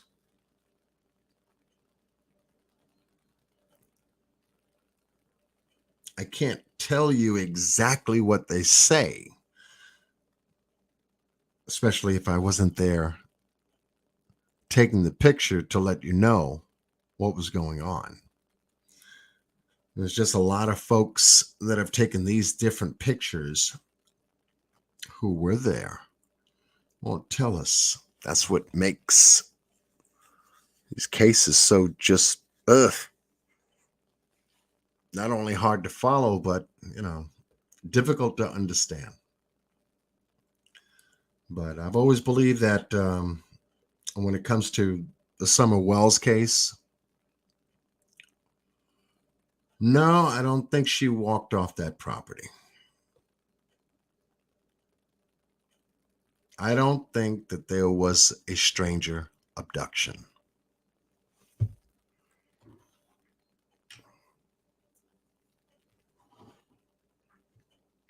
I think some folks know what happened this summer, and they just ain't telling.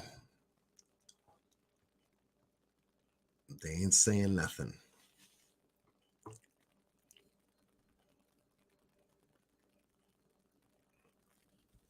Don't want to say nothing.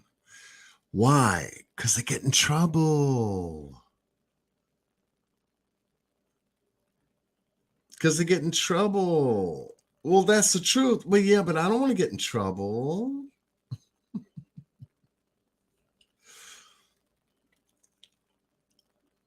That's the hard part. I don't want to get in trouble, go to jail, and no. We got to make up something. Let's make up something together. Help me out. Is what they do. That's right. They don't want to do that, though. Self-incriminate. You're right. I don't want to do that, Marley.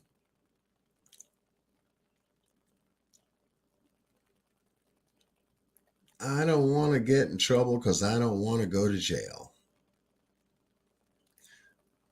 There was something I neglected to do, something I neglected to see,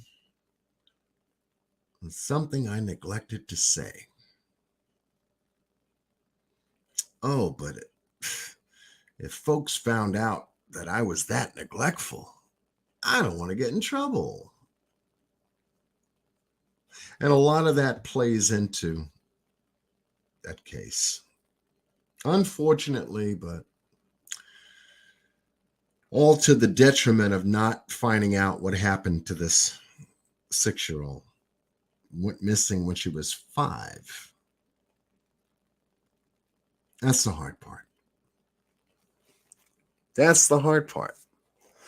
I'm thinking, okay, well, since it's all going to be about that, and if that's left up to CPS to determine how the rest of the children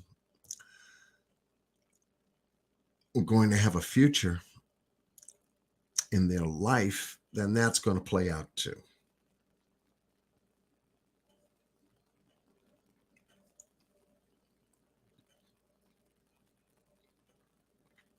Difficult? Yeah. To a degree, though. To a degree. Based on the parents, on where they are in their life, how they're thinking about these things that we're looking at in their life right now.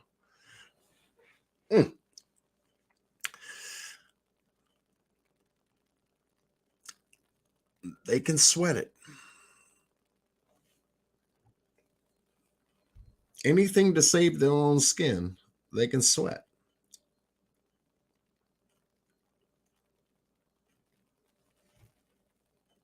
And it appears that way. But yet, we will find out what we need to. And as long as certain people keep talking, which it seems like they are, something's going to give. Something's going to give. Something's going to give. I think something's already starting to give, starting to sway a little bit. They don't know it, though. I've been talking too long.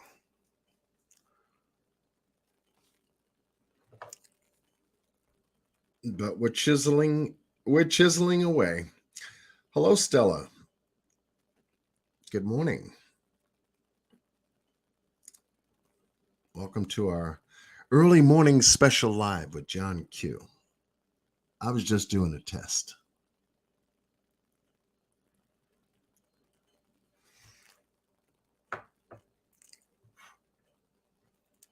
That's a beautiful part about the truth. It's very transparent. You cannot hide a truth. I'm not talking about an individual's truth. That is their interpretation of their own opinion. But the hardcore fact, indisputable, undeniable truth. Red is red is red. Blue is blue is blue. Green is green is green. Black is black is black. When you know the color scheme to be true, you can't refute it. It's that simple. Day is day, night is night. 12 numbers on a clock. Times that by 2, you have one day and a night.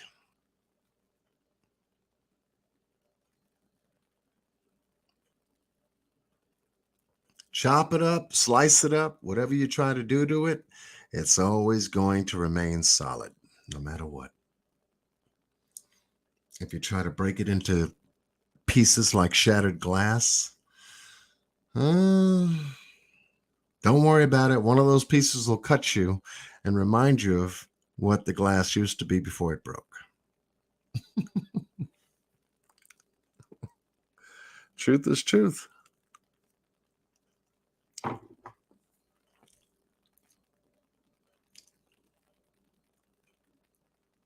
So they say the guilty comes back to the scene or puts themselves in the middle. I keep remembering that. Yeah, they do. They do. If they are keeping track of the inconsistencies said, something soon will happen for sure. One reason someone wants YouTubers to stop bringing all those to light. Yeah. Yeah. Because we're not paying attention. They think we're not paying attention, but we are. They think we're not listening, but we are. They think we're not looking, but we are.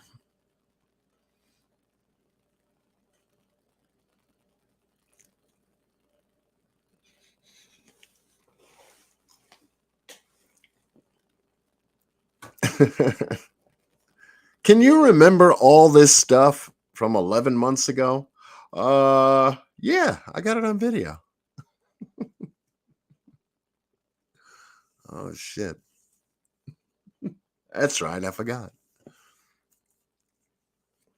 Every word, yeah. Every time I went live, yeah. What you wore, how your hair was, how many times you touched your glasses, drank your drink.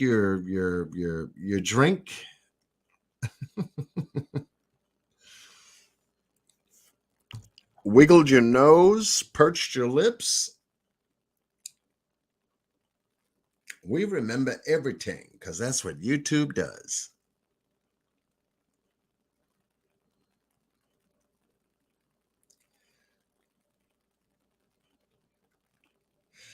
Okay, Muggsy, good morning.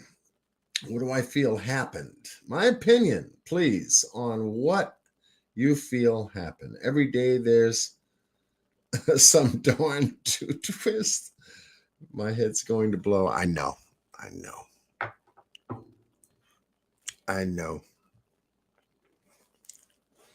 If something happened at the watering hole where Summer ingested some of that Warrior Park water, maybe going too deep, because a child 5 years old, I mean, in water that deep,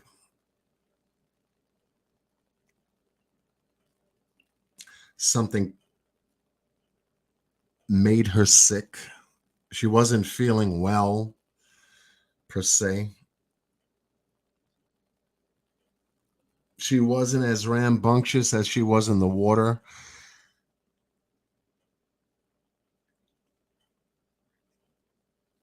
Then the time we saw her in the car afterwards, I was like, damn, that's the last picture, moving picture activity we actually physically see Summer actually moving, living on that day, the 15th, from Warriors State Park, the watering hole, whatever you want to call it.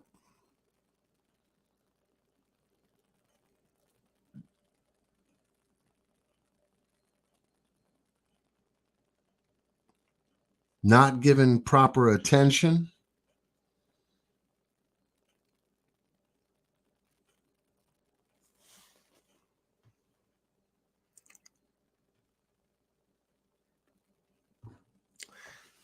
I use that as a contributing factor. I can't necessarily say directly that was the main reason. That was the last time we saw Summer.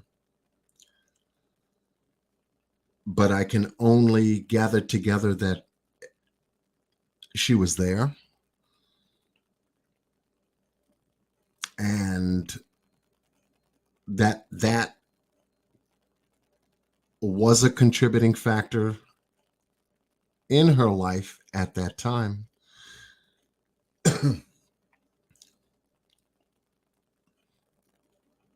I have pondered Candace's interview with the interview room, as we all have. Listened ever so carefully to every single word Candace has said regarding that day.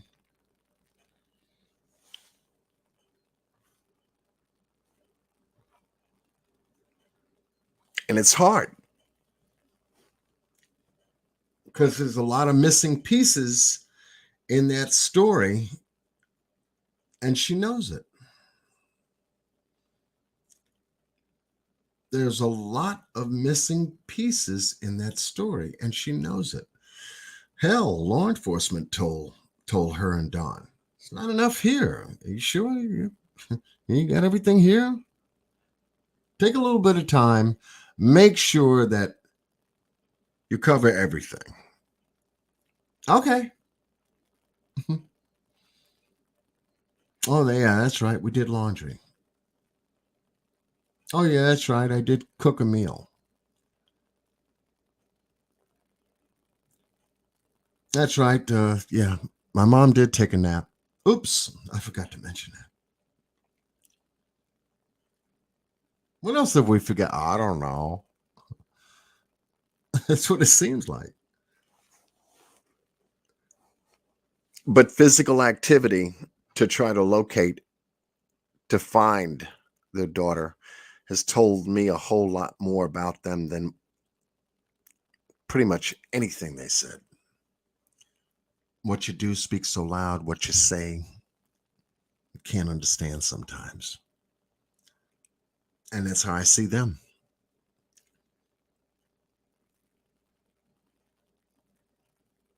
So that automatically tells us that there's something that's not right there. There is some kind of knowledge being withheld about that particular day coming from both of them, including grandma too, because grandma's got to protect the family. Don't want to have anything to happen to her daughter because she already had something happen to one of her daughters years ago. Why go through that again? So family is going to protect family.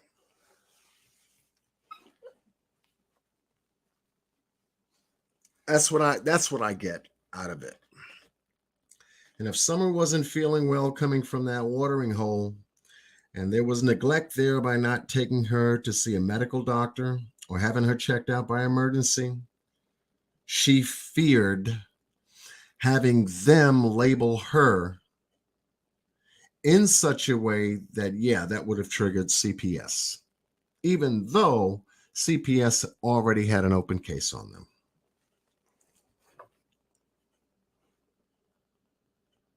I think Candace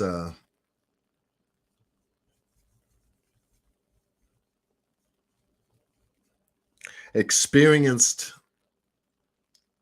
CPS in a way that raised her fear factor not to do what she was supposed to do.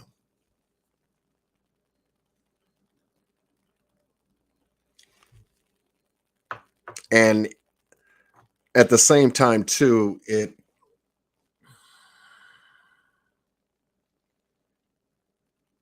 disabled them both to do anything.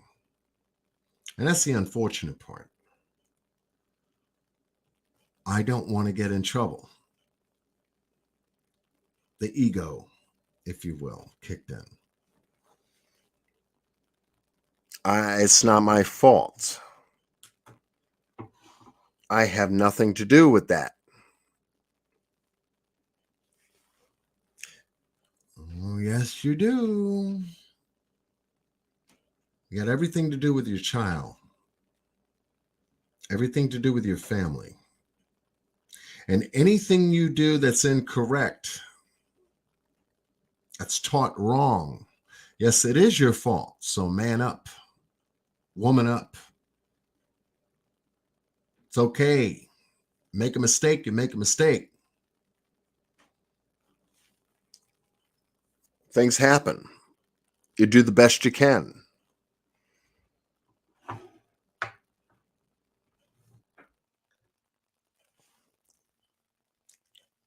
You don't want to tell us it's an accident.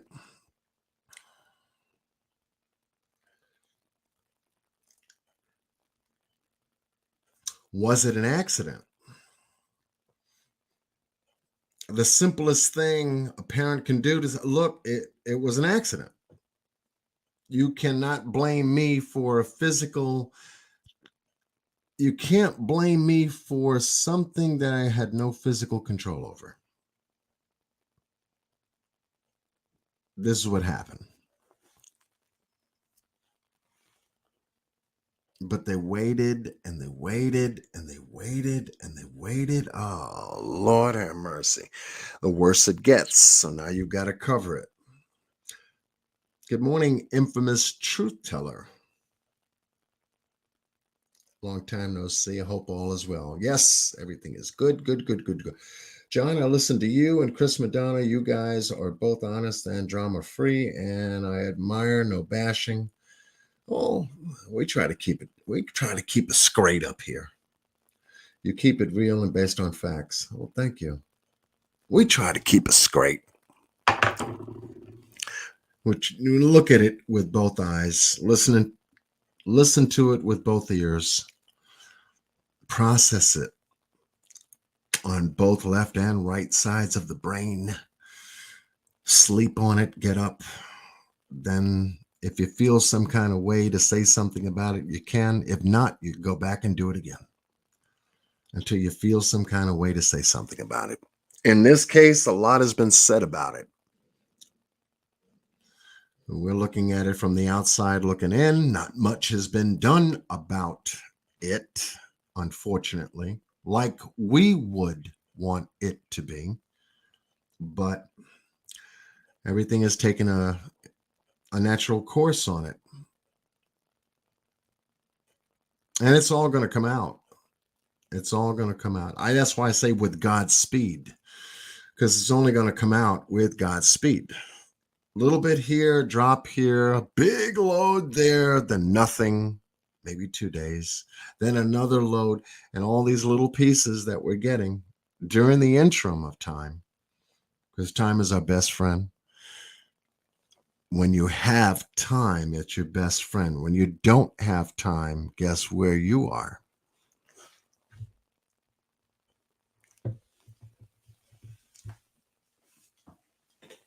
You're not here.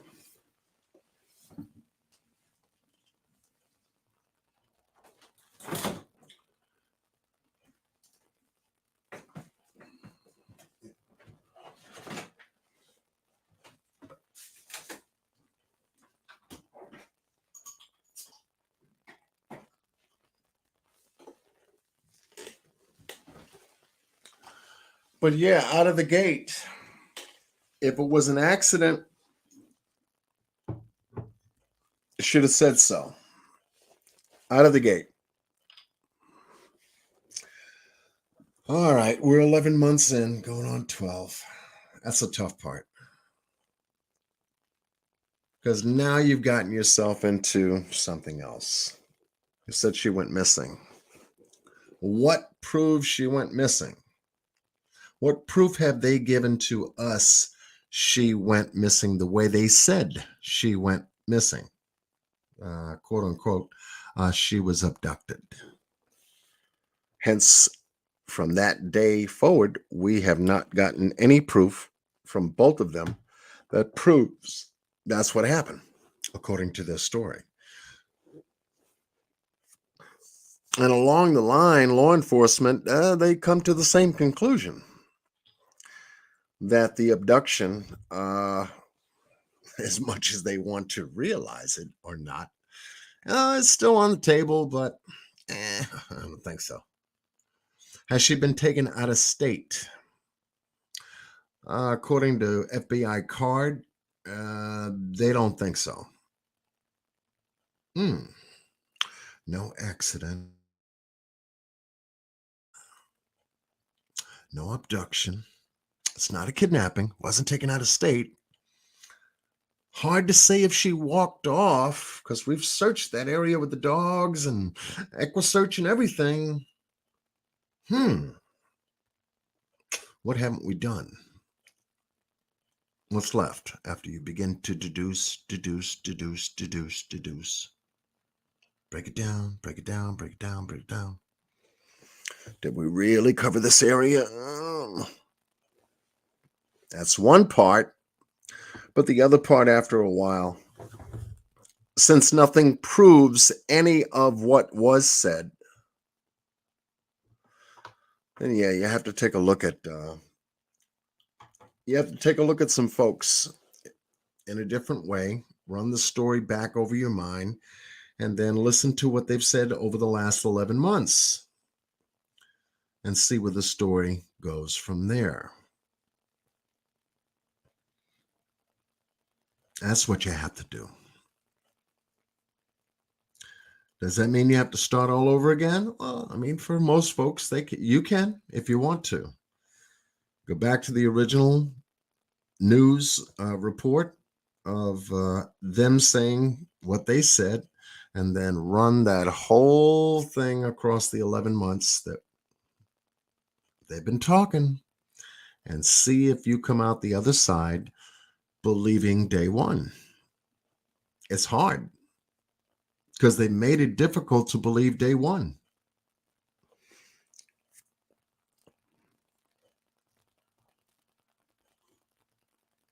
That's the hard part about this case. They made it difficult for us to believe everything they told us from day one, 11 months later.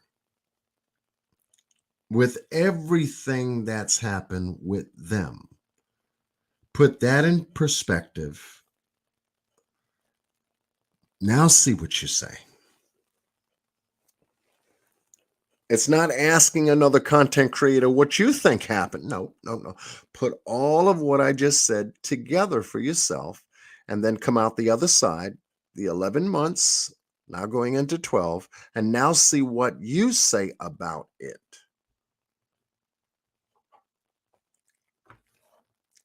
And it's very difficult because your mind now goes back onto not only the first statements that were made, but now you've got to go across other people's statements. Oh, damn, this is getting bigger. Andy said that. Jody Sue said that. Ooh, my goodness. Okay. Yeah, Allie said this. Leslie said that. Hunter said that. Oh, okay, slow down. Take it easy. Grandma didn't say too much. She did say something out of the 11 months, so we got to factor that in. Jose said certain things. This is a part of that. So all of us have gotten a pretty good education based on a quote unquote alleged child abduction, according to Don and Candace. And to see what we've seen, hear what we've heard.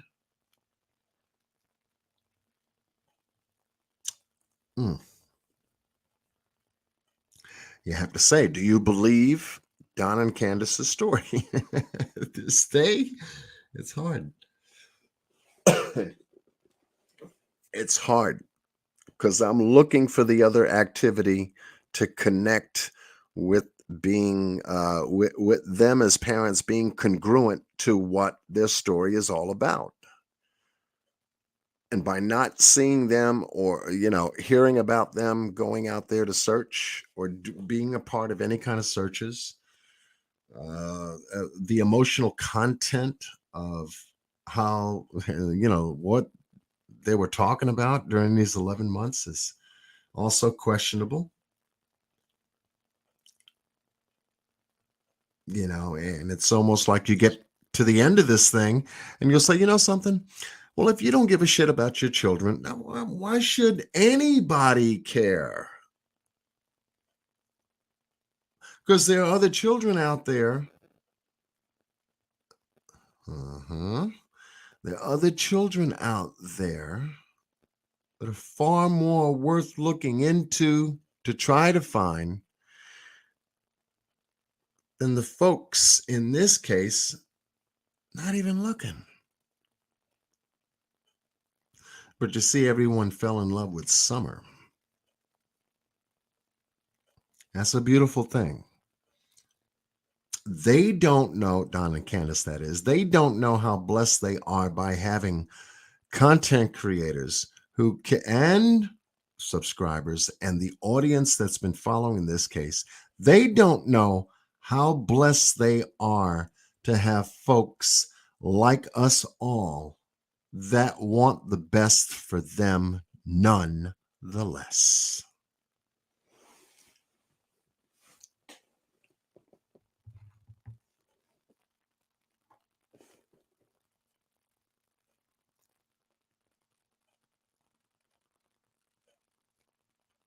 That's right. They're only making it worse. And, for a lot of us, it breaks our heart. We want to know what happened to her. We want to know where she is, and we want to know if she's alive. You got her tied up somewhere. You got her laid up somewhere because of some, silliness that you guys got involved with some other people that had nothing to do with this kid. Let's say so. Oh yeah, but we told law enforcement that she was abducted. Oh, that's right, So you can't squash them because they'll send your ass to jail for false reporting. Okay, well they'll charge you with false reporting. I don't know about sending you to jail.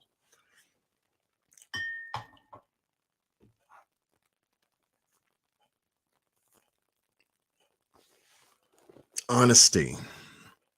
In this case, honesty has been the most difficult for them to actually be.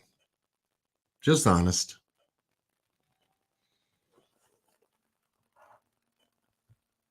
We didn't take her to the hospital when she was sick because we were going to get in trouble. Okay.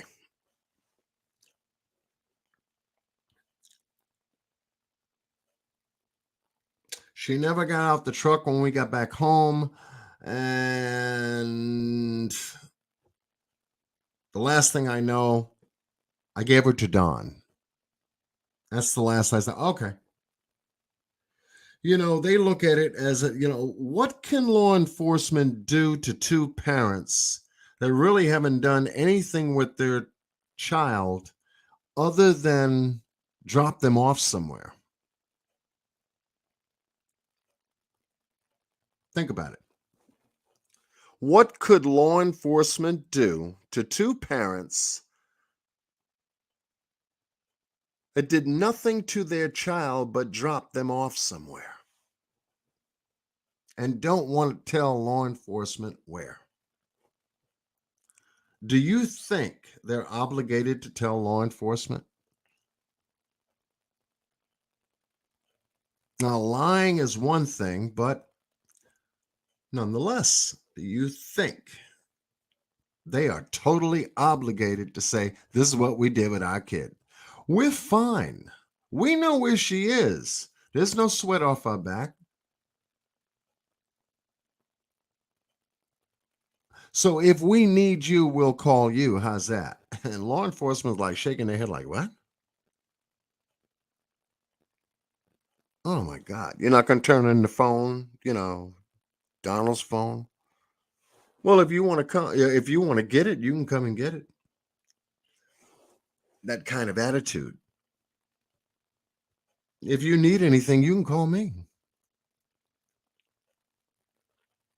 If you got any questions for me, you can call me, is their attitude.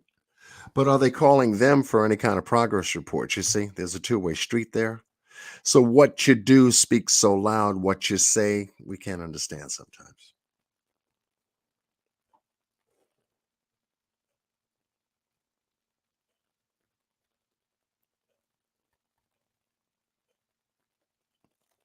And it's messed up, but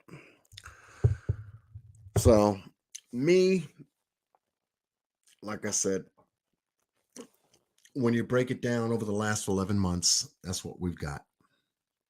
It's hard to say anything about summer because the parents haven't said anything about summer. We could see her picture. We could see what was going on in the beginning before she went missing. That's pretty much all we can do. You get these little other elements of people talking. Perhaps there's a chance that we can piece together something. But that's even hard too, because you're dealing with hearsay.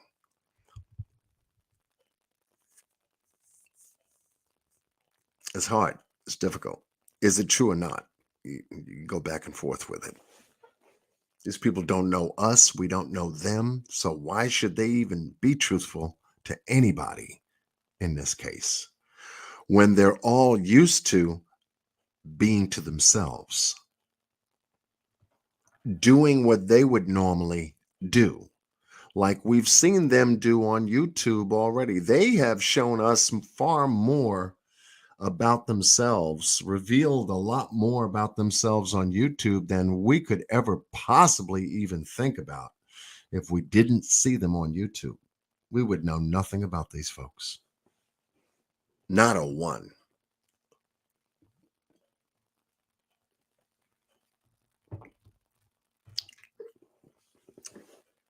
Not a one. The The interview room interviews, if they hadn't been done, what would we know? Think about it now. What would we know? You think these people would jump on YouTube? Don, Candace, Andy, all of them. You think they would have jumped on YouTube to tell us exactly what happened? Nah. You think we would believe them?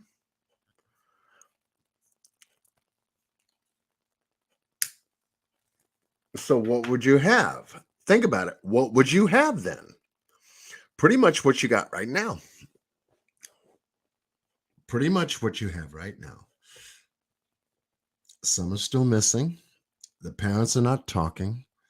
The neighbors are covering their own ass.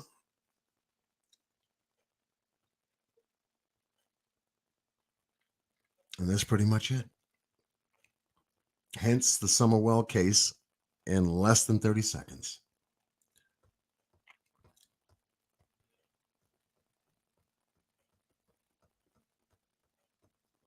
We can interview anybody on our channels until kingdom come.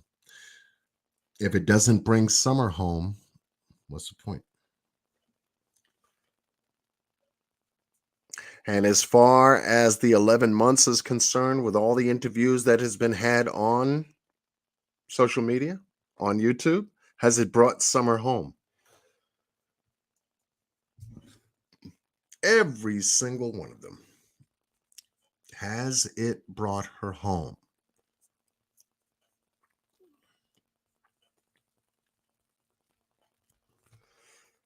That's the question. If the answer is no, what was the point? Tell us where she is. That's where we all live right now. Just tell us where she is. She's lying. Oh, yeah. Okay. Okay. Where's she? Where is she? Where's she at? Just so that we can see her face, because if she is alive and we can see her face, then okay, then the rest of the story obviously will unfold from there. And since no one is saying anything, well, where are we at? Pretty much the same place that we were at month one. I mean, that's hardcore, but it's straight up.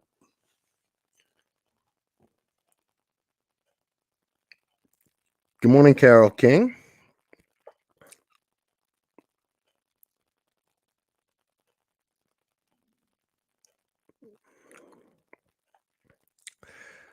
Now, I hear you, Sage. And if you're talking about JSB, yeah, they'll throw them up and pull them down, throw them up and pull them down, throw them up and pull them down, because they can say what they want. All we can do is report what they say. Will it move us forward in finding Summer? That's really why we continue to listen. They slip up, they say something, there's something, just something. Nothing has changed, though. However, the narrative has, taken a little bit of a bend, at the, not so much at Don and Candace, but at the neighbors. The one who heard the scream, allegedly, supposedly.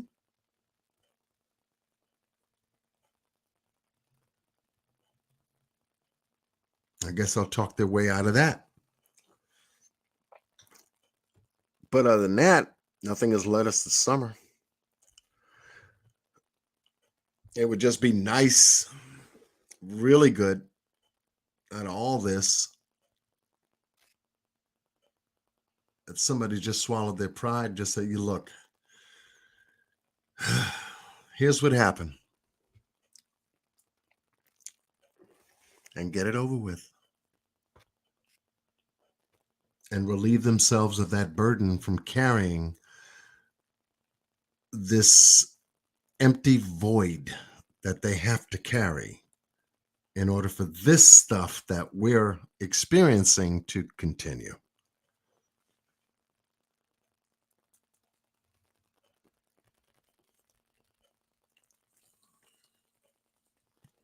I still want to know why Don went to Chimney Top Loop. It's not saying he did anything, but I'm just saying, what'd you go there for? And even if you didn't go on the day you got home from work and Summer went missing, you still went there to show us something. So what was there at Chimney Top Loop you've never explained? So what were you doing there? What was that all about? That's what all of the Chimney Top Loop series of videos I did was really mainly all about. Hey, Don, why'd you go there? What was that all about? Why would you think someone took your daughter there? Chimney Top Loop, out of all different places in and around that Beach Creek area. This is on the other side of the mountain, other side of the holler. You took us to Chimney Top Loop. You took a fast drive, zipped us through something, and that was it. Why would you think somebody would take her there? What is over there that would give you the suspicion that somebody may have brought her there? And then when you take a look for yourselves, as I tried to do with you during those lives, we get to see certain things we haven't seen before. Has Candace mentioned anything about Chimney Top Loop? I haven't heard it. Grandma mentioned anything about Chimney Top Loop? I haven't heard it.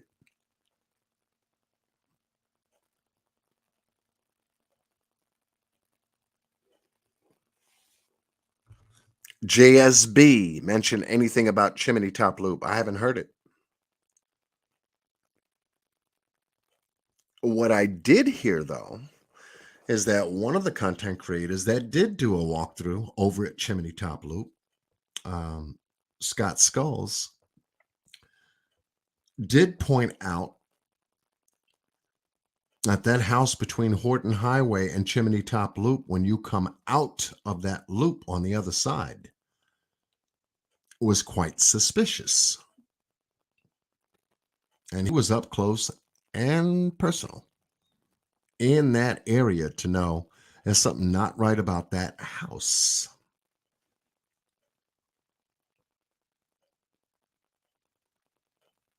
I said the same thing. I said, yeah, I agree with you. There's something wrong there, but there's also something wrong in a few other places. And we're still looking for answers regarding that Chimney Top Loop trip Donald took. That's out there.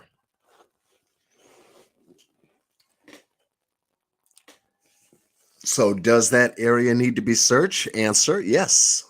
Does Reservoir Road that was brought out just recently over the last day or two, does that area need to be searched? Yeah. If it hadn't been searched, why not? Does it give law enforcement something to look? Yeah. If they have the money and the resources to send out search parties. See? Now we got to lean back into the socioeconomics of that area, Hawkins County.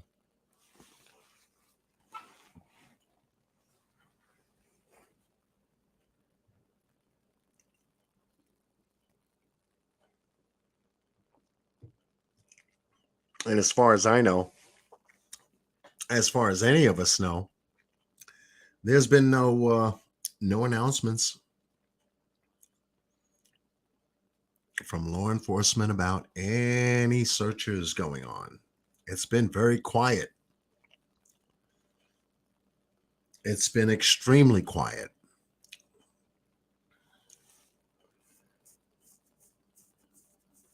And when it's extremely quiet, it means people are listening. more than they are actually doing. What they're listening for, well, same thing we're listening for. A tip, a slip, something that scratches the head of the individual, knowing that they've spent 11 months on this case, to say, wait a minute.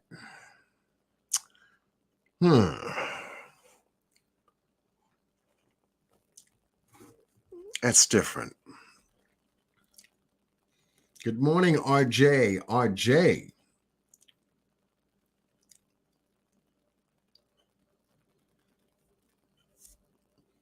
Yeah. And if it's done by drones, it'll be quiet. I don't have to say anything right away. Looking for different land patches.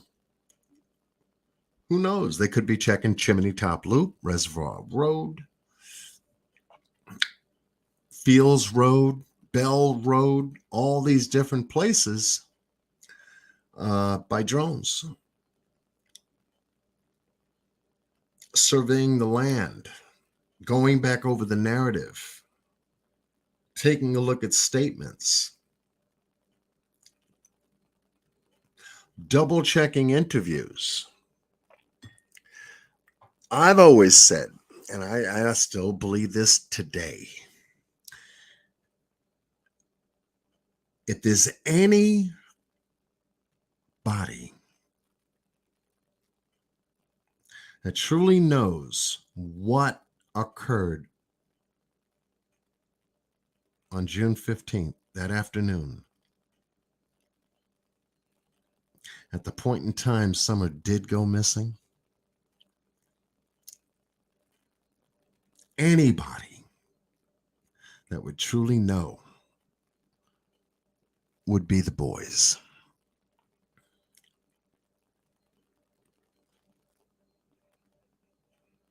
They were there.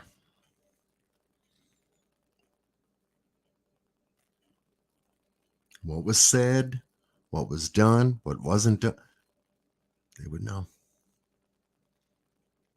Stuff we don't even know, because that's been the lock solid vault of this case.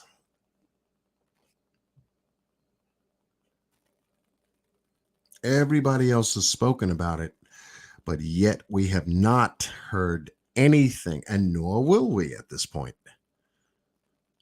anything that was ever mentioned from the boys to law enforcement regarding that day Summer went missing. And that's just straight up. And that could be the key that turns in the lock that opens this whole thing up, if it does and when it does come out, and blow us all out of the water. Because it's a big missing piece. You really can't get to your destination without crossing a specific road. You must cross this road in order for you to get to the other side, to get to your destination.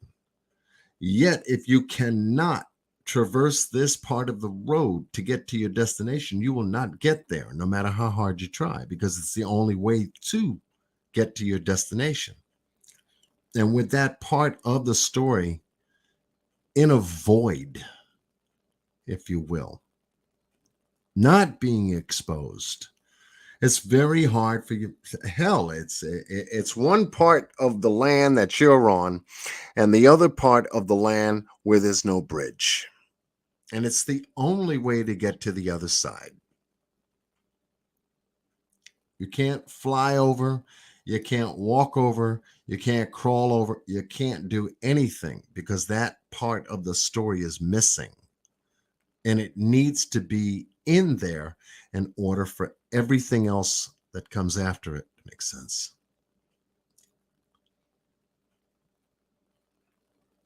That's what I see. So we can talk about, Beach Creek. We can talk about all the different places that they could have searched, might have searched, would have searched, didn't search, may have searched, and could have searched. But yet at the same time, too, various different ways and means that are included, but not to us. It's a hard part. So we can't blame anybody for anything until the rest of this clicks into play and makes sense out of the rest of it. And just looking at it from the, just the simple perspective. Don told so many stories and twisted in so many ways. I believe that the whole thing, I believe that was the whole purpose to keep us, chasing our tail. Yep, I believe that.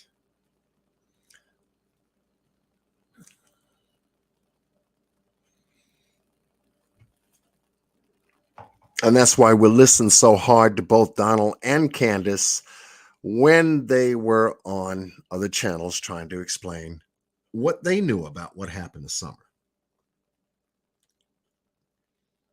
They couldn't even tell us, wait a minute. She was with you last, wasn't she? Well, yeah. Well, what's up? That's why I said, last person Summer was with, what's up? And she can't say. She won't say.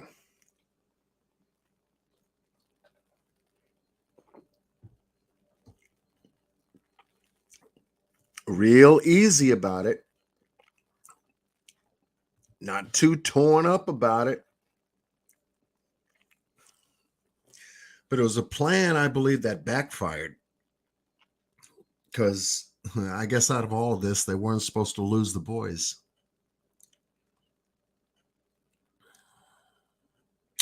Didn't expect that.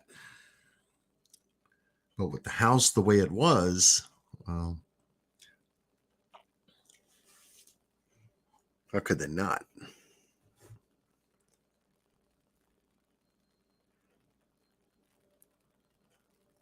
Got to run, make a call, and rewrap my cat bandage. She managed to escape it again. I'll come back if you guys are still on. Okay, Sage. Gotta love Miss Sage Sleuth. Yeah, so I've been hanging out with you guys a little bit this morning. Like I said, this was a test. Look what you guys got me doing.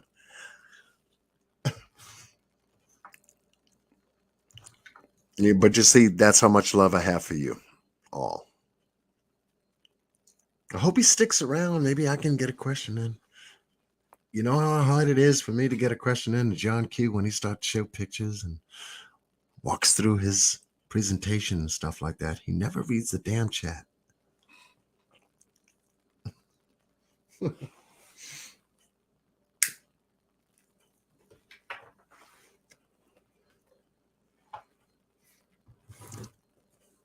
But I try.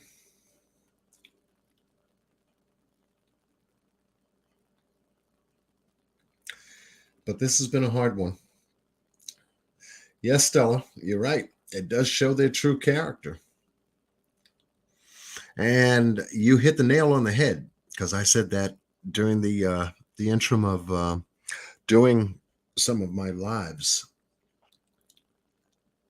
You take a look at people and you take a look at their character. You take a look at what they're willing to do, what they're not willing to do, what they haven't done, what they haven't thought about doing, what they should be doing, but not doing at all. Missing child, your youngest, and this is how you are treating this situation.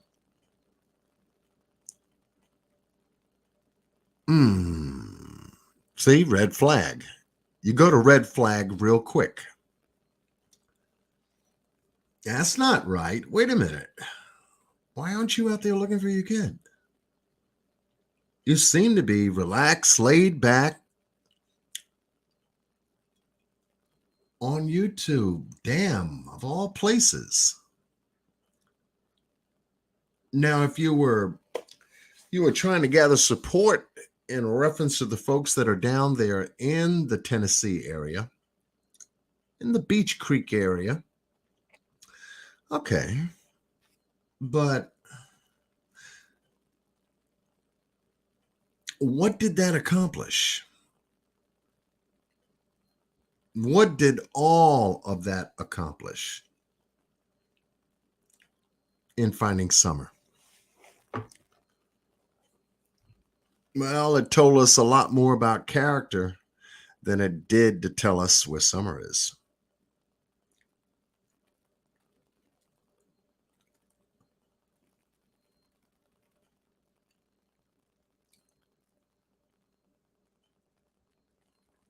You think I passed the test? I mean, I'm just looking at it like everyone else. You've been sitting there following this case for 11 months. You've gone from channel to channel to channel, content creator to content creator, whether they're fighting or whether they do have a good conversation going on. Okay, because we've come across all that. Anything substantiates finding Summer makes sense. Okay, follow it. But the rest of it, I don't know what the hell is that about. I never understood it. Neither do I care, because there's nothing for me to understand. How many red flags do you need? Because you're up to at least 3. I hear you. No, I hear you. Dolly from the UK. Good morning. Copper Horse. Excuse me. Not Copper House, Copper Horse.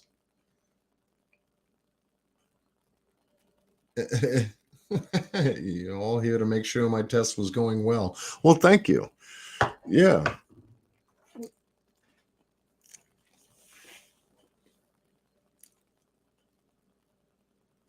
So, and I've slowed down from going on other content creator panels. It's just nothing new, really. And even on my side, I've been continuing to take a look at the Chimney Top Loop area, looking at the Tennessee property land map in reference to property ownership out there. There were a number of people during my last live said, "Oh, who owns this property? Who owns that property?" And I'm not here to dox people. The folks out there in Tennessee, when it comes to law enforcement, that is, they know who those folks are. I don't need to be the one on YouTube. So, oh, Mr. and Mrs. So-and-so lives here at 325 Chestnut Road, and this is what their house looks like. Oh, shit. I'm not doing that. Who owns the church at Chimney Top Loop? Check it out. Take a look. I left the links of the Tennessee property viewer and I always leave the links down below in the description box if you want to go and check it out. That is not for me to say, because it's not for me to say on YouTube. I can only share and show, but I'm not going to, I'm not doing that. If the name comes out by law enforcement, okay, follow it. There we go. Let's pick it up. There's the baton. Let's get up and running.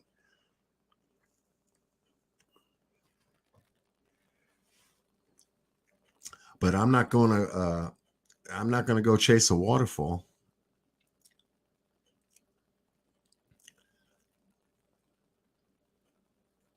I hope none of you are either. Don't go chasing waterfalls.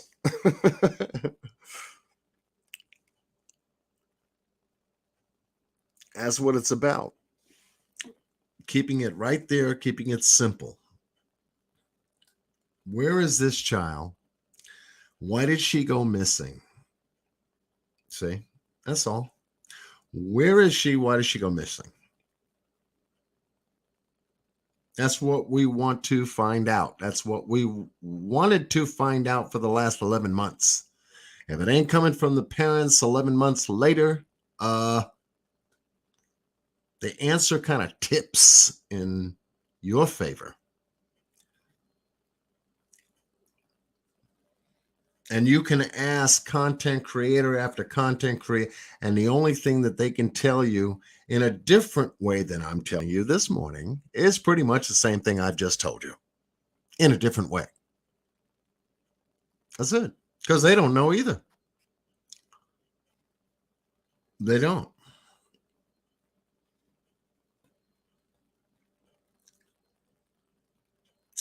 Has this been an educational experience from this case? Hands down, bar none, absolutely yes. In more ways than you can possibly imagine.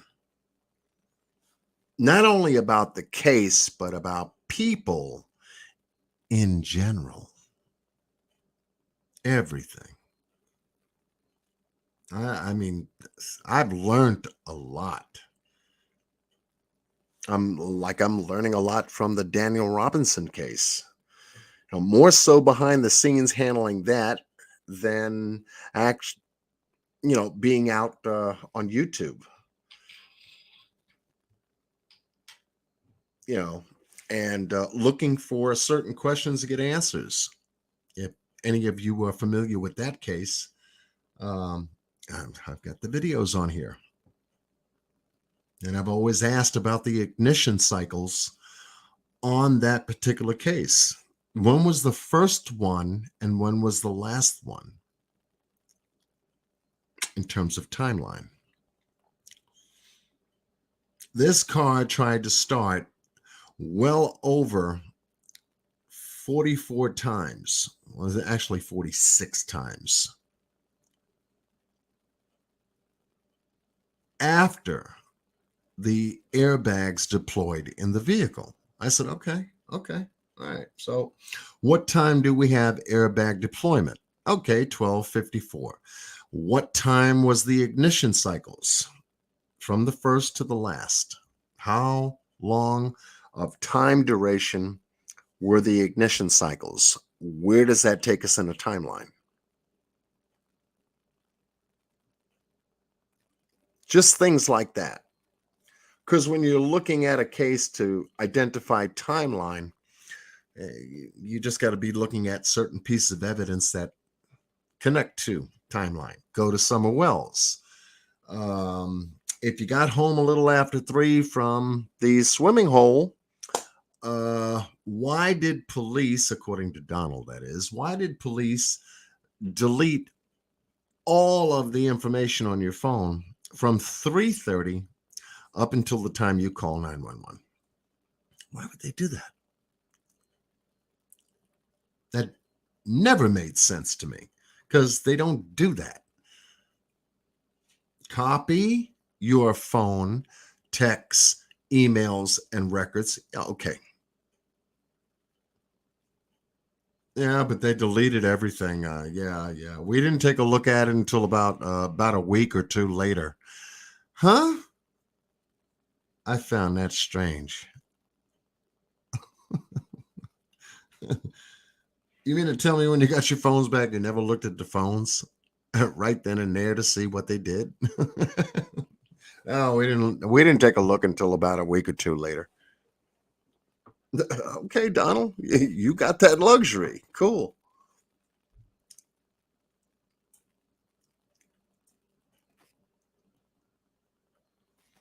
Yeah, and that it is a damning statement from the father to say you'll never find her. She's 100 miles away. She's far, far away. And I said, where's this far, far shit coming from? What is this far away? You'll never find her. During the interim of people searching for your daughter. How do you put that together?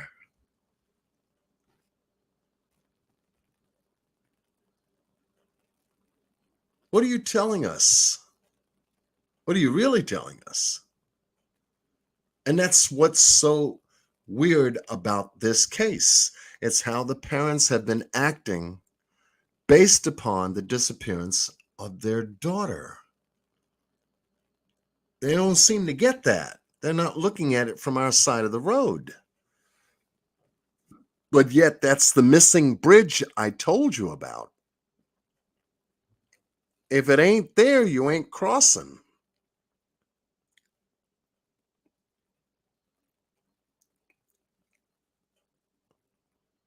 There's a lot of them, Chase. Good morning, Janika.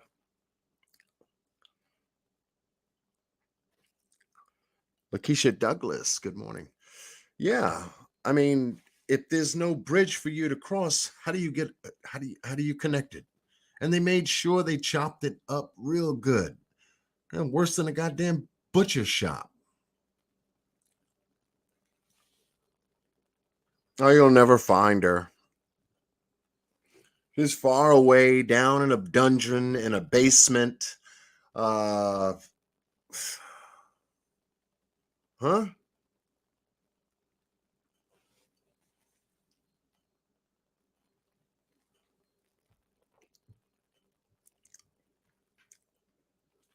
They don't realize they made this story even more harder to believe.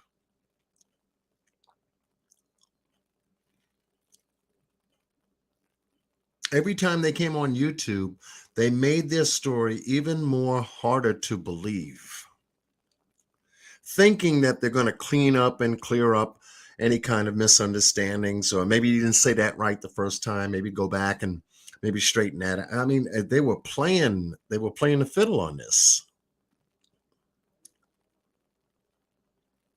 And we saw it night after night after night. If it wasn't on Ziggy's channel, it was on Benny's channel. If it wasn't on Benny's channel, it was on somebody else's channel.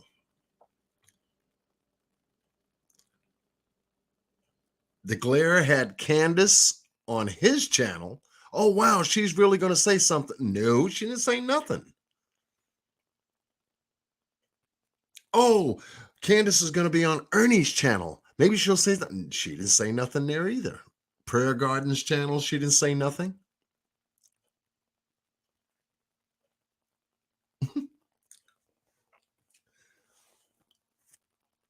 It wasn't talking about summer. We were talking about the activities of what happened on the 15th. None of it was about summer. Just the activities of the 15th. And where are we with that? In addition to Grandma taking a nap, was there anything else we missed? Was somebody running a sewing machine for a couple of hours at that time? I mean, hell, these people threw in more shit into the pot than anything actually cleaning out the pot.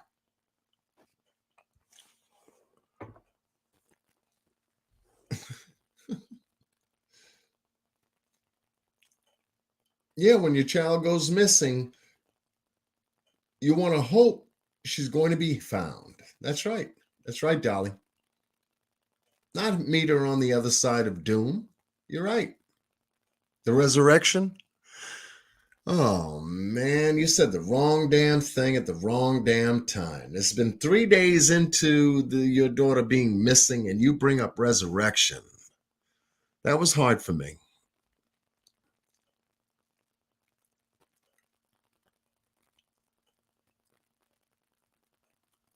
That was hard for me. And I get what you're saying, Robin. Why don't they, still not want that property search now? Now, Candace doesn't want anybody to touch the property. How come? Donald said he wanted EquiSearch back. So if EquiSearch wanted to search the property, what do they do now? He's incarcerated, by the way. So things are really looking up for them.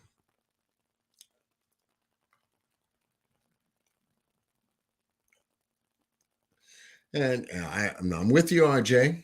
Yeah, you don't give away her possessions. And fix up the house, do all this other stuff, and what?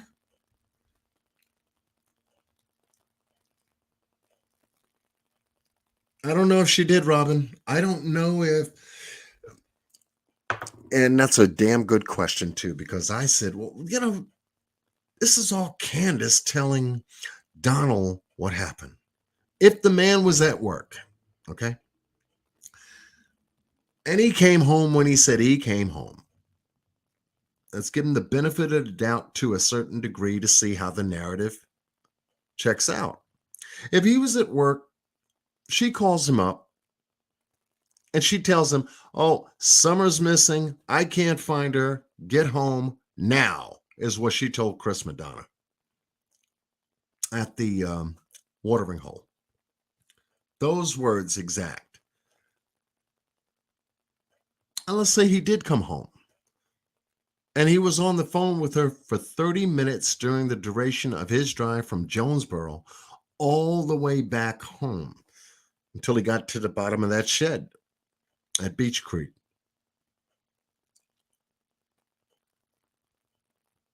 What did Candace tell Donald, really? What do you think Donald asked Candace while he was on the phone with her? What do you mean she's missing? What do you mean? She was with you. Missing how? Missing where? There's a whole lot more to that dialogue than was mentioned.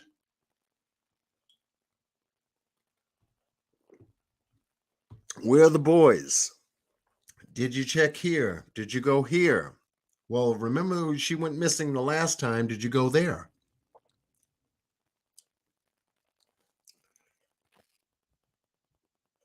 I believe you, Robin. I don't think she ever told the truth. And all the woods and all that shit back there, especially Ben Hill.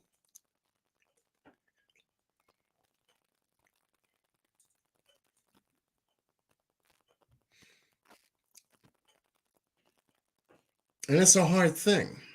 It is a very hard thing because we've seen these people mature this story over the last 11 months. Now, we haven't heard from Donald because we know where he is. Candace has went silent now. Oh, do you think she got the message? Candace, I think you should shut up. Get off of YouTube. You're saying too much. But now who picks up the rope? Who picks up the rope to the story? Got her own channel too. Oh my God.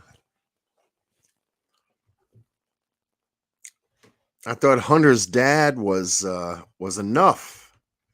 I saw what he was about real quick. Small little chat room and just doing nothing but sitting up there. I guess him and his brother, or I don't know, their family relative, just begging for money. Handouts, cracking jokes, not looking for Summer. Okay. X that out. Doesn't work. Doesn't work. Do you know, I don't know if I said this before. It was said by JSB that the night that, the day that Summer went missing, when police got there after the 911 call, and I believe this was 30 minutes after Hunter was called.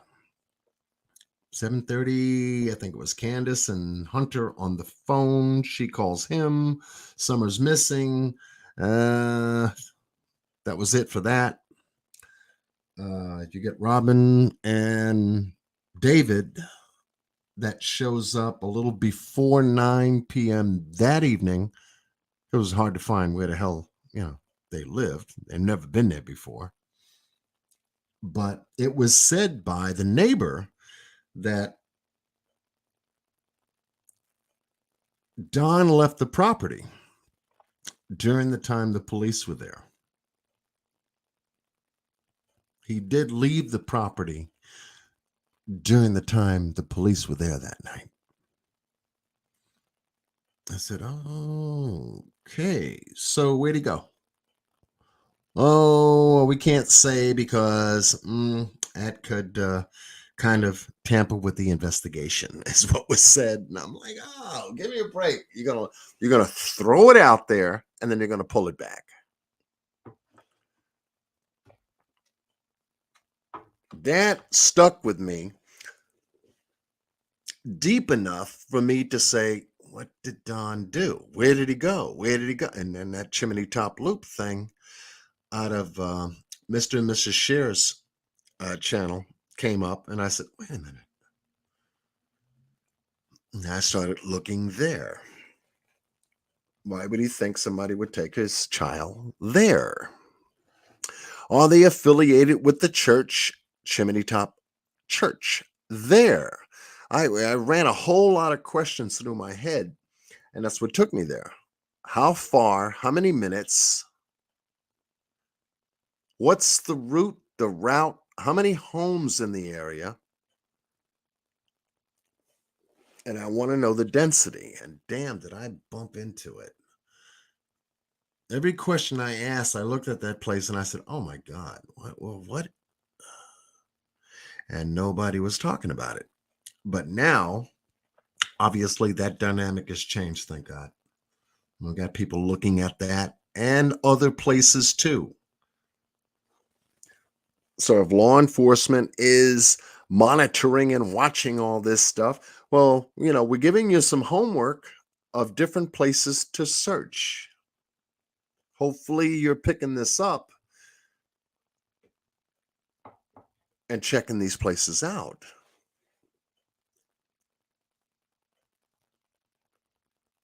These trap houses, these, you can call it anything else.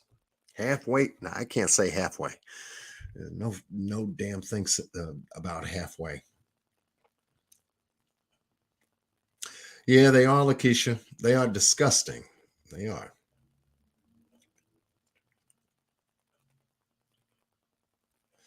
Yeah, they don't behave and act like they got a missing child. I agree, Carol. All they keep doing is ring around the rosy, catch me if you can. I know, RJ, the Kentucky trip has been wiggling in my mind too, because I want to know the date from the time someone went missing. Donald went missing himself. I don't know if anybody has picked up on the date.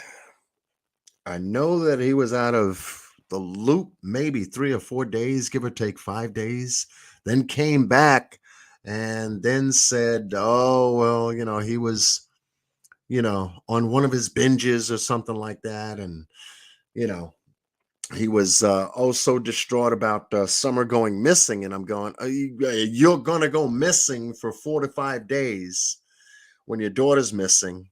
How does that help? It never made sense to me. Whether he went to Kentucky or he went somewhere for 4 to 5 days. I think I went to 2 different channels and asked that question. What are the dates Donald went missing when he went missing right after Summer went missing? What did he say he went? What did he say he did?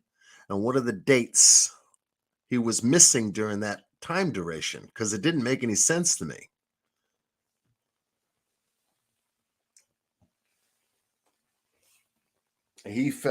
One moment he's telling the news reporters that he's trying to be a good Christian and all this other stuff, and he didn't want to. I guess he stopped drinking and all this other stuff. And the next thing he comes back to say that's what he was doing.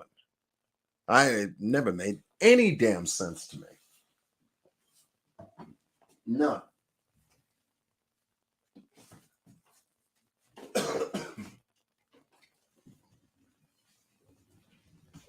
So I say, where did he go?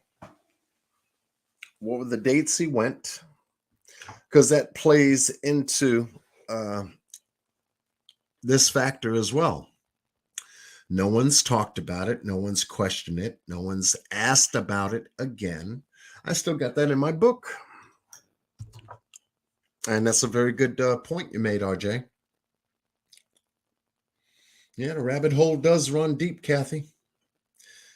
People controlling the rabbit hole, then they can, widen it up, make it deeper. You fall deeper.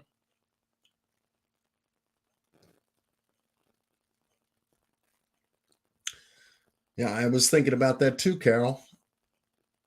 If he went to the shed, grabbed Summer from Candace, since Summer wasn't responding to Candace from coming from the watering hole, she calls him. He gets there to Beach Creek down at that shed. And he's got no GPS in the grandmother's truck, but he's got GPS in the Subaru. So you switch cars, leave her in the truck, and then take control of the situation. Did he go to Chimney Top Loop? Don't know. 17 minutes away, at best, regular traffic. Where on Chimney Top Loop? Yet for how long on Chimney Top Loop? And then what time did he get back from Chimney Top Loop? Okay.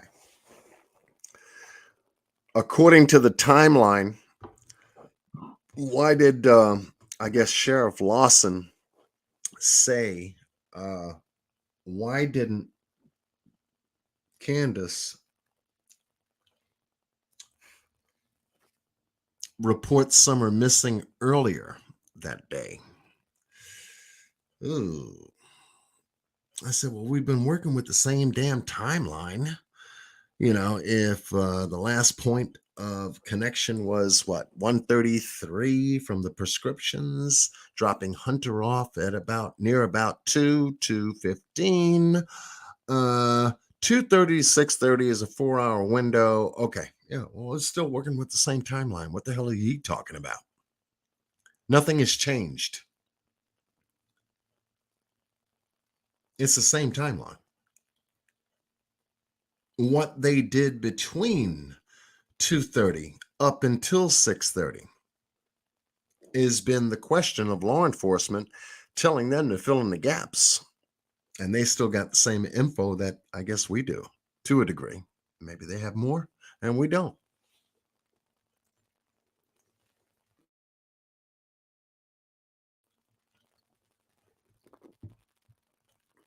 But let's just say this. There was one thing about that timeline that does play a very important critical factor between 2:30 and 6:30. The activities of both Candace, Donald, and Grandma play a very important critical factor. These were the three adults that was responsible for a household at 110 Ben Hill Road. One, how Candace left the boys there to begin with since early morning was always a big question to me. Two, when they did get back, whether it be 2:45, 3 o'clock, a little after 3, 3:15, let's say 3:30. And I'm being very generous. What did they do? Planting flowers, fixing Mama's brace.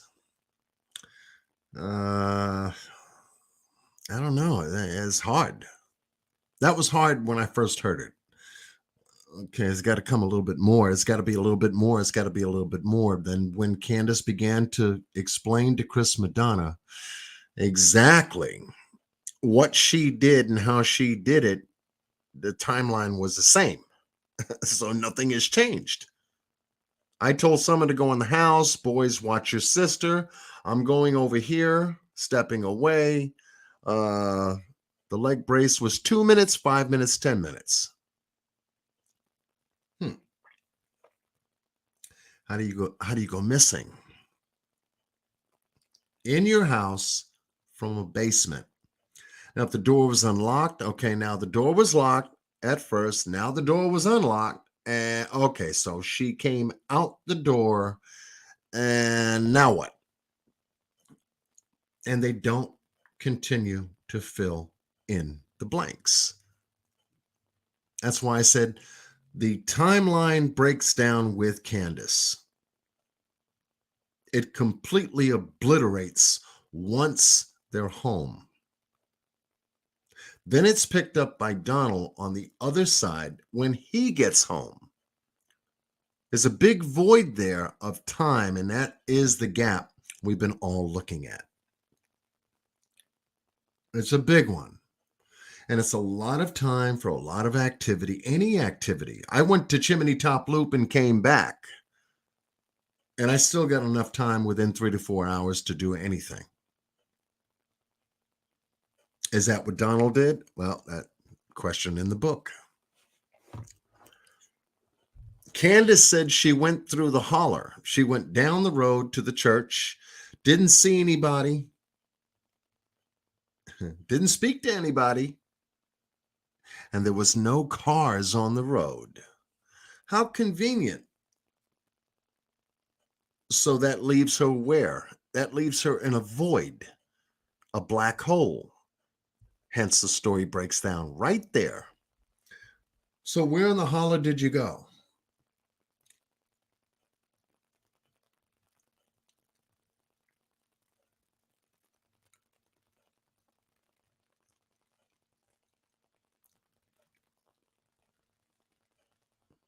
Where'd you go? Didn't say. So now you've got Cam and Allie, great content creators on their channel. Now they're good. They're backtracking and they're backtracing a lot of Beach Creek, Fields Road, Bell Road, Simpsons Road, Chimney Top Loop, Scott Skulls covers the same thing. JLR covered the same thing.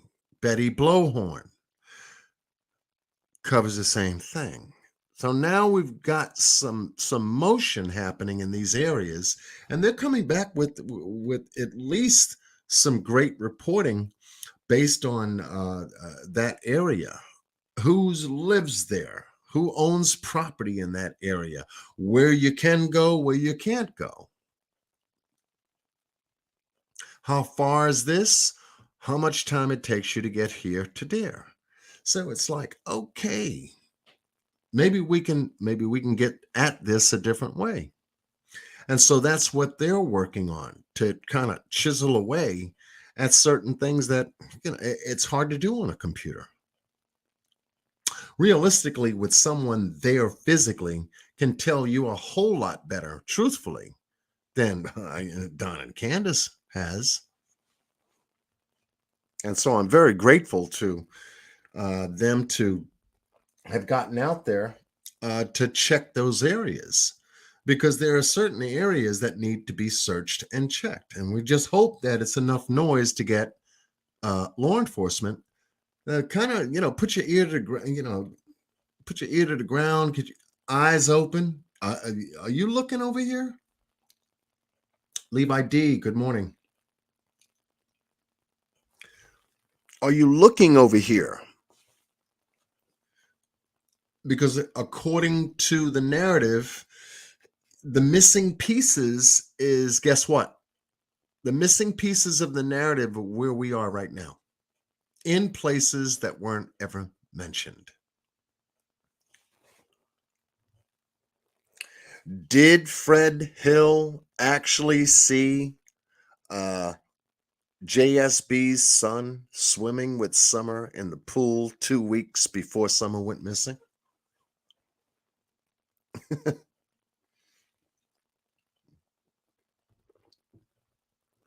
Oh, damn, he can see that far? Through all that foliage in the month of June? Wow. Maybe the elevation is, equal to his elevation where he is, way in the back, well past JSB. Or he was looking with some damn strong binoculars, or he knew something. And then the fact that JSB's son was caught prowling on the property. Now that popped up. That was different. Oh no, here we go. Where's this going now? But mind you, they live right across the street. And it wasn't an isolated one-time incident. Uh-oh. We might have something here, folks. He's been on that property a couple of times, seen a couple of times, chased off that property at least the time that it was said that he was chased, all the way down to the mailbox where his mother was. And I'm saying, okay. And the excuse for that day and that activity, I think it was,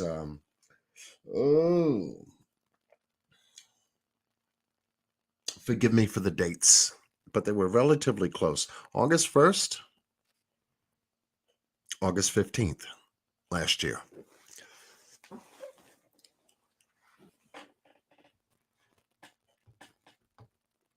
He was checking the mail, and I said, wait a minute. If she's honking the horn and he's checking the mail, whose mailbox is he checking? Hers or Candace's?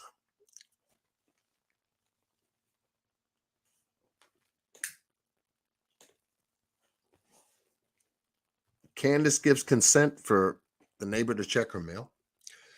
That don't make sense to me. Doesn't work either.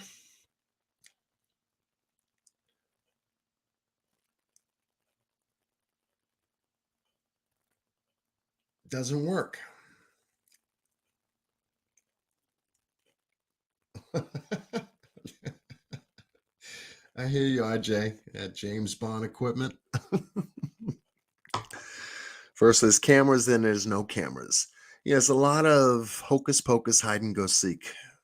Especially more so now, but and that's why a lot of people are listening harder. I said, wait a minute, you got your son on other people's property, and what's going on with that? What is going on with that?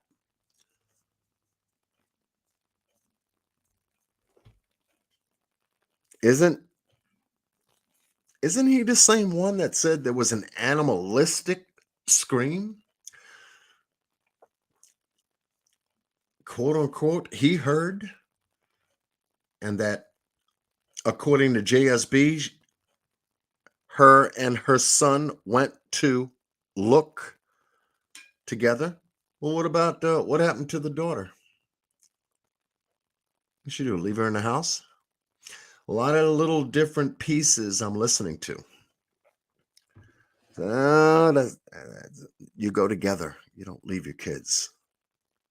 Got one kid missing already from a quote unquote alleged abduction. So why would you leave your kids unattended? Okay.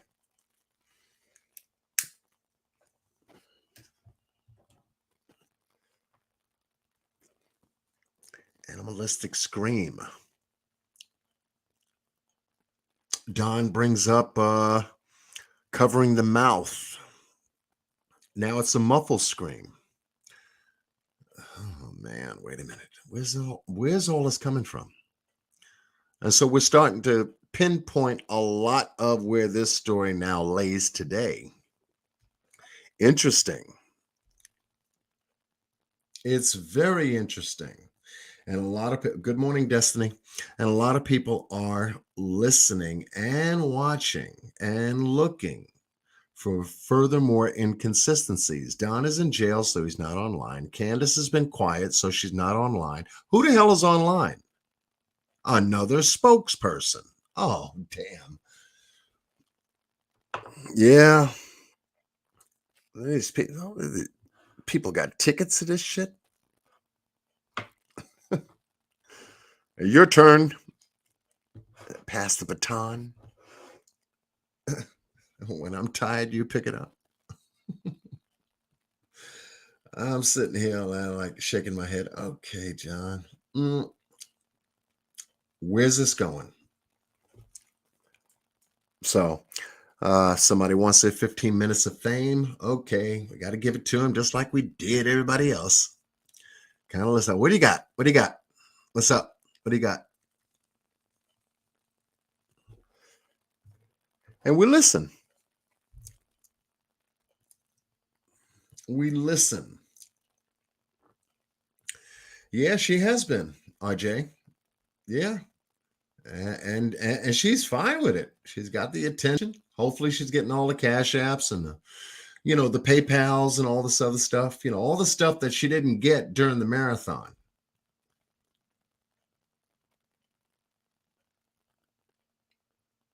Now she's got a full audience because everybody else is quiet.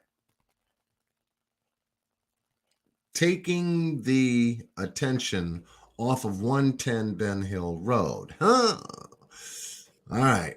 Property and money, property and money, property and money, property and money, property and money. What is her obsession with property and money?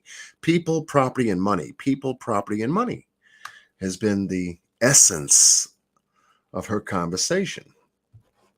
Okay. How does that fit this narrative? I don't get it. You hear a scream, but don't see nothing. You see a red flash, then it's not a flash. It's something else. You see a person more so in a vehicle than you can explain or describe the vehicle that the person was in. Okay. What else you got?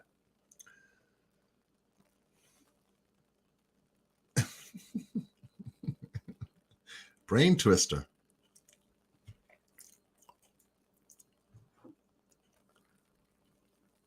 Brain twister. But on a day-to-day basis, if you listen harder, and I, my hat's off to the content creators that have been following her. I can't do it. I can't do it. I can listen to the content creators break it down so that I can understand a lot of, I guess, what they're picking up off of audio. That I can do. It's far simpler because they are scrutinizing their five senses to try to understand this woman. And I didn't understand her when she was part of the panel of the marathon. So give or take, I just can't.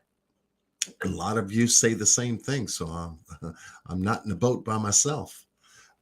But much love goes out to those content creators that will spend hours. You literally have to spend hours deciphering carefully where this conversation is going and how it's being directed. And for what purpose. Yeah, that's right, Levi. Narrative is changing every day. Cameras were erased, and then she said she has SD cards. Oh my God. Why did they leave the hill? Oh, Lord. Aquahoma, much love to you. Good morning, my dear. It's hard. But yet, here's number 3. Donald was there. Then Candace. Now JSB. Running the same track line, but with different narratives. How do you chop through all that shit?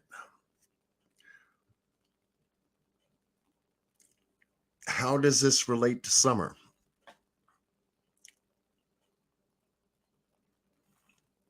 In what way is it leading us to finding summer?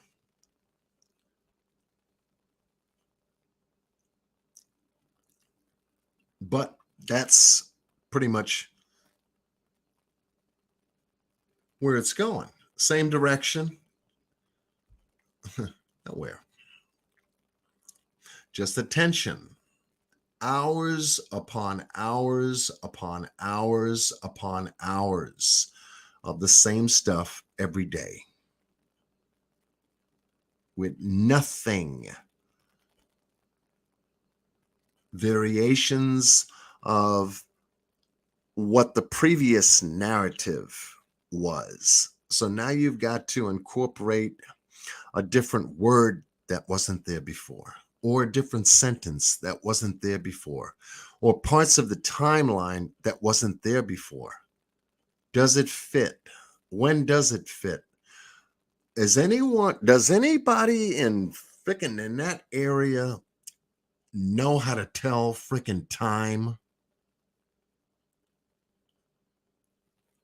Because your obvious question is, when did all of this stuff happen? And no one seems to know how to put time on the map.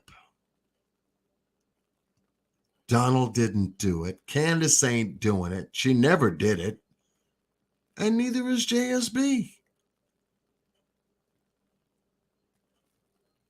Andy is not doing it. Fred Hill's not doing it. Uh-oh. Houston, we have a problem. People down there not time conscious at all.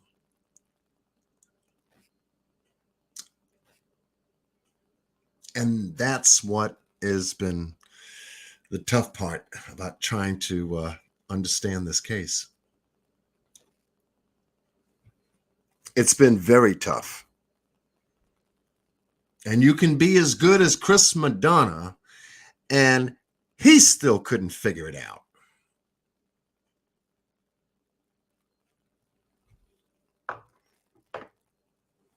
He got very close in fine-tuning the original timeline that we already had. But what happened between 2:30 and 6:30?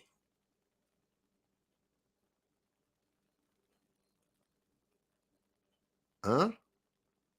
What do we know?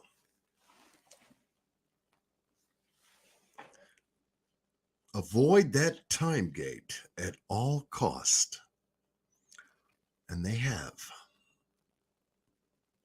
6 o'clock, 6:09, 5:30. People can't tell time. And it's right there on their wrist or on their cell phones. They got cell phones. A lot of people, when they want to know the time, they click the cell phone. Click it on. Oh, that's what time it is. Click it off.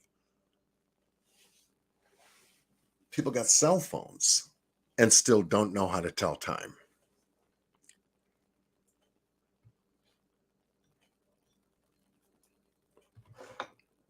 Donald choked me up. Amnesia, can't remember any kind of time. Candace didn't use that kind of deep amnesia when, she tried to explain it, but never went nowhere close to it.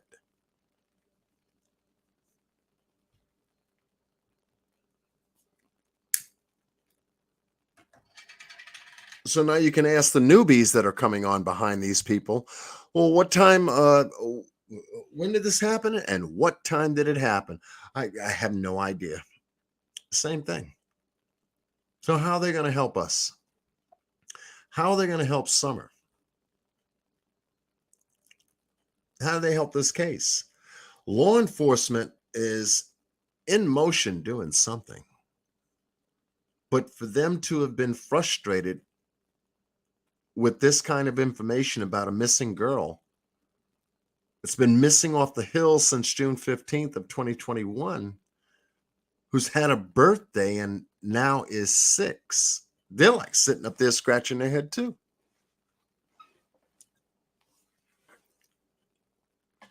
I can,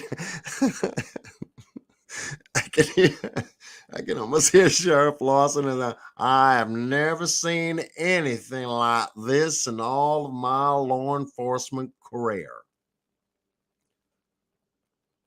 These people are just plumb idiots.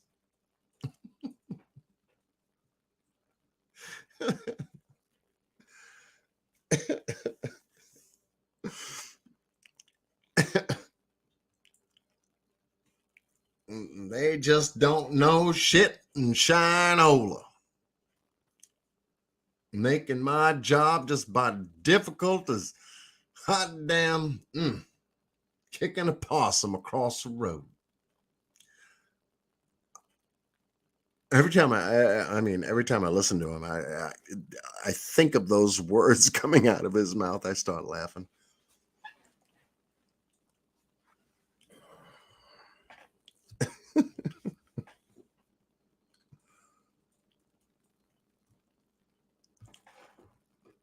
I would have retired with gold stars if I would have been able to find this child. These people are just something else.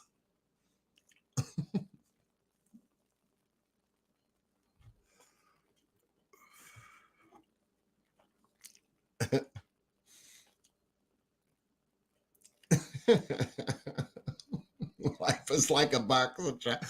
Okay, Dolly. Life is like a box of chocolate. You never know what the hell you're going to get down here.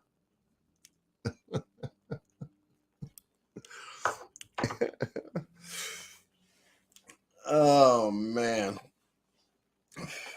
But it's the truth. It's the truth. You got this guy. I mean, he got no hair. All the hair is pulled out. He's done. I'm ready to retire. Shit. That's what he said. I don't care if I don't care if I lose the election. I had it, man. You want it. You want this job. You can have it. I'm going fishing.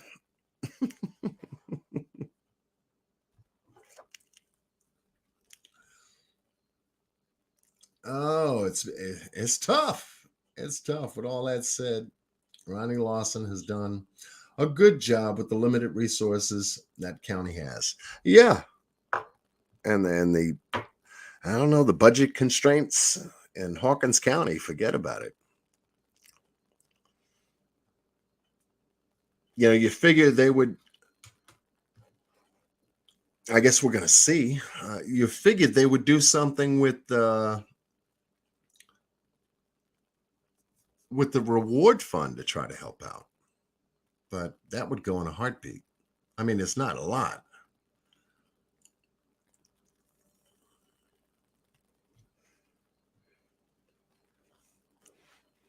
It's not a lot, but it'd go in a heartbeat.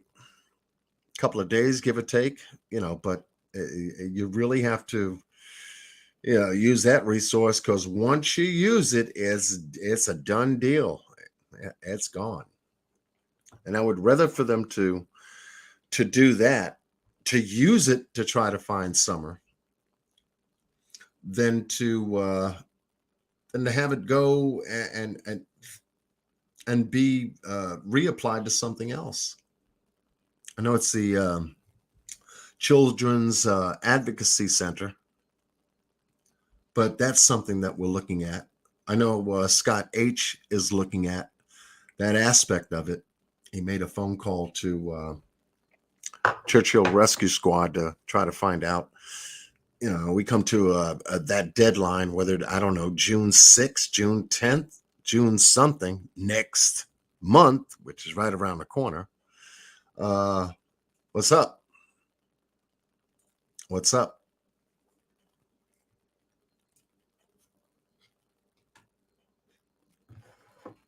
If she's not found, extend it. If we decide to continue doing any kind of fundraising activity or direct people to helping increase that fund, because the fund is at 74,000 and change. It hasn't moved. Since we put those numbers on there from the marathon, that baby has not moved.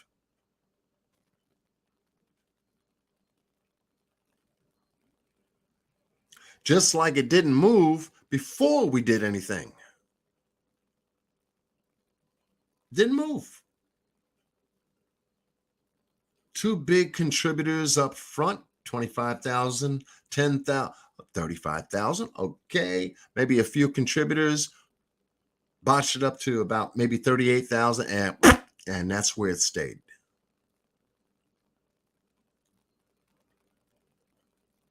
Near or thereabout, but that's where it stayed. You figure all those people in that county, knowing that this child has been missing this damn long, wouldn't have increased that fund since, wait a minute.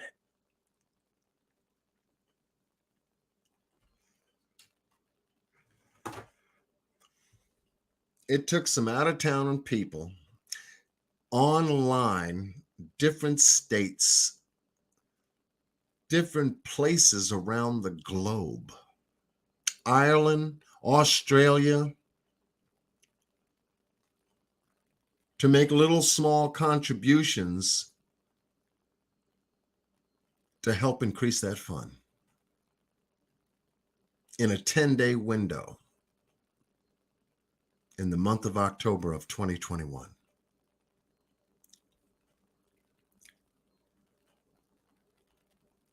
And that baby hasn't moved since. Right there, same numbers.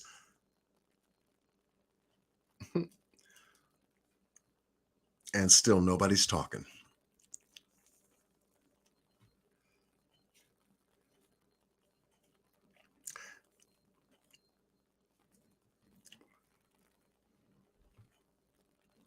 One thing is most certainly for sure.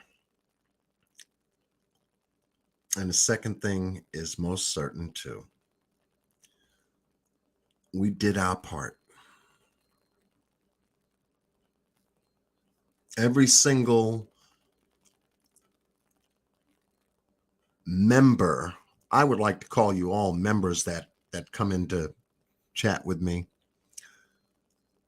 even though I don't have a members kind of thing going on in my chat room. You're members to me on my channel, who made more of a contribution to the Summer Wells Reward Fund and people across the planet during the month of October for 10 days, and hours I can't even put on my hands, to increase that reward fund where it is today is a monumental success in a missing persons case, mainly this one.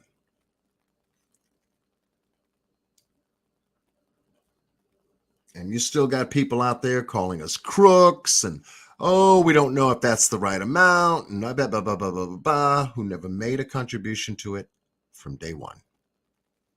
Only talked about it. That's all I can do anyway.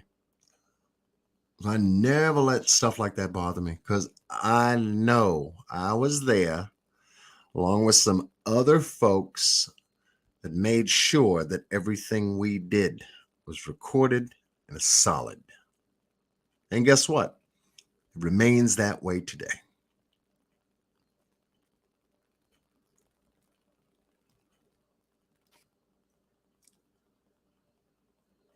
That they can never take away from you. None of us. They try, and all this bickering back and forth. They try to make conversation out of it anyway. They're bored, but that's just the folks that happen to had nothing to do with it. And that's fine.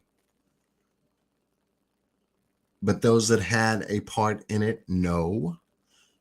Those that seen those funds grow, no. And where they're at today, no.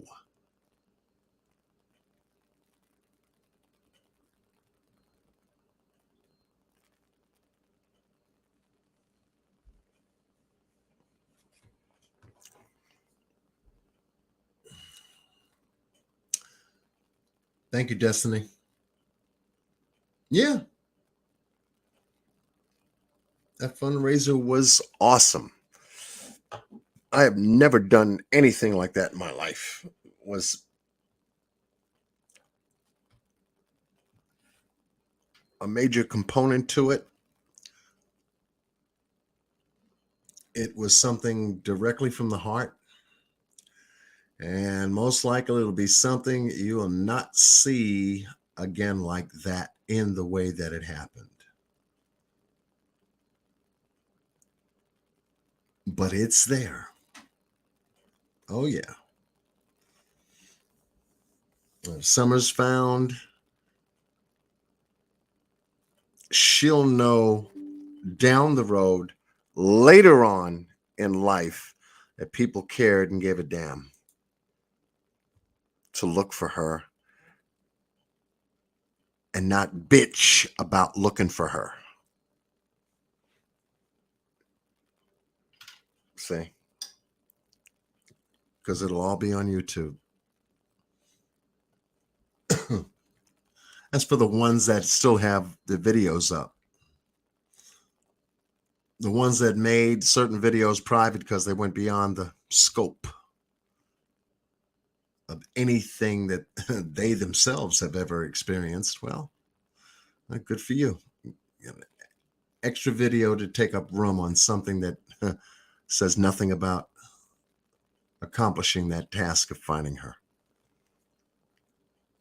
That's what you got. Little trophy called 4-hour live, 8-hour live.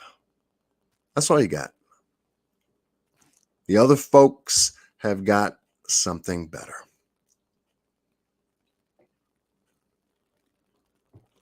Because you can make a phone call today and call the Churchill Rescue Squad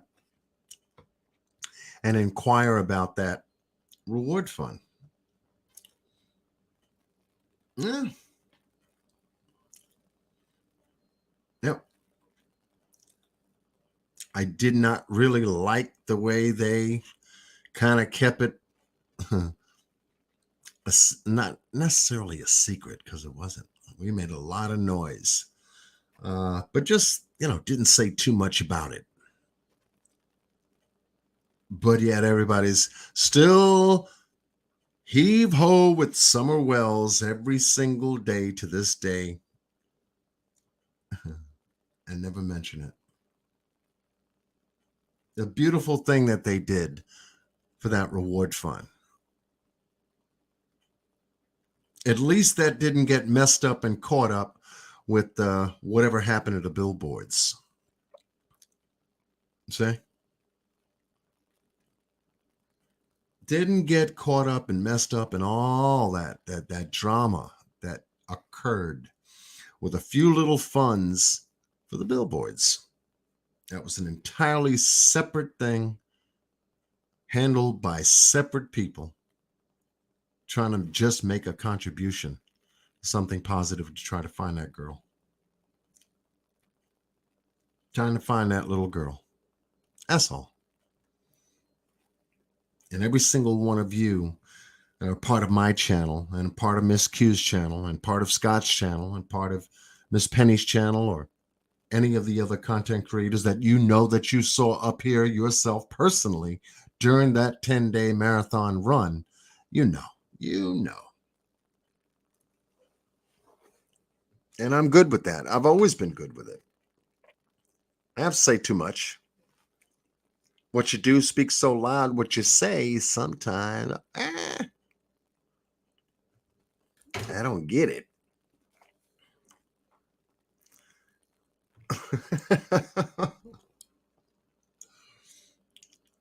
Good morning, ICU. Good morning, Ozzy Warren, good morning. Y'all are up and at 'em. But yeah, all to hopefully, just try to get a word out. Let the family know and let other people know. There's some serious people in this little YouTube community, whether you call it true crimes or not, gave a damn about a missing 5-year-old. that kind of messed up with this kind of story. June 15th of 2021. Nobody's seen her since.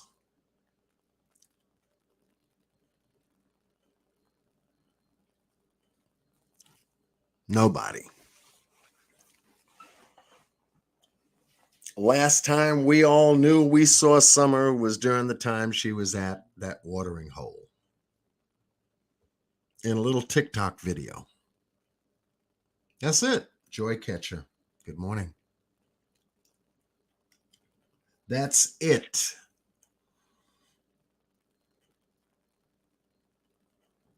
That girl was a live wire. Always liked to be outdoors. Always likes to be outdoors and play.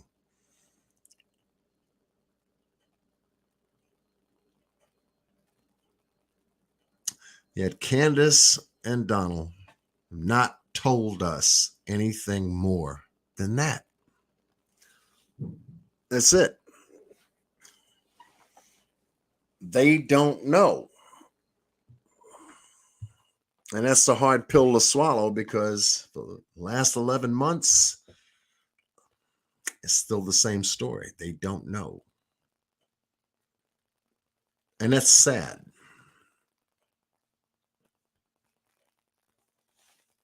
Grandma took a nap. Wait a minute. You took a what? Yeah, took a nap. We got back and took a nap, and then we planted flowers after the nap. I'm still having a hard time with that one. I'm still having a hard time with that one. You took a nap and got up and then did flowers. How you do that when Summer was missing?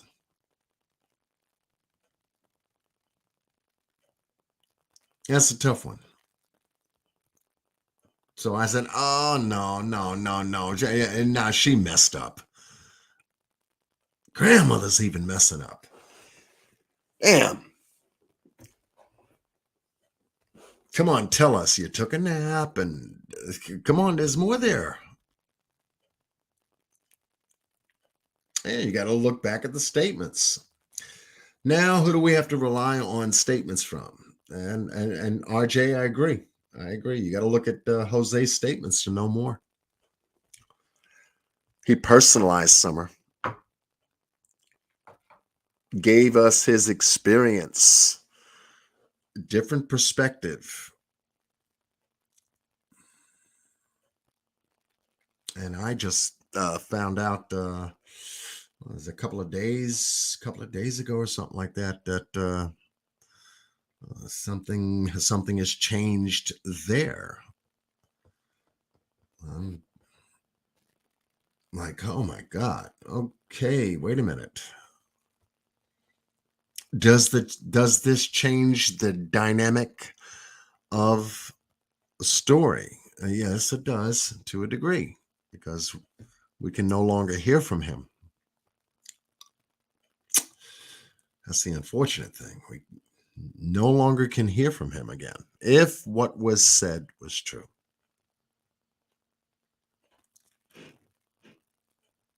However, he did make a statement, and we did find out a little bit more from a different direction and in a different way, with different eyes, and most certainly a different heart.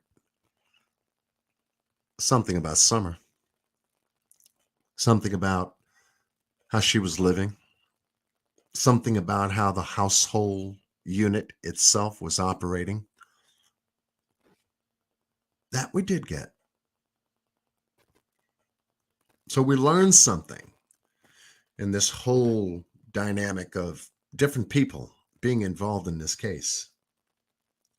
Far more than JSB could ever mention on her channel. But we're learning a lot about her too. And the, I don't know, ex-boyfriend, ex-husband. You don't know boyfriends from husbands and husbands from boyfriends.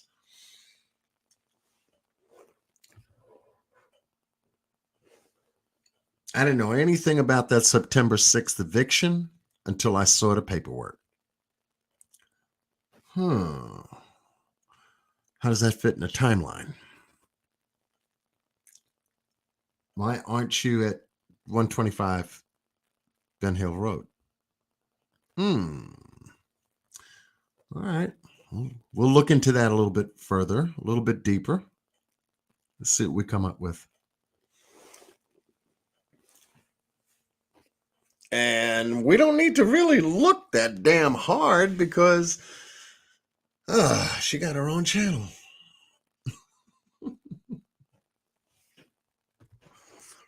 And not only that, she's on every day.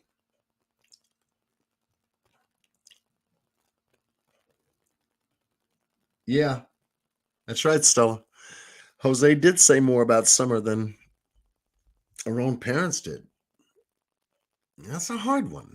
That's why, I'm sitting here shaking my head.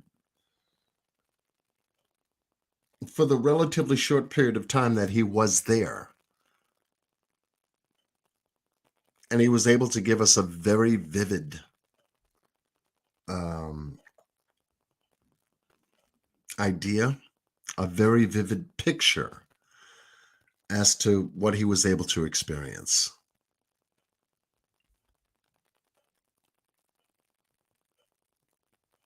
So,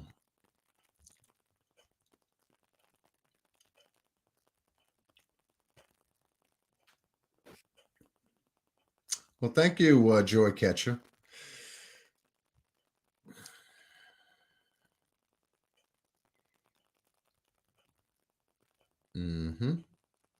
Motives are important. And that's why I said everyone on this YouTube platform that's got a channel and all that, motive is there and it's very real. All you got to do is look at it. And it will speak to you. It will tell you why they're there. It will tell you what they're talking about, what message they want to get across to you, what they want you to understand. And it's real simple because all you got to do is listen. You don't have to comment, just listen. Take your notes and then add it to the story. Does it fit? Yes or no? If it doesn't fit, isolate it separately and then go back over it later to ask yourself why it doesn't fit. Now you get your questions separate from the original narrative.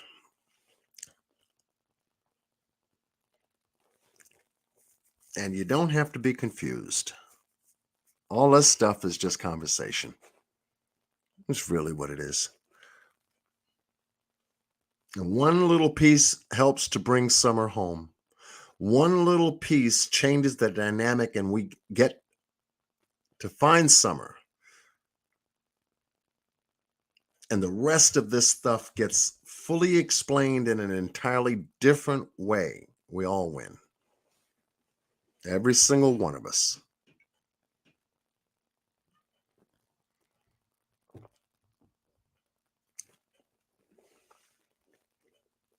Everyone.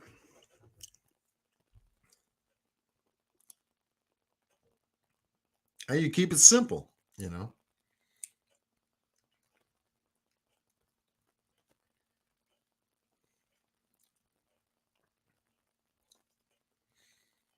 So, to find out a couple of things out of this narrative, we talked about Donald's disappearance, the 4 to 5 days after Summer went missing. It's a big piece. These big chunks out of this narrative needs to be looked at. Why are certain people on YouTube every day trying to convince you? If it was just a scream, okay, what more can you tell us about a scream? Oh, damn, they got their own channel. Wait a minute.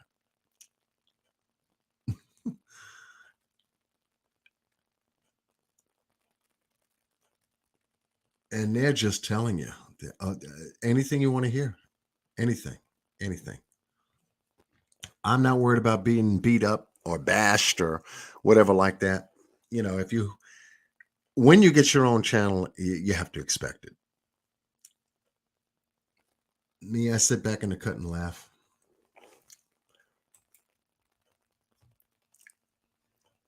I don't take none of this stuff serious. Only the case at hand. But other than that, the rest of it, water off a duck's back.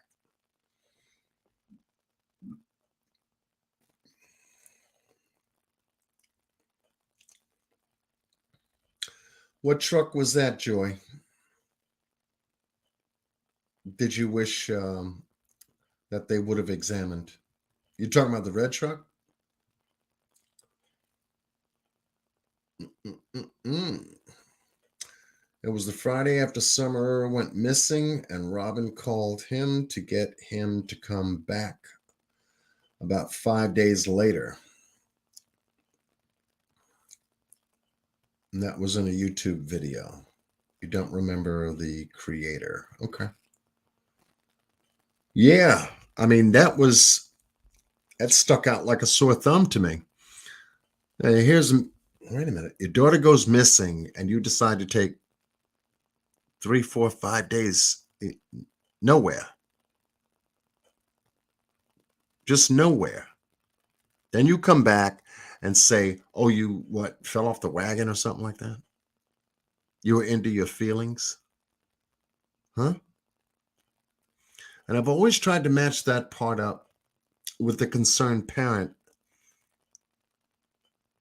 of one missing their daughter. And you got time to do a sabbatical this quick? I wanted to try to match up the dates because it'll go into the timeline. It went MIA for a little bit, then came back, and then started his YouTube campaign.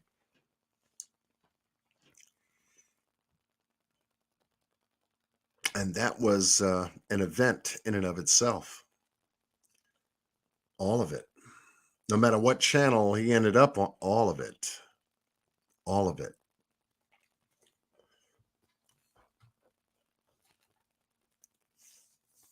And it's a very good learning tool. What they were able to at least publish. It's a lot of hard work, a lot of long hours to try to get that information in front of us so that we can follow the story and try to get a handle on what happened to this little girl. So we were fortunate.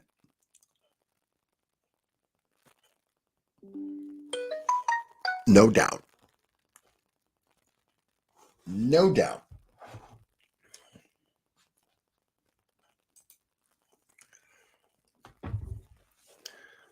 But here it is, going into Memorial Day weekend.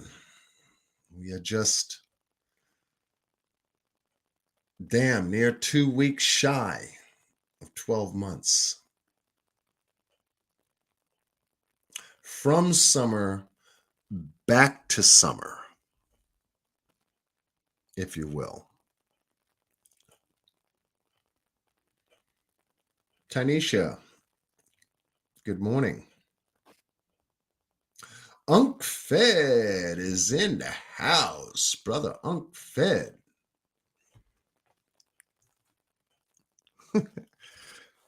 Good to see you, my brother. My goodness. It's been a long time since you and I spoke.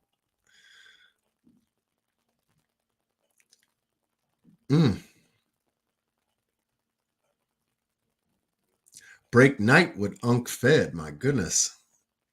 And you will get an education, because when you get up, not only will you have your cup of coffee, but you will know something.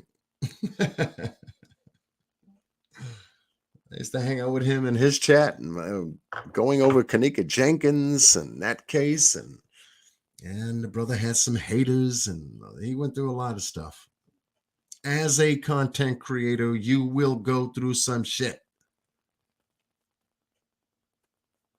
We all do. And it's fine. All you got to do is recognize who's throwing the shit. Then you know how to properly handle it.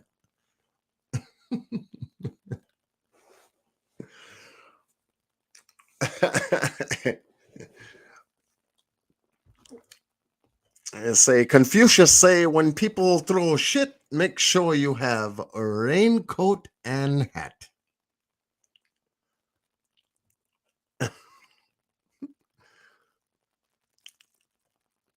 Real quick. Make sure you turn your back.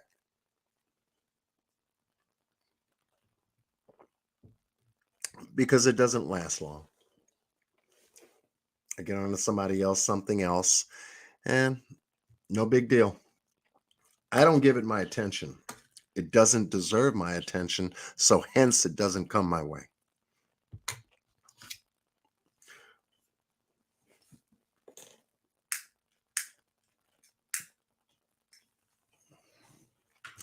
Confucius also say crowded elevator smells different to a midget. If you get that one.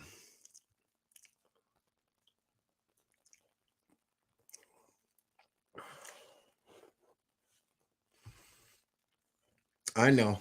It's early morning. Salute, brother. Salute.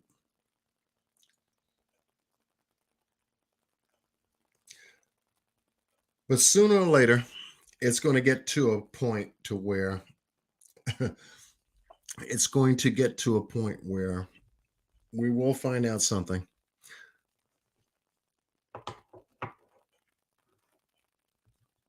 If there's any movement in this case, it'll come from law enforcement. If there's any additional movement outside of law enforcement, it'll come from CPS. And I've already broken it down that if you're going to, in any way, shape, or form, enact charges against parents that, in this particular case, are responsible, direct and or indirect, in any way, shape, or form, has something to do with child neglect, it's going to show up. Child abuse, it's going to show up. Child endangerment, it's going to show up. We went over the Tennessee laws based on all 3 points, and they do carry jail time, huge fines, all kinds of crazy shit. We have to also remember, too, the 4 children in this household. So there will be counts for each child that any of that applies to. And from those counts, concurrent charges will be applied. And that's where your numbers are.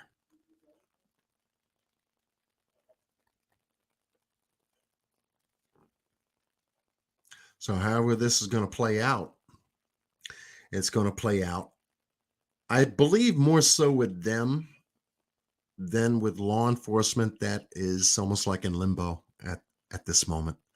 I think they went to bat, exhausted every possible avenue. I'm thinking, with the economics the way they are in Hawkins County, whether this case had did anything to break their budget.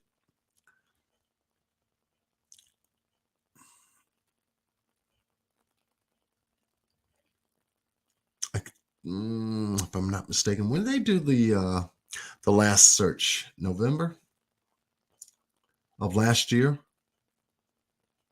when the leaves were down.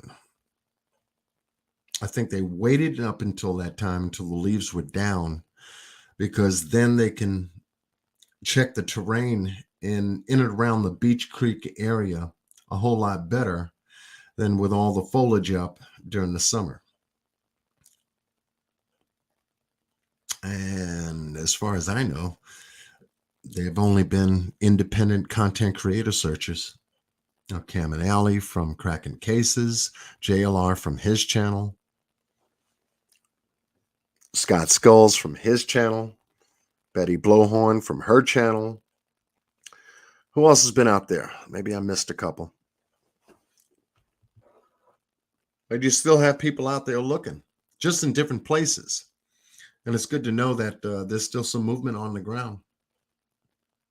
But the sad thing about it is there's still no direct talk from the people that are directly involved in this case, unfortunately. But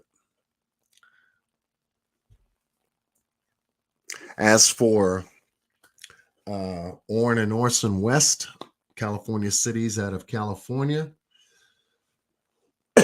their case is making progress. There was supposed to be discovery, not discovery. Wait a minute. I think they had some kind of a preliminary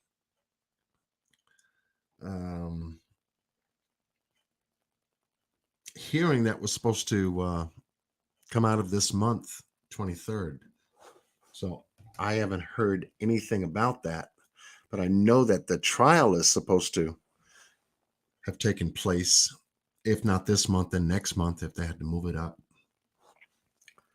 But we're still keeping our eyes and ears open for that,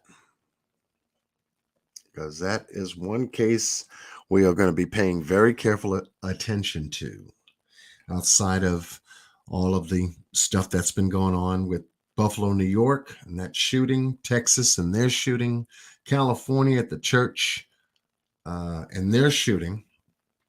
And then the 3 independent shootings that happened just this past weekend, high school graduations. It was one in Louisiana, one in, what was the other one? Louisiana, I don't know if it was Wisconsin.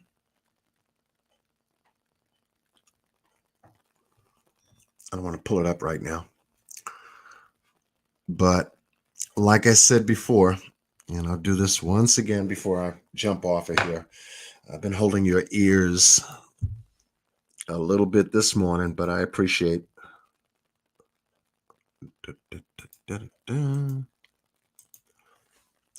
Take a look.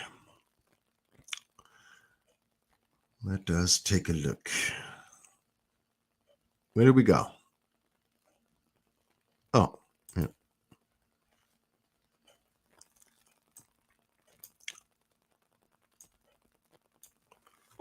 From this spot right here, Buffalo, New York, at the Top Supermarket.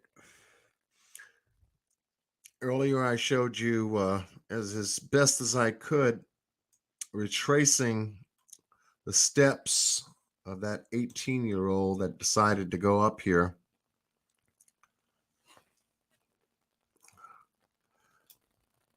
And here was his point of contact before he geared up. This is where he geared up on Sherman Street. That was the reason for me showing you this particular location. It's an auto parts store. We're going to drop down here real quick. And it's ideal. If you take a look at it, that's where we went. Right there. And in going here, you've got this building here. It's got a doorway, 2 bay hatches or bay areas.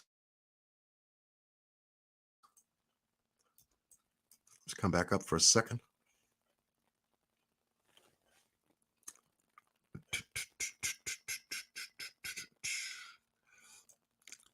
Go back down here.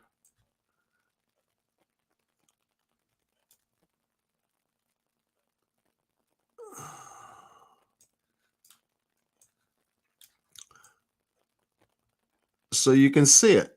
This is Google 2022. And this is ideal. Ideal location to pull your car up, gear up, set your live stream, in which he did on both Discord, and I think there was another social media platform, Twitter. I think it was another one. Gear up here. Then when you're done, take your car, go down the street 1 block here, make a right turn, go down to Waller's, go down a few blocks here till you come to Landon Street, make a left turn, go down Landon until you come to the store. So the video clip that was released online, as much of it as we caught at I was able to get from Mr. Boss Blake, thank you, it was a little over a minute. But yet from Sherman Street down that road where I showed you, up until he came into the parking lot here, made a right turn, hit the first aisle, made another right turn, parked momentarily here. I guess he was adjusting audio, backed up, drove his car here, right turn to the grill, front of the store, right there. And the folks that were standing outside here, which were 2, male and female, 2 under the vestibule here. Actually 3 with 1 adult, once the shooting began, ran back inside. So he was able to get 4 people here right outside immediately. Then going to cover the store. I had my last video taken down, so I can't get into what I showed you then. One of the most gruesome things I've ever seen in my life happened to people on that video, took place. And before you know it, this 18-year-old with an XM AR-15 decided to come out the damn front door and give up to police. Meanwhile, over in a school in Texas, that didn't necessarily happen the way that did. Come back up here. In this particular incident, we had an 18-year-old, 2 assault rifles, both AR-15s,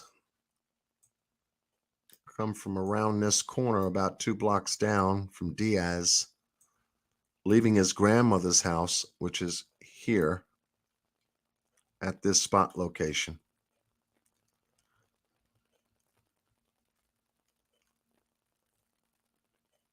Decided, since he shot her, get in her vehicle, drive down this road, cut a right, and for some strange reason, like we talked about earlier, ended up crashing that vehicle past the border gate boundaries here. Drop my little guy.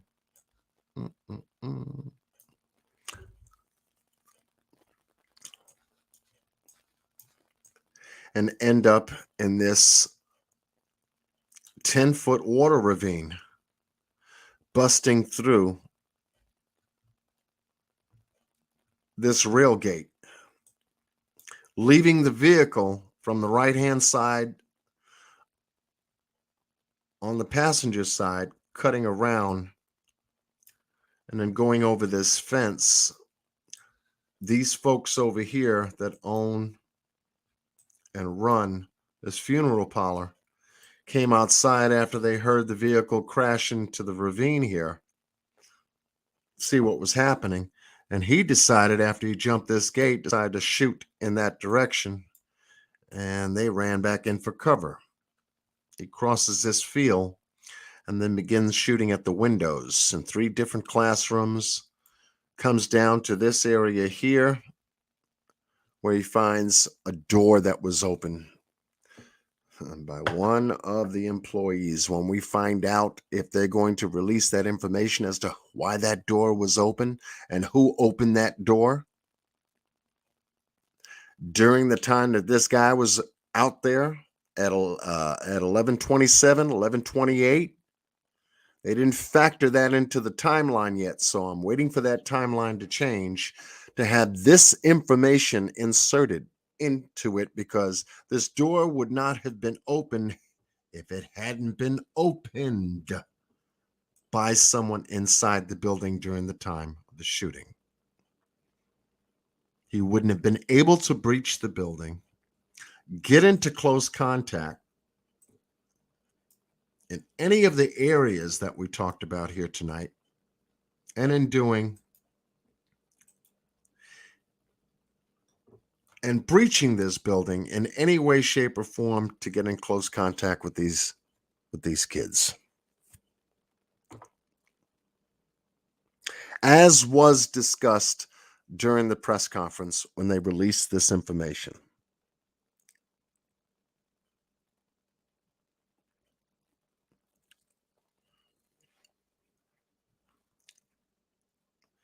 Barricading himself in does not eliminate an active shooter. It just says that an active shooter barricaded himself into a classroom. It does not change the identification of that class. It stays the same, and it should have remained the same. Had it remained the same, I doubt very much they would have taken more than an hour to try to neutralize this guy.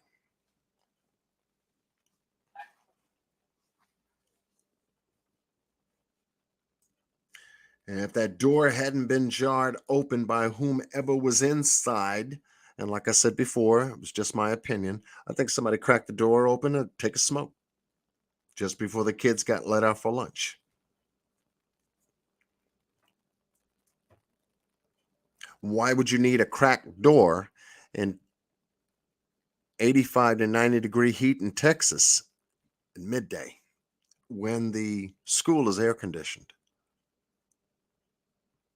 What did you need a cracked door for? There were no deliveries during that time, so we know from that information that there was none. Hence, your cause to the problem was that cracked door, was that door being open. If it was locked, I don't think those kids would have got hurt. Possibly another scenario would have evolved from that incident altogether.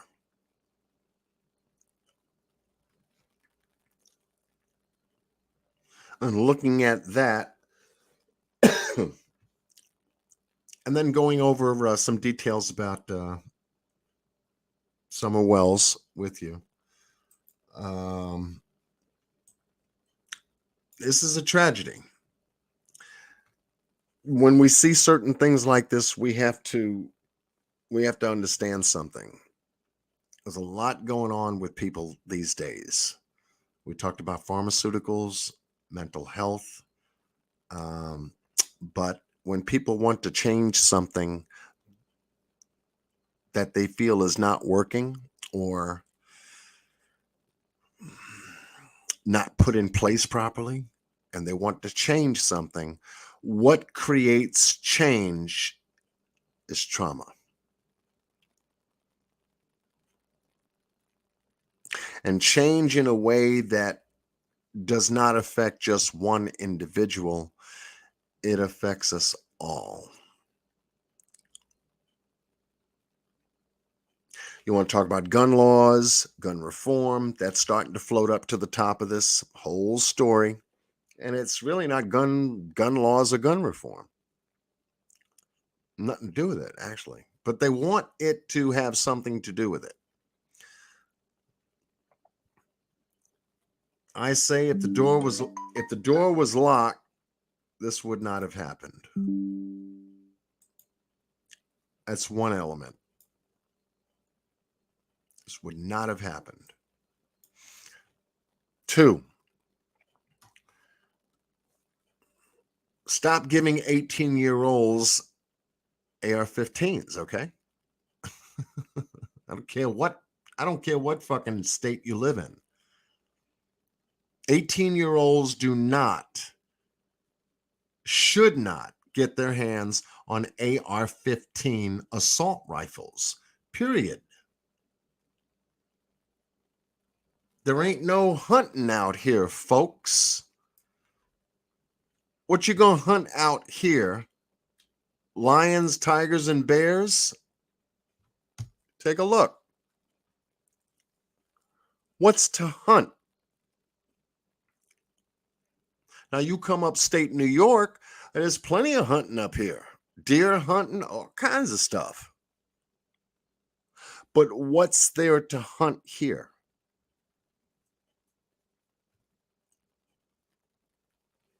And you're better off getting a 30-06 than a damn AR-15 if you're going out hunting.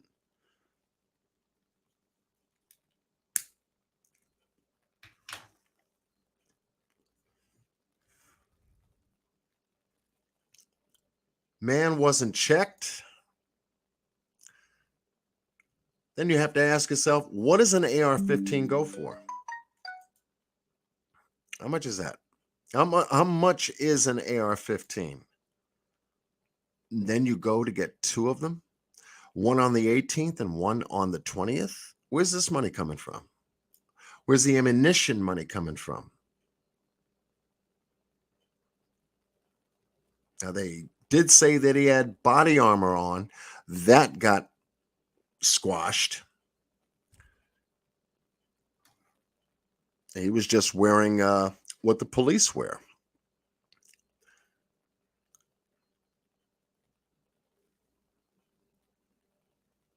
You can order that stuff online. AR-15s, you don't. Ammo, you don't. Stop giving these guns to these damn kids. Put a stop to it. 18 in New York, Buffalo. 18 in Texas.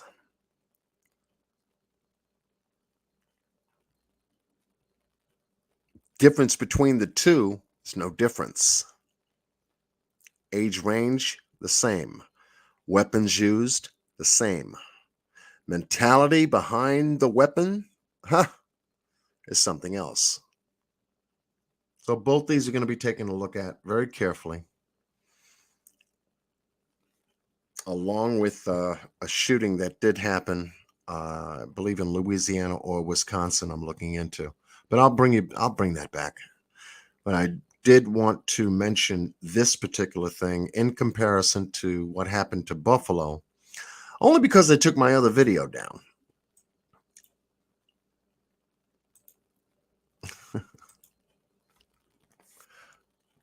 That's all. But I'm going to let you guys get you a little stretch. I had a great time this morning. Thank you for having coffee with me. I know it's been a little bit since I jumped online, but I was just testing a couple of things, and here y'all come. I said, oops, okay, this is gonna, okay. Hello, good morning. Hello, good morning. So we got other lives happening. I don't want you to miss your other programs and whatnot. I appreciate you all. I will be back. Got a couple of things I want to cover in regards to some of the stuff that I've been looking at on Chimney Top Loop concerning the Summer Wells case. I'm going to come back to you with an update on the Daniel Robinson case, 25-year-old field geologist that went missing in Buckeye, Arizona. 8 days after Summer went missing. Same month, 8 days later, June 23rd of 2021. Summer goes missing on the 15th. We got a lot of stuff coming from that. I'm also looking to have Mr. David Robinson join me on that update. It's just getting his schedule lined up to do that update. Once we do, you know I'm coming right back at you with it. New developments have occurred in the case. I want you to get it from him rather than hear me say it. and continued support for him being out there in Arizona looking for his son. And he's not going to stop looking for him until he finds Daniel and brings him home.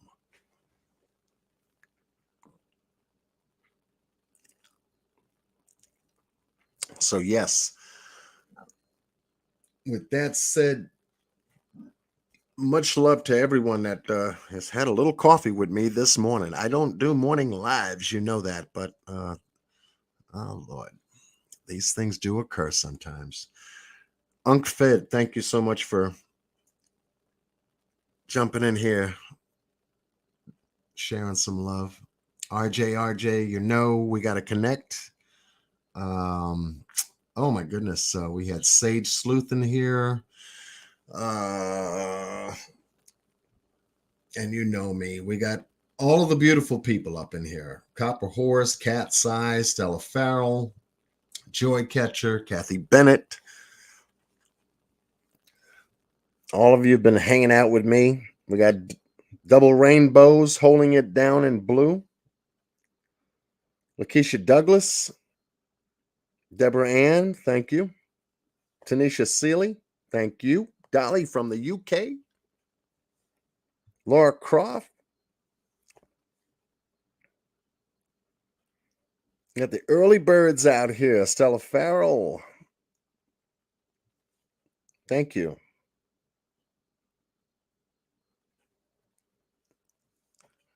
Leanne Ferguson, thank you. So if I keep listening to him, he gonna put me back to sleep. I just woke up for the day. Robin B, thank you. And a host of you. Miss Rita came up in here. Izzy Rose came up in here. Miss Jan, my Jan. Ozzy Warren, ICU, Aquahoma, Marley 13, Funny Face Brenda,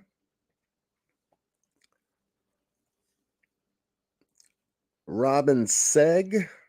Then we had another Robin in here too. I think it was like 2 or 3 Robins came up in here. But yeah, no, you guys are awesome. And you see what you guys made me do? I stuck around a little bit longer than I should. I gave you like 7 hours. How many hours I gave you? 7.5 hours. I don't do 7.5 hours by myself. You know that. One hell of a test, huh? I guess everything is working.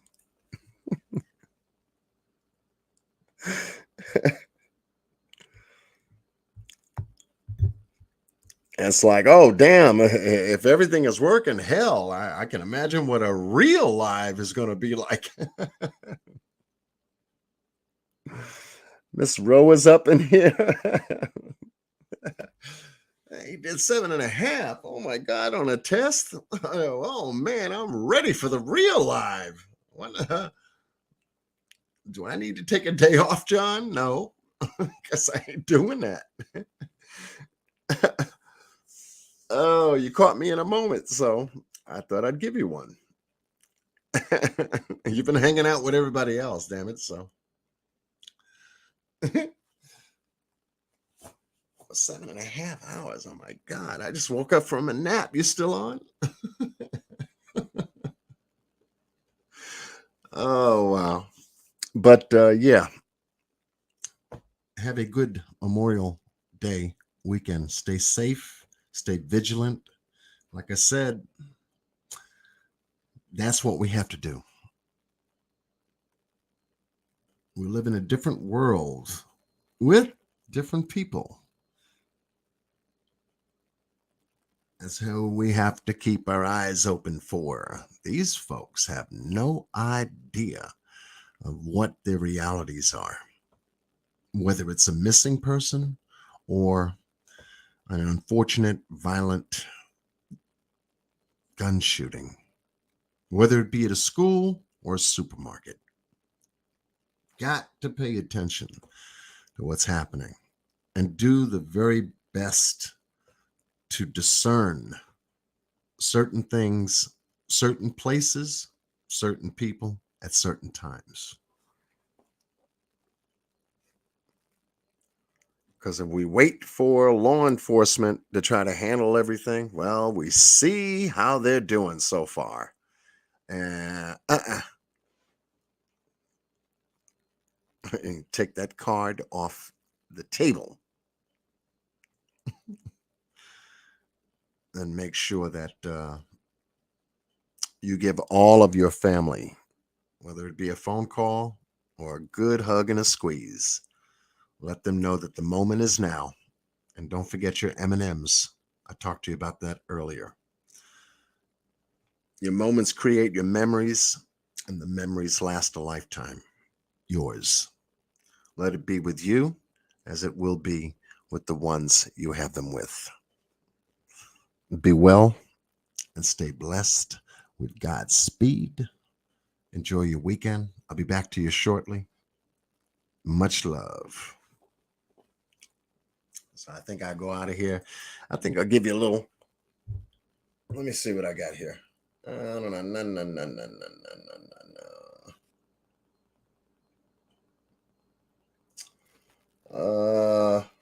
Yeah, I guess I can go out of here with this. One of my favorites. When I talk about the children and I talk about the cases, I come to work. So have fun, y'all.